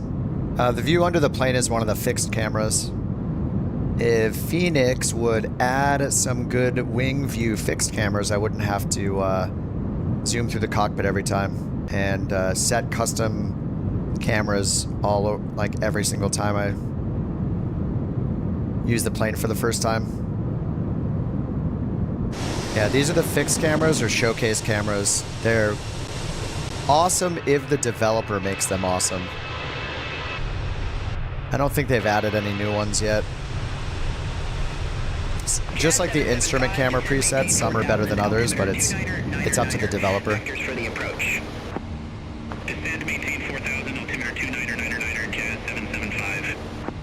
Alright, let's get the seatbelt sign off. Over 10,000, seatbelts off. No smoking, off. Late on the landing lights, it's fine. Strobe back to auto. Alright. That's us. It's Beyond ATC for the traffic. Contact Cleveland Center 119.95, Couch 323. Take care.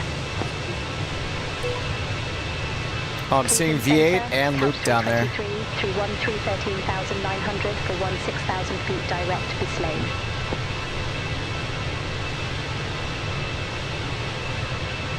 Couch 323, Cleveland Center. Good evening. Climb, maintain flight level 320. Alright, 320. Open climb, 320. Let's check our cruise altitude. Check weight.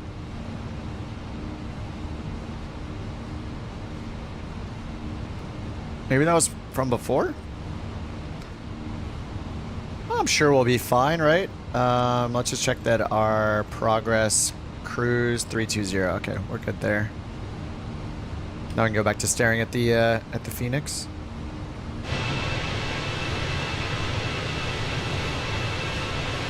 FPS, I would say, is... I mean, on the ground I had a struggle with... because I have my terrain level of detail too high. I should just turn it down. So, I mean, it feels like the same with 2020 for me.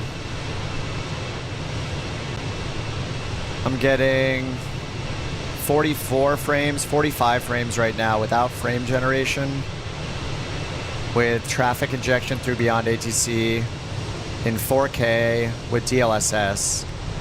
And I have terrain level of detail at 200, object level of detail at 150. Clouds on Ultra. It's not the full Ultra preset, but it's pretty much up there. Yeah, Fenix released it already. Just update your installer. Jack says, for me it's 1,000x worse. Landing and taking off is nearly impossible.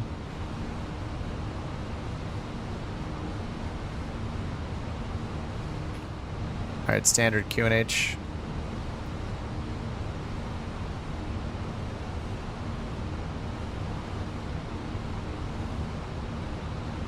Xbox versus PC. I mean, Xbox is going to be lower hardware, so it'll have lower graphics settings. Less level of detail compared to PC on running higher settings. But you still have multiplayer, you still have all the same default planes. You can plug in a mouse, a keyboard, a yoke and stick like a Turtle Beach Velocity 1. You can set it up at your desk like a gaming PC if you want and use peripherals that way. But you're just running a, you know, a PC that's maybe not the highest end PC, basically. Master caution. Oh, I didn't extend... I didn't bring our flaps up. I was too busy staring outside. Well, I mean, it looks good, so... Slats were still out.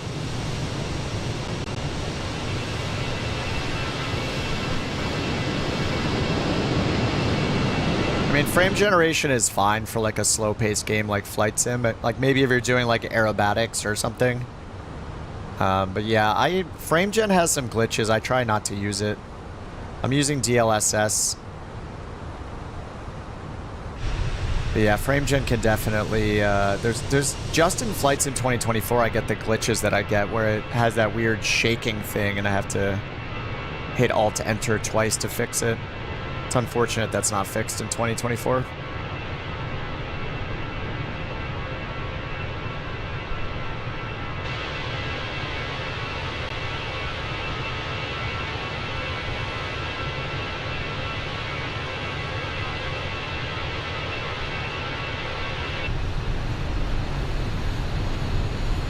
Couch 323, contact Cleveland Center 126.75. Have a good You one. turn frame gen off and on. Yeah, you can just do Alt Enter twice.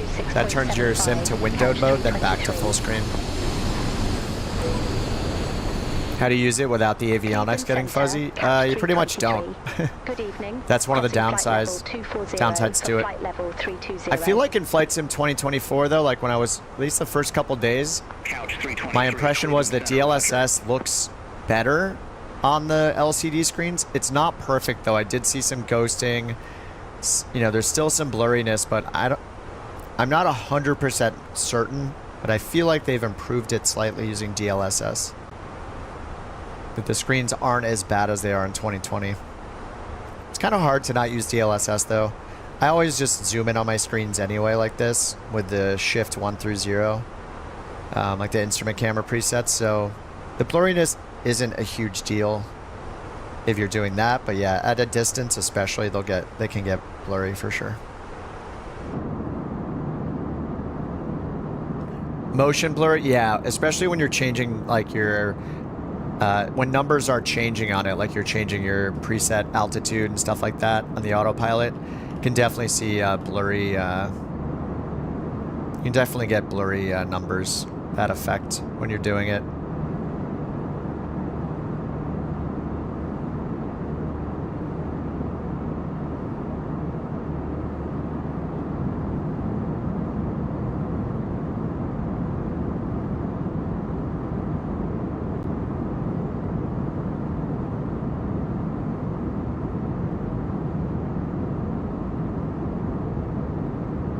Is there a bug with autopilot?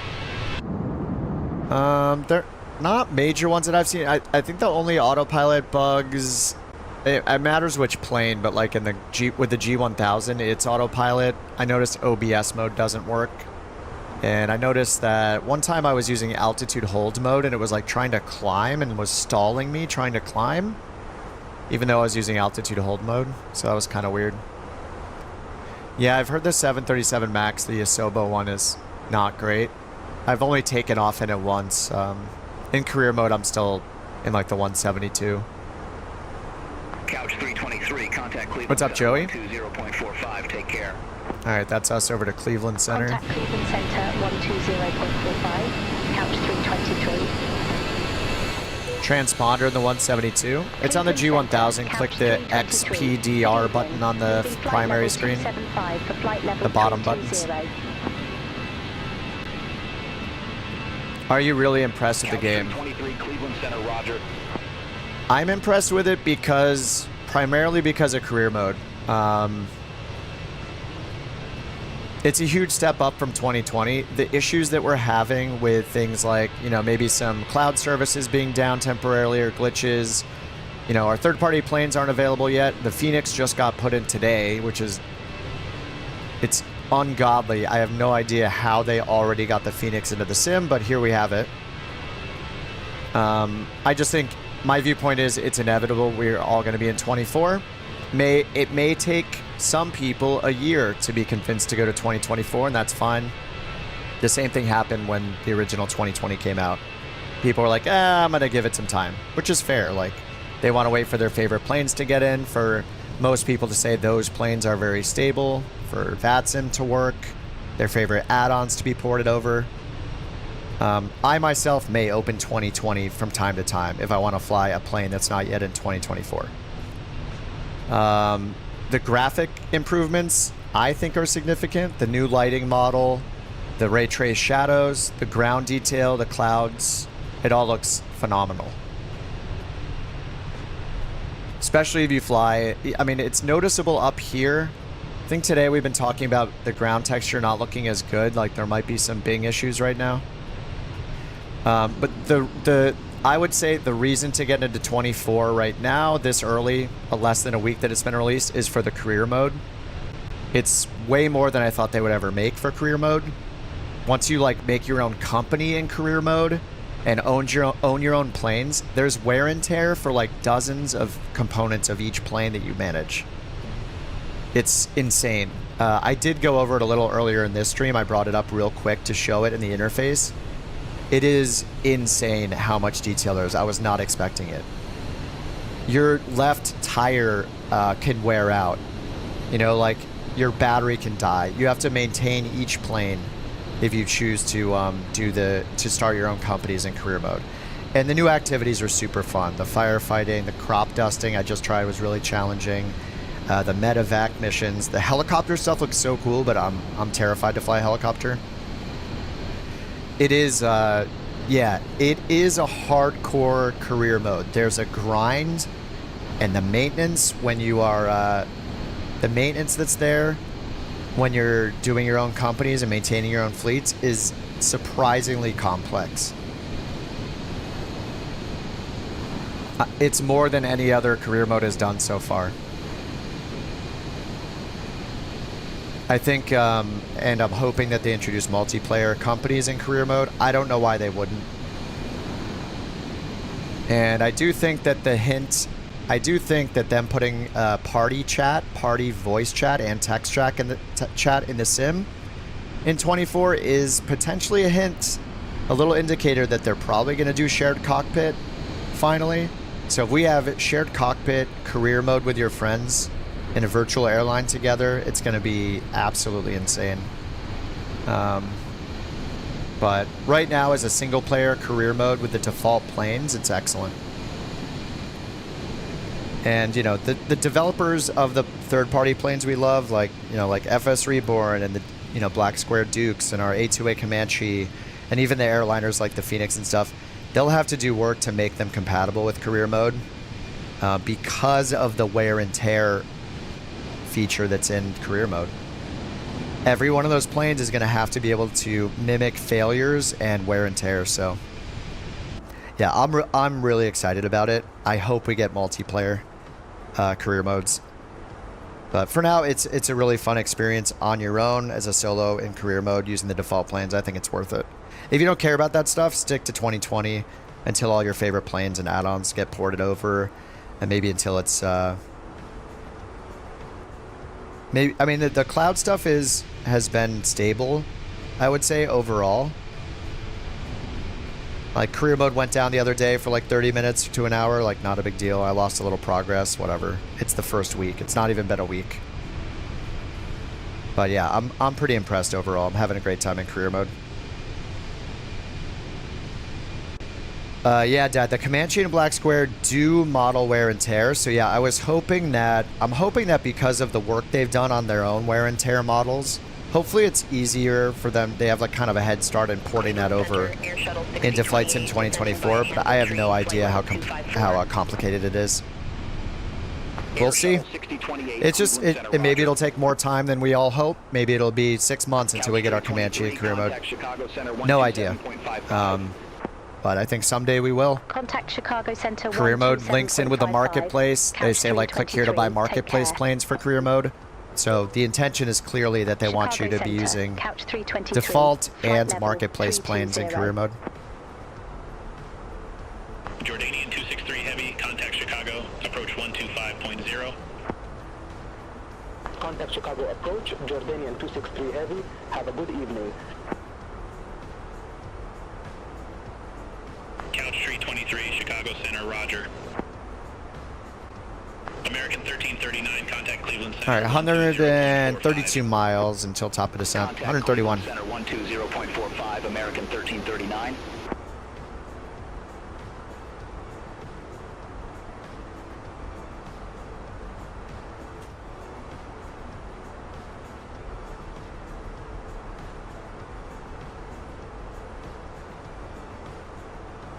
Chicago Center, American 2840, good evening, flight level 280. American 2840, Chicago Center, radar contact. Continue climb to flight level 350. Continue climb to flight level 350, American 2840.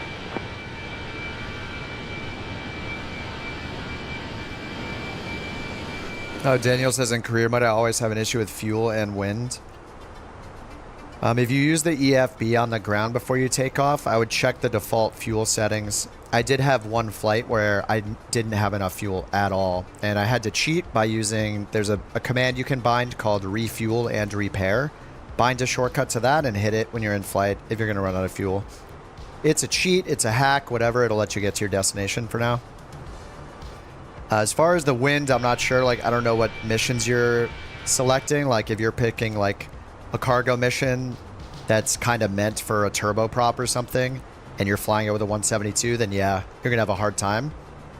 That's assuming you're running your own company. If it's an employee mission where you're not using your own company and it's giving that to you, then I'm not sure. But yeah, that would not be great having it such a high crosswind in a 172. I mean, I started my career mode, yesterday, and I I made the mistake of putting my first company, just the flight sim company, at Tahoe, because I was like, ooh, Tahoe, it's going to be so pretty in the sim. And it was. But bringing a 172 to high altitude mountainous terrain, where you're taking off at over 6,000 feet in elevation, was a bad idea.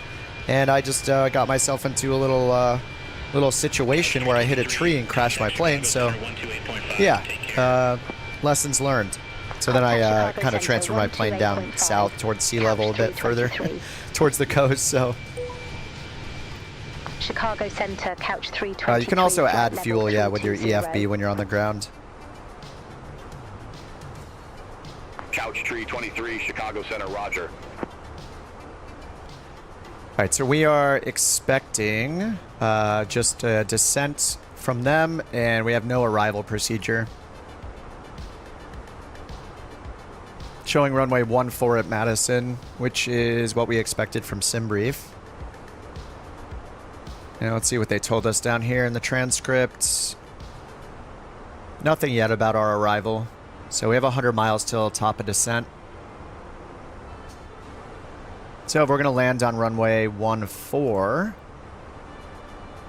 then we only have an RNAV approach. So let's overlay that. So we're coming in from the west here. Madison VOR with a reversal, I guess. Or we could go up here to rest.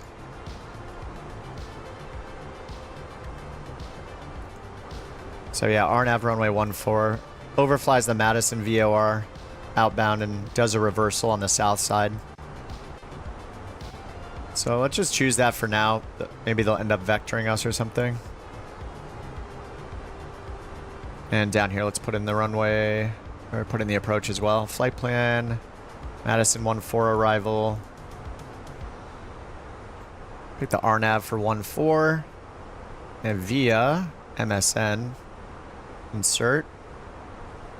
And then after BAE, we have MSN. So let's just connect those.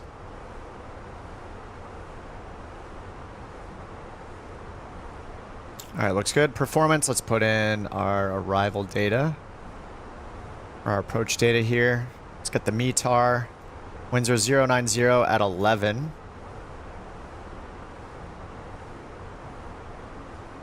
QNH 2980. Temperature is 7.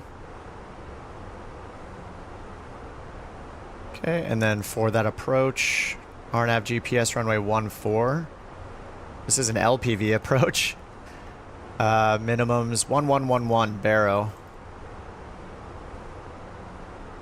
Alright, that's all set.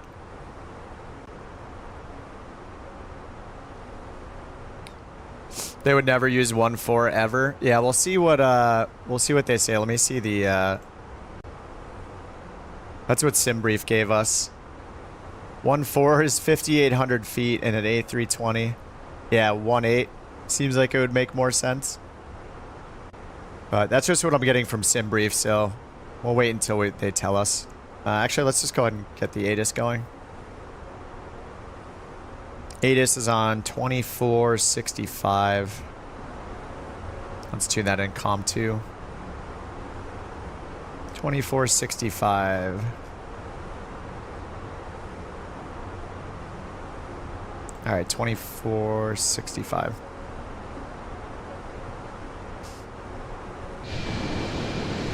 Oh, you're a student pilot? Nice, Derry. Oh, glad that the sim gave you some motivation.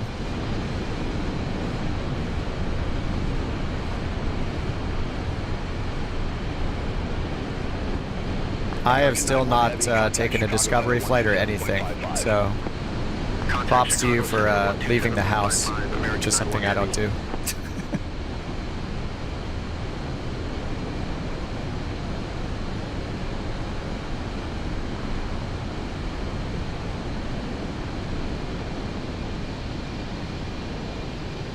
Oh, Storm, thanks for the escort, dude. I saw you earlier, I was just chatting a bunch.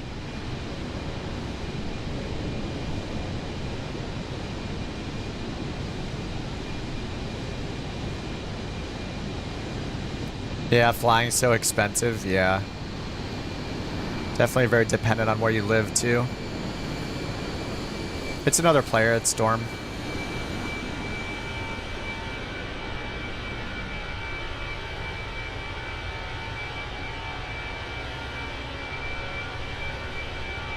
What's up, Av? Scrolled back to the previous landing. They fixed nothing about multiplayer. Yeah. Gears appear later. Yeah. It's a bummer. What's up, Brian? Yeah. Kip over the clouds instead of in the trees. Yeah. We're gonna finish this flight. Then I'll once we land, I'll probably take just a short break and then set up a new stream with a new thumbnail and all that, and then continue on career mode. You're surprised with your girlfriend being a pilot? You think I would have gotten my license? I mean, like if your partner's a neurosurgeon, are you gonna become one? Or, you know, if they like skydiving, are you gonna skydive? Or they ride a motorcycle, are you gonna ride a motorcycle? I mean, I've flown with her, but I just don't want to fly myself, I guess, you know? I get it though, yeah, it's like, I should at least at one point try a discovery flight, but small planes kind of terrify me.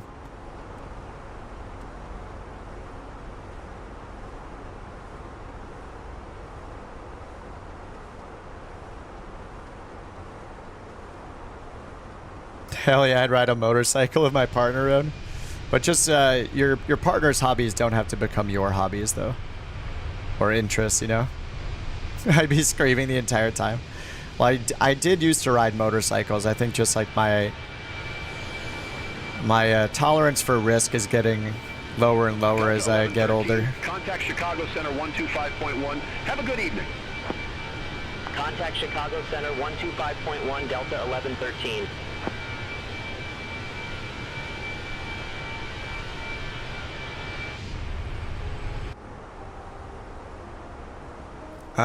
Let's see if we're gonna fly. I think we're probably gonna fly over Chicago.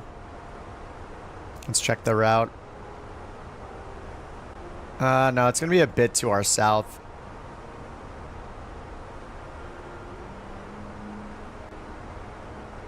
Alright, let's check our descent here. 84 miles till top of descent.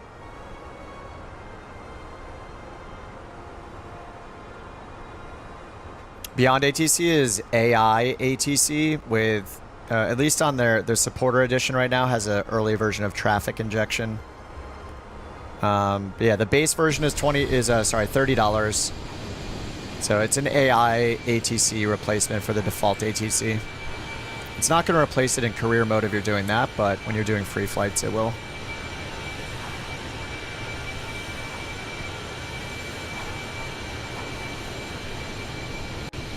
Chicago Center, Allegiant 547, 15,500.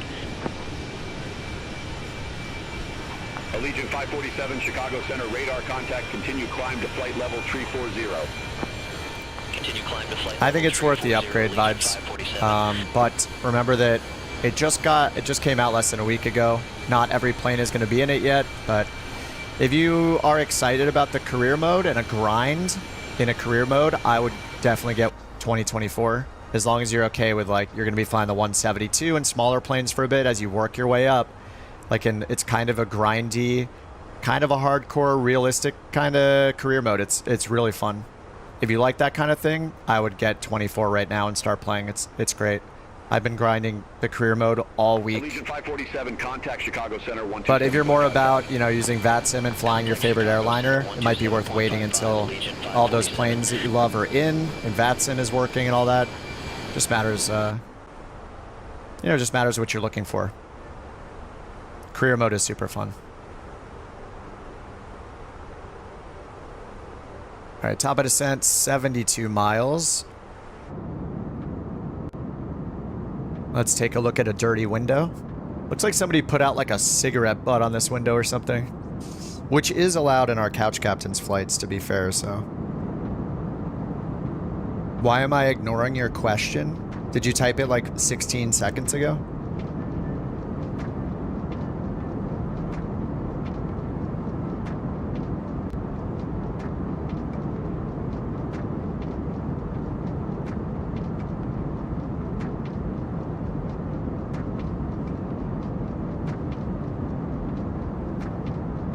I like the assumption that I'm ignoring the question, that maybe I just didn't see it, so it makes me not want to answer it.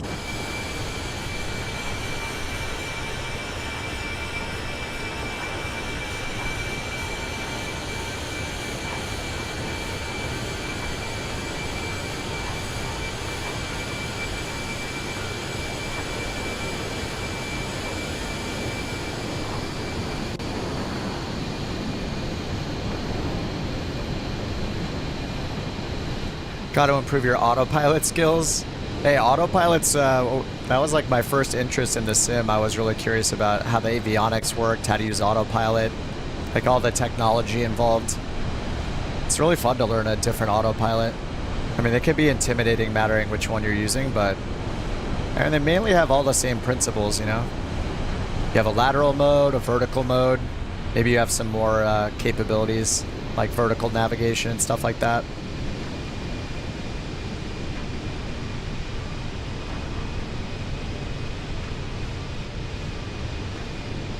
What's up, Neo? We're just doing 2 flights in the Fenix A320 because it came out. So we did one into Nashville, and now we're doing one from Detroit to Madison, Wisconsin. And after we land, I'll probably close the stream and start a new one in a little bit.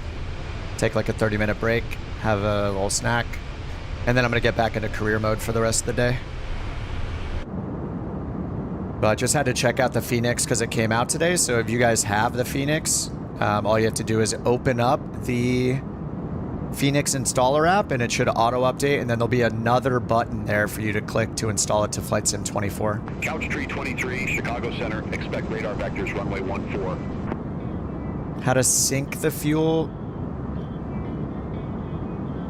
If you're on the, I haven't really done it myself, Daniel, but if you go like the EFB, or if you're doing career mode, the EFB, it should do it itself, but now in 24 you have to go to the EFB. 23 Chicago Center, expect radar vectors runway 14. All right, vectors runway 14. Let's request a different runway. Sorry, 1 second, Can we get a Daniel. different runway, please? Couch 323. All right, let's ask for 18. Aircraft calling for runway change, say call sign. Couch 323.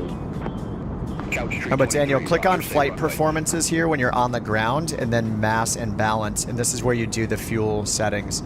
If you want, you can go into your settings and you can just bind a key to, there's a command called repair and refuel. That'll just top off your fuel if you want to kind of cheat a little bit. All right, runway 18. Yep, listening to the Delta. 18, couch 323. Couch 323, confirm arrival runway change 18. Affirmative, Couch 323. Couch 323, roger, change to 18 approved. New instructions to follow. New landing runway 18, affirm. Couch 323. Couch 323, Chicago Center, expect radar vectors runway 18.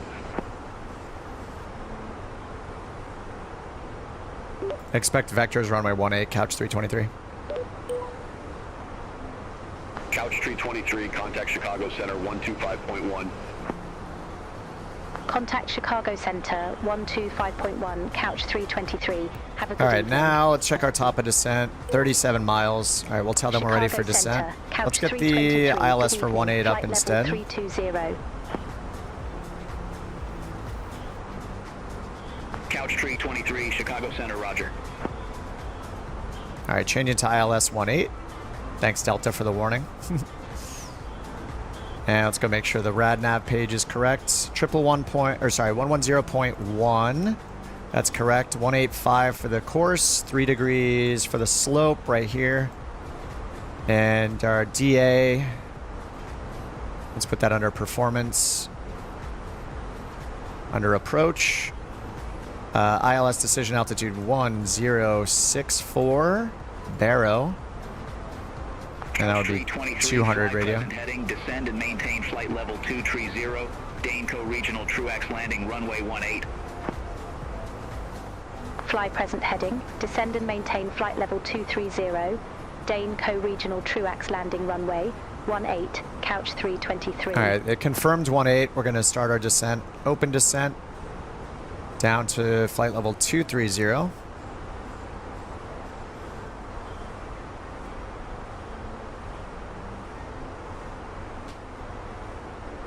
Your Garmin keeps cutting off, Froggy. Are you doing career mode? Do you own the plane? Did you maintain the plane? Is it a failure? Or you think it's... I haven't had my Garmin's cut off at all, but I don't know if you're doing like the hardcore career mode, own and maintain a fleet kind of stuff, and you're getting failures from not maintaining. I'm not sure. Chicago Center. All right, 2500's our last altitude. 124.65 for ATIS. Envoy 39. Let's just grab the ATIS for the winds this time. Previous phase. I think I had it put in already down here. So let's just swap it over twice. Enter 0 at 11. There we go. Visibility 10. Few clouds at 6,500. Ceiling 7,500 broken. 25000 overcast. Temperature 07. Dew point 02. Altimeter 2980. Landing and departing runways 03, 14, 18. Read back all hold short instructions. Advise on initial contact you have information, Mike. Okay, information, Mike. We're just gonna listen for the winds again. Daneco Regional Truax Airport information, Mike. 2101 Zulu. Snow.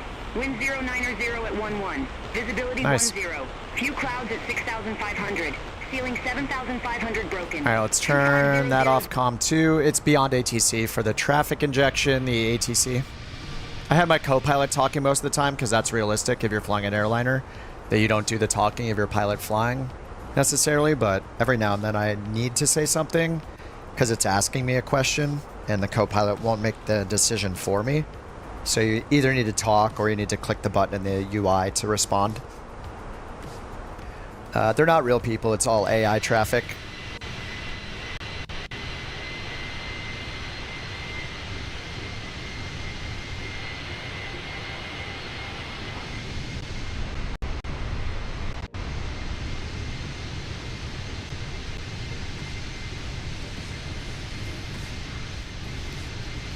You had your speedometer failure in career, your airspeed indicator stuck at 68.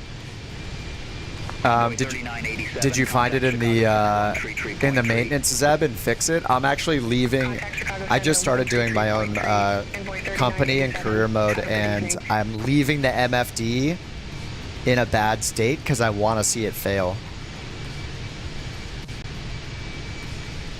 Probe and pitot heat and anti-ice. It matters which plane and anti-ice. It matters which plane you're flying for the anti-ice rules.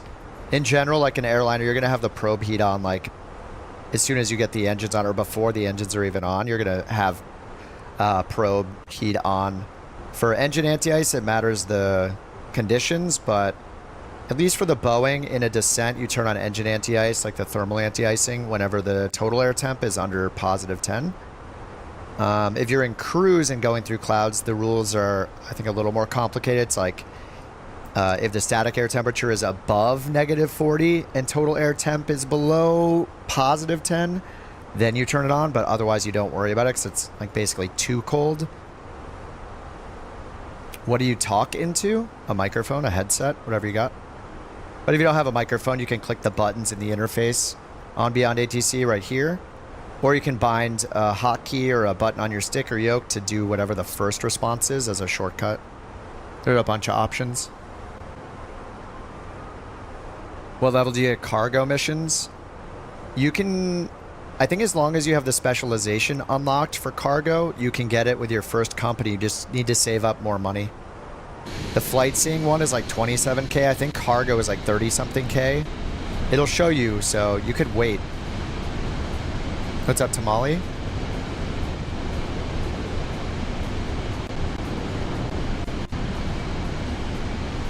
Couch 323, turn right, heading 300, vectors for the approach. Turn right, heading 300, couch 323. All right, 300. Lagging a little bit. I actually don't know if my stutters are being caused by my streaming. Like, my GPU also handles my streaming encoding. It's the NVIDIA, like, NVENC encoder. It's supposed to be separate from the main GPU. But because my CPU is not being used so much, I might switch it over for the next stream today when I'm doing career mode to see if it performs any better. Yeah, this is 2024 extinct.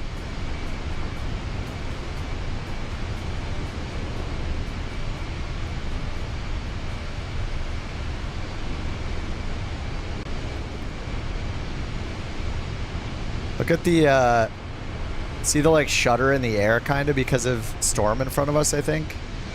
Pretty sure that's because of him.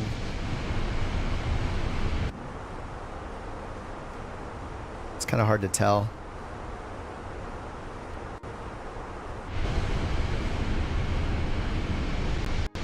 Whoa, glitchy. Yeah, every time that glitch happens, my streaming software has an error that says overloading. The encoder is overloaded. 323, descend and maintain. Try to change it for the next stream. Descend and maintain 7,000, altimeter 2980, couch 323. All right, down to 7,000.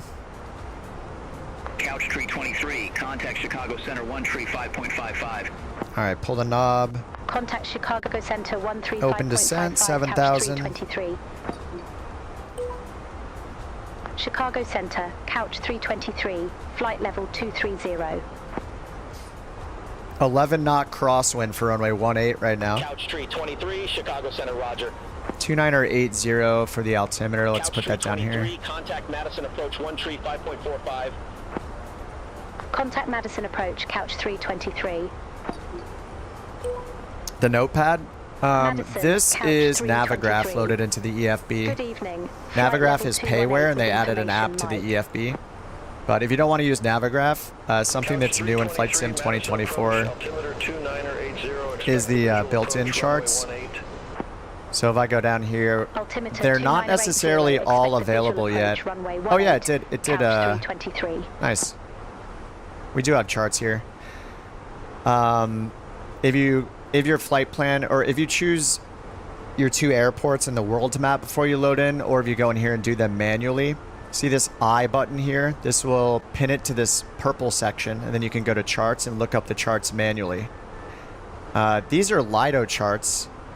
I'm actually surprised there are Lido charts for these airports, but you can use either Lido or FAA charts, so it matters where you're flying in the world if you'll have them. So here, if you can pin them by hitting this clipboard plus button, but sometimes, I don't know the formula to it, but sometimes it does it automatically. So here, if I click the clipboard, we have charts. I think they're just adding a lot of charts still. So here, if I want, I can use the Lido chart for the approach. This is cool. I haven't seen these in most cases since the sim came up, since the sim came out, but I think they're adding them over time. So you may or may not get them until they all get added, but yeah, you don't need to pay for Navigraph if you're okay with using the Lido or the FAA charts. Navigraph gives you Jeppesen charts. It's just another chart type. So the advantage is the Jeppesen charts are the same format, and they cover airports across the entire world. When you have like the Lido charts, these are made by like Lufthansa Systems. The FAA charts are made by the US government and Republic. They both have a different format to them. So if you're flying in the US, you know, maybe you want to start with the FAA charts. So I could do that by going to the charts and clicking FAA at the bottom instead. Then go to the approach, find the ILS for runway 18.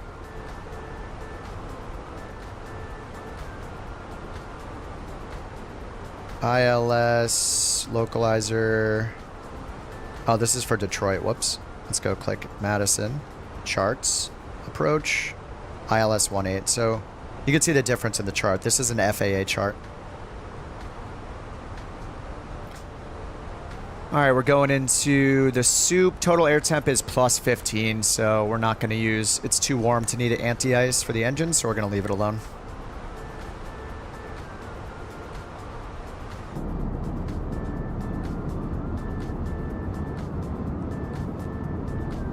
Yeah, Ashton, maybe they'll put that in the future. Maybe someone will make an add-on for it, but yeah. I do like that it automatically clips the charts sometime. I don't know the exact formula for getting it to do that. Like maybe you need to use the world map. But it is pretty awesome that it'll clip them for you in this little clipboard here. It would be nice if you could tell it to prefer one over the other. Maybe they'll add it, but this is a huge time saver. You don't have to go into every, you know, your departure and arrival and clip them individually. It's pretty nice. The in-game tablet, no, you cannot put it on an actual tablet yet, I don't believe. They did release a flight planning website, right? Microsoft did. You could load that in Safari or, you know, Chrome on your tablet, but I don't know the answer to if it automatically syncs with a sim in some way through some external program you run. Navigraph, however, if you pay for Navigraph because you want the Jeppesen charts or more features, like their flight planning and all their weather information and all that, and their moving maps, Navigraph does have iPad, Android, iPhone, iOS apps, Windows app. All right, we're under 10,000 feet. Let's get the altimeter set. It should be... I already forgot it. Let's go just up here. Madison weather. METAR 2980. All right, 2980. Let's talk to the cabin. Hi, Captain. The cabin is now secure for landing. So we're just on this heading. Let's turn on landing system. They're going to be vectoring us visual for runway 18. And I forgot the lights, so let's get the lights on. Landing lights. Seat belts on. They can keep smoking, why not?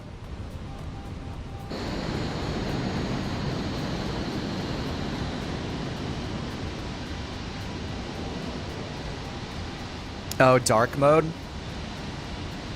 I don't know if there's a dark mode for this. If there was, it would probably be under settings. I mean, this is the very first version of it, so... Turn left, heading 275. Turn left, heading 275, couch 323. American 1168, turn left, heading 245. All right, left heading 275. Descend, maintain 3,100. I'm going to activate the approach down here. 245, intercept the 18 localizer, descend, maintain 3,100, American 1168.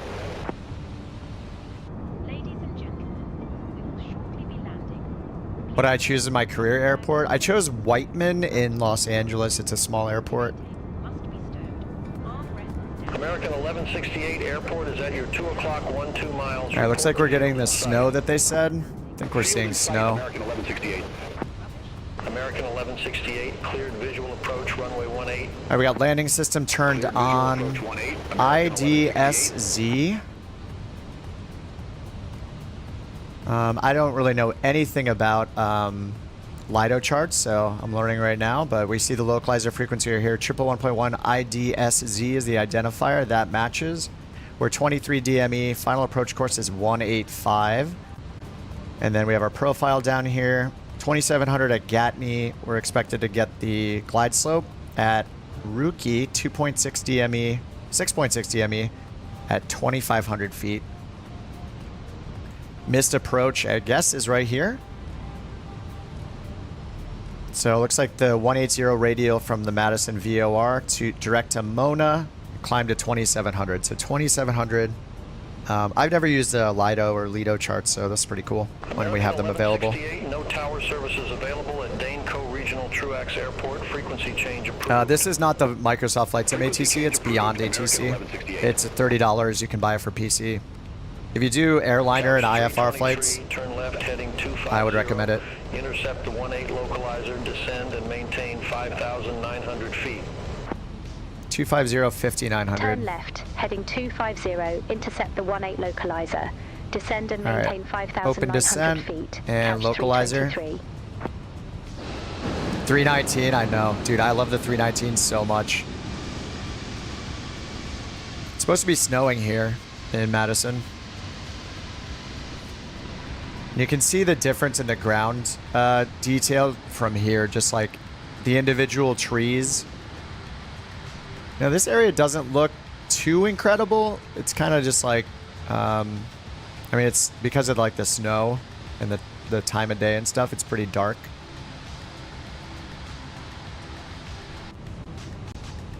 Sun looks pretty cool.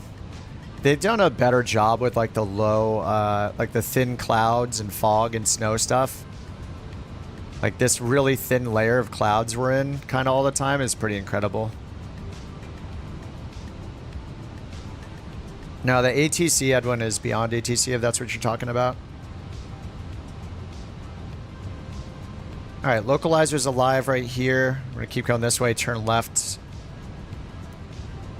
Our final approach course. Right up here, 185. Ooh, it's getting a little more clear. We could get more of the sun glare as we get lower.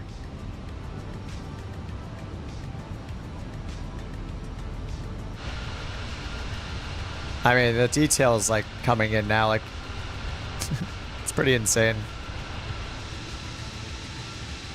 I mean, the level of detail on the ground is just totally different from 2020.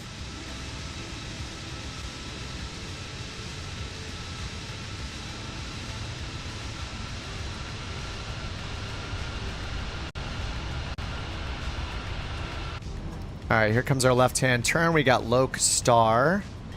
DME is still 20, though. We got a ways to go. We're at 180 knots. We'll see if they tell us to speed up.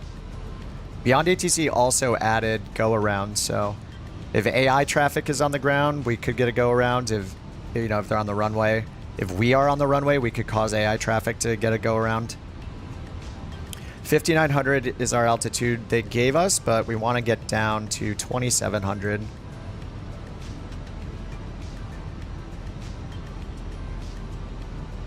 All right, let's get the music off. I didn't do our landing calculation here, so let's do that at the last second. We got 20 miles. Fuel prediction, 0 fuel weight, 133.8 plus 8, 141.8. So let's go here, 141.8 in the landing calculator.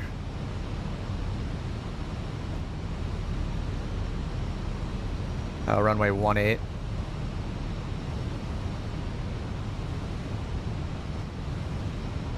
$141.8. Let's do medium auto brake. We could do. Let's do low. Why not? All right, low auto brake is set. And there's the runway in front of us. Speed brakes are armed. We need to continue our descent. They're not telling us to descend. So I'm just going to start the descent. Couch 323. Oh, there we go. Airport is at your 12 o'clock, 15 miles. Report the field in sight. Field in sight, Couch 323. Couch 323, cleared visual approach, runway 18. Cleared visual. Oh, Cleared she's going to do visual it. approach 18, Couch 323. All right, we're starting our descent. Let's just go down to the 2700. 2700, open descent and approach mode on. Catch up to the glide path, hopefully, or glide slope. Cat 3 single, 12 miles DME.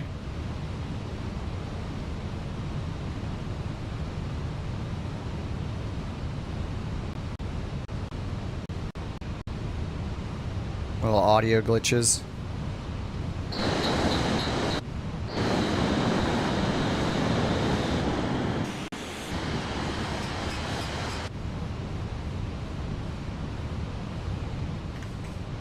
Couch 323, no tower services available at Daneco Regional Truax. Frequency No change tower. approved. All right, frequency changed approved. Couch Change approved. 323.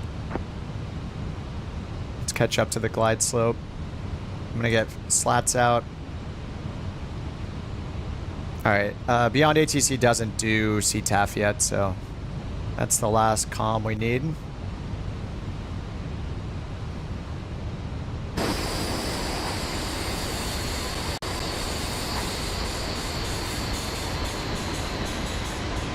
These audio glitches are so weird. All right, catching up to the glide slope. Engine sounds in the cockpit. There's a bug that they haven't fixed yet. If you get that, you can go into. I have the path right here. You need to.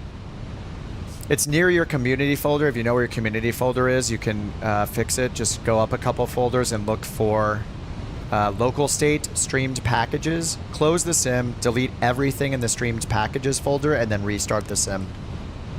All right, let's get flaps 2 and gear down.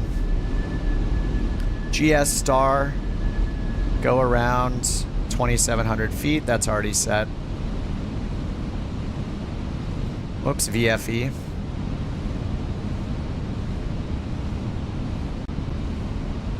Yeah, CTAF with airliners in real life. Alright, we're under VFE for flaps 3. Who's right in front of me? I think Chase is right in front of me.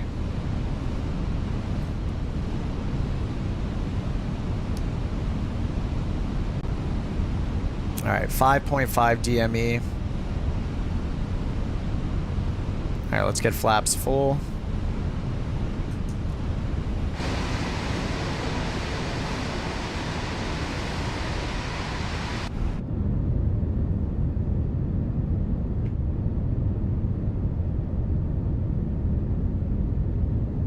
No, I haven't tried the 400M yet.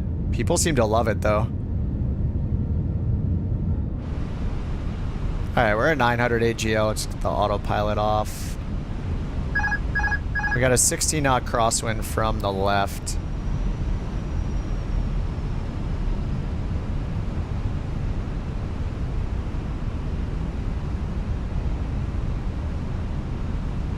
How'd you find the baro and radio for ILS? It matters which chart you have, but check out the tablet, see which charts you have. In the Lido chart, it's up here in the corner. Oh, the baro. 500. I'd have to look after this. It should be at the bottom in the minimum section. Usually it's under the profile view at the bottom if it's an FAA or a Jeppesen chart. I'm brand new to the Lido chart, so I'm not sure. I assume it's at the bottom under the profile view. 100 above.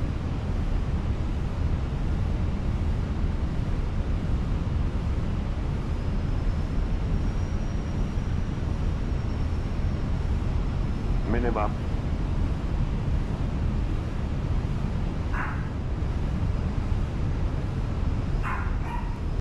Puppy's very excited about the landing. 50, 40, 30, 20. God, the glitches on landing are the most annoying thing. 5, when it's like loading something in while landing. Just don't load anything while landing. Why does it happen? Alright, that was very wobbly.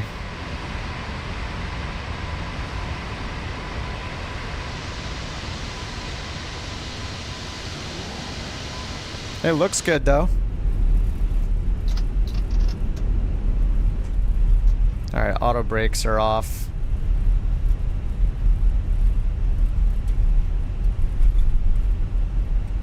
Ladies and gentlemen, the cabin crew will shortly be See what the safety-related. ground chart looks like here. However, we ask that you remain seated until the fasten seatbelt sign has been switched off. Portable electronic devices for messaging, calls, Didn't I click the ground chart? may Where is it? not be used. Please make sure you take all your personal belongings with you, checking in the seat pocket, Ground chart. seat, and in the overhead lockers. Do take care Wait, it's just not loading it. lockers as items may have moved during flight. Smoking Airport ground chart, please. until you reach a designated smoking area. Yeah, career mode next. I'll I don't know why we're not getting the ground chart. Maybe we'll get the FAA one. Our ground crew will help you complete your journey. Airport FAA airport diagram. FAA? It just bugged. It's not loading a new chart. Interesting. Alright, let's get the flaps up. Is anybody still coming in? Looks like I was the last one to land. Yeah, I don't know why the ground charts aren't loading. But they're, I mean, they must be adding them like over and over. I mean, we had, like getting here, auto flight, auto throttle off. Yeah, that was from disconnecting the autopilot. I wasn't getting all the charts.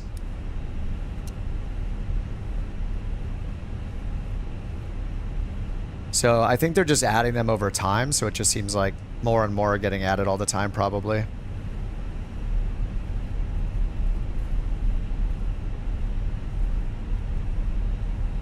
How'd you learn what every button on the plane does, or how to read the charts? I mean, it's all learnable. I mean, anything I was interested in, I Googled it. I've watched like tons of YouTube. I read FAA stuff on it. Bold method is a great resource. There's lots of YouTube videos. I have some older YouTube videos going over it, like from a newbie's perspective kind of thing. Yeah, it's all learnable. Just take it slowly, do one at a time. You don't have to fly an airliner first. If you want to learn how to do IFR, like learn how to use the chart, shoot an ILS approach, and do an IFR flight plan and all that, you can start in a smaller plane. A smaller plane means a slower plane, means, you know, generally, and it means more time to react and get set up for the different phases of the flight. You can use the in-game ATC to start. It's like more basic, and then move up to like Beyond ATC or even human ATC in the future, like FATSIM.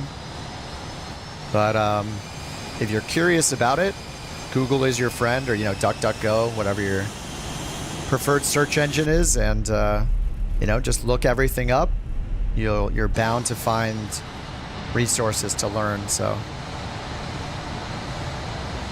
but yeah, I mean, I would recommend, if you're interested more in the procedures, that's kind of where I started. I was more interested in like the avionics, the autopilot, you know, auto lands or whatever, you know, ILS approaches, that kind of stuff, the technology for navigation. So I kind of started in the 172 for a long time, but with the G1000, which has a ton of great features in it, and then flying like short routes, but using the instrument approaches like the ILS or an RNAV approach, and learning those. Like, that's the stuff I was initially interested in. All that stuff transfers over to the big planes, you know. And as part of that, you're learning about like weather, which runway to use, ATC procedures, you know, kind of the recipe behind the madness. So yeah, I mean, just remember it's all learnable, and it'll feel overwhelming here and there. And when it does, maybe just pull back a step, do something that's more chill and fun, something you're comfortable with, and then try learning the new thing again. You know, it's a lot of fun, and there's an unlimited amount of stuff to learn. Like, I was flying tail draggers yesterday and I didn't even know how to unlock the tail wheel. I was like, I'm so bad at tail draggers. I'm so bad at flying rotorcraft, helicopters. Crosswind landings, you know, still are challenging. It's just there's so much to learn. Smooth frames until 50 feet and then a slideshow. That's so weird. Mine stuttered a little bit. I have turned my rolling cache up to like 150 gigs. I'm not sure the answer, but I'm also running in mostly high end, right? I think if I go to my settings, right now I'm in 4K, DLSS quality, frame gen is off, NVIDIA Reflex is on. Should I turn on the boost? I don't know. I have dynamic settings turned on with a 60 target frame rate. The default is 30, so it makes me think the higher your target frame rate, probably the more stuff it removes because it's trying to hit that target. So if I put it down to 30, it might try to load in more detail because it doesn't need a higher frame rate. Like maybe I should change this to 40, I'm not sure. Global rendering quality, I'm pretty sure. I think I'm on the high-end preset, it looks like. But then I've turned a bunch of things up here to ultra. And I've turned the terrain level of detail up to 200. Object to 150. I'll probably do like in the middle on those. 150 and 125. Anyway, that did a decent job for me. The fire alarm, that's just the sound the jetways make when they're moving. So we're just hearing that. Should probably turn this off.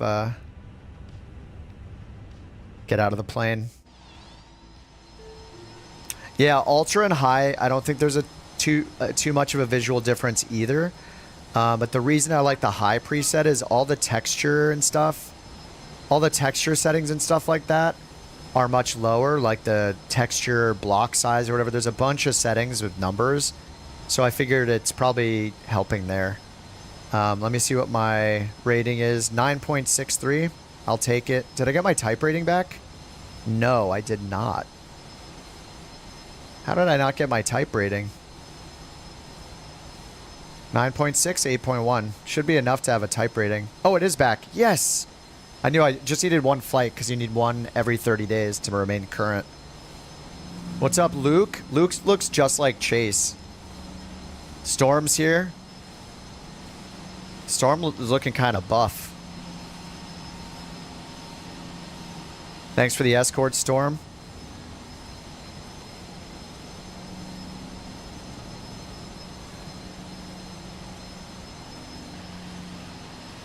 Looks like the engines are still shutting down, maybe?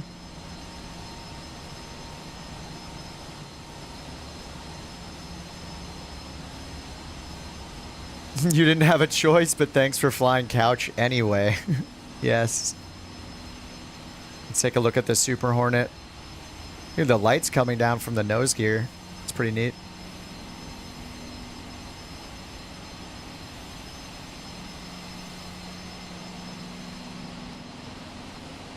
You rage quit so you can't join the photo? Oh, man. Maybe we should both, Jack, delete our rolling cache. Like, mine was doing a decent job, but, man, at the first airport, it was not good at all.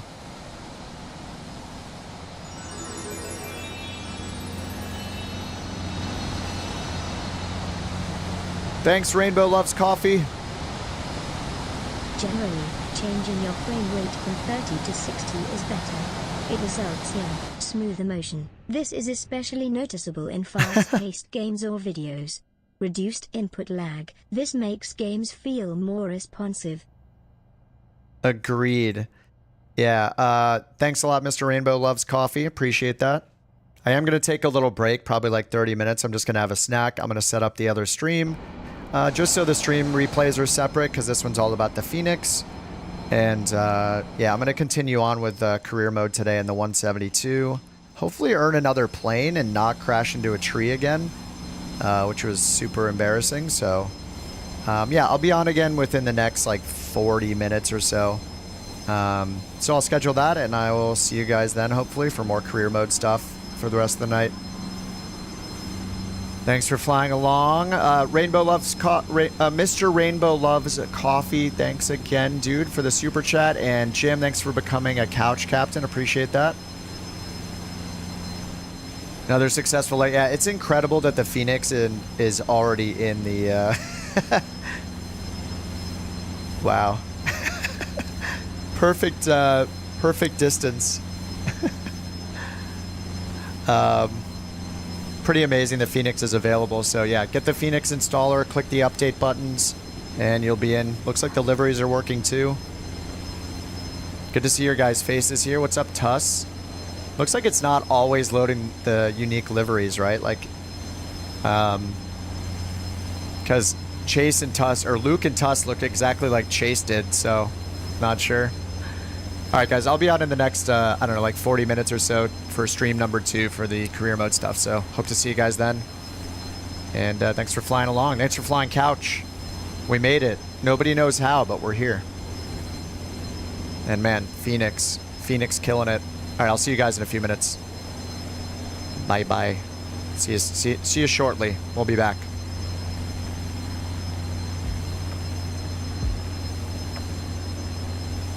No, Michael, we're starting a new stream in just a minute. I'm just separating the Fenix stream that's been 4 hours and 20 minutes long. We're separating that from the next stream. Yep. I'll see you in I don't know, soon. 15, 20, 20, 23.1 minutes, something.